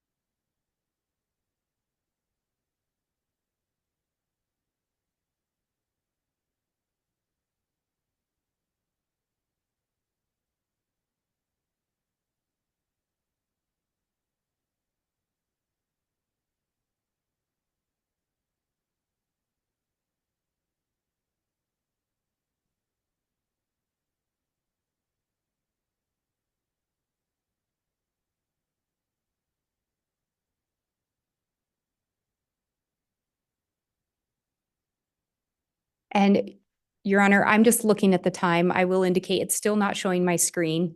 Yeah. And so where it is 3:17, I don't know if the court would like to consider convening early today, and I will work with IT to make sure that I have it ready for tomorrow. I do Judge, there think, won't be any objection to that. I Okay. understand. thank you. It does make sense. We've got some kind of a tech gremlin going around this afternoon. We'll try to sort that out for tomorrow. Council, and I know you had it just working, so we'll work with tech. So with that, we are going to conclude evidence for the day. Council, as we do that, and for the jurors, I want to indicate some information on our schedule going forward. Tomorrow, well, I'm going to hear some motions outside the presence of the jurors this afternoon. Once we come back on the record after the jurors have been excused, I'm inclined, well, I believe I'll be able to make rulings tomorrow morning on those motions. That may take a little bit of time, so my proposal would be to start evidence tomorrow morning at 9 with the jurors instead of 8:30. Is the state okay with that? That's fine with the state, Your Honor. No objection, Judge. Okay. In addition, ladies and gentlemen of the jury, we've got some court staffing issues leading us to take one of our days off next week. And since we know that already, in order for you to make any plans you might on a day off, I'll advise you that we are not going to be conducting court on Tuesday, which I believe is April 30th. That will be a day without trial next week. Otherwise, our schedule will remain as it's been going forward. So that'll be the schedule upcoming in the next several trial days. Ladies and gentlemen of the jury, then before we conclude for the day again, please make sure to follow the court's continuing admonition to not investigate the case, watch media or news coverage of the case. Please don't discuss the case amongst yourselves or with anyone else until you return tomorrow. Thank you for following that admonishment each day. And again, I'll leave it to the marshals who arrange for your arrival times to modify that if it needs to be for the morning, where the jurors won't need to be here for evidence until 9 o'clock. So thanks everyone in the courtroom also for following the courtroom conduct order. And with that, we will go ahead and conclude for today. All rise, please.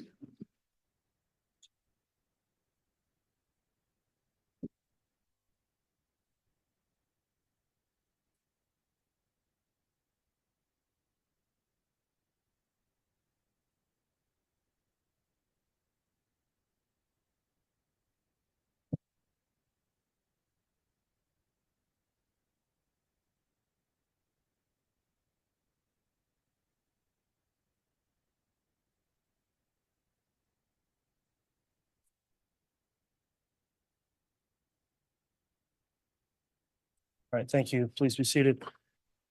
Council, in terms of going back on the record for the motions, let me just first clarify, the two motions in limine will go on the record, yeah. Thank you. The motions in limine are still at issue and to be argued, is that correct? Sorry, Ms. Blake. No, that was my fault, but I did just realize we still have the witness on the stand. Would the court like to excuse him from the stand? Yeah, well, I'll be very quick here and then Okay. we'll all just break for the day. Yes, But I believe we're ready to move forward on those motions in limine, and Mr. Wixom will be addressing them. Okay, I am going to take a quick break then, but between now and the time we argue the motions, council. And then if those in the courtroom want to watch the motions, those are, we've determined to be public motions. I'm going to suggest we start those in about 20 minutes at about 20 till 4 to argue those motions, as well as the issue the court raised about designating any victims in the case. So that'll be our schedule. We'll take a 20-minute recess here, come back on for those motions. Thank you. All rise.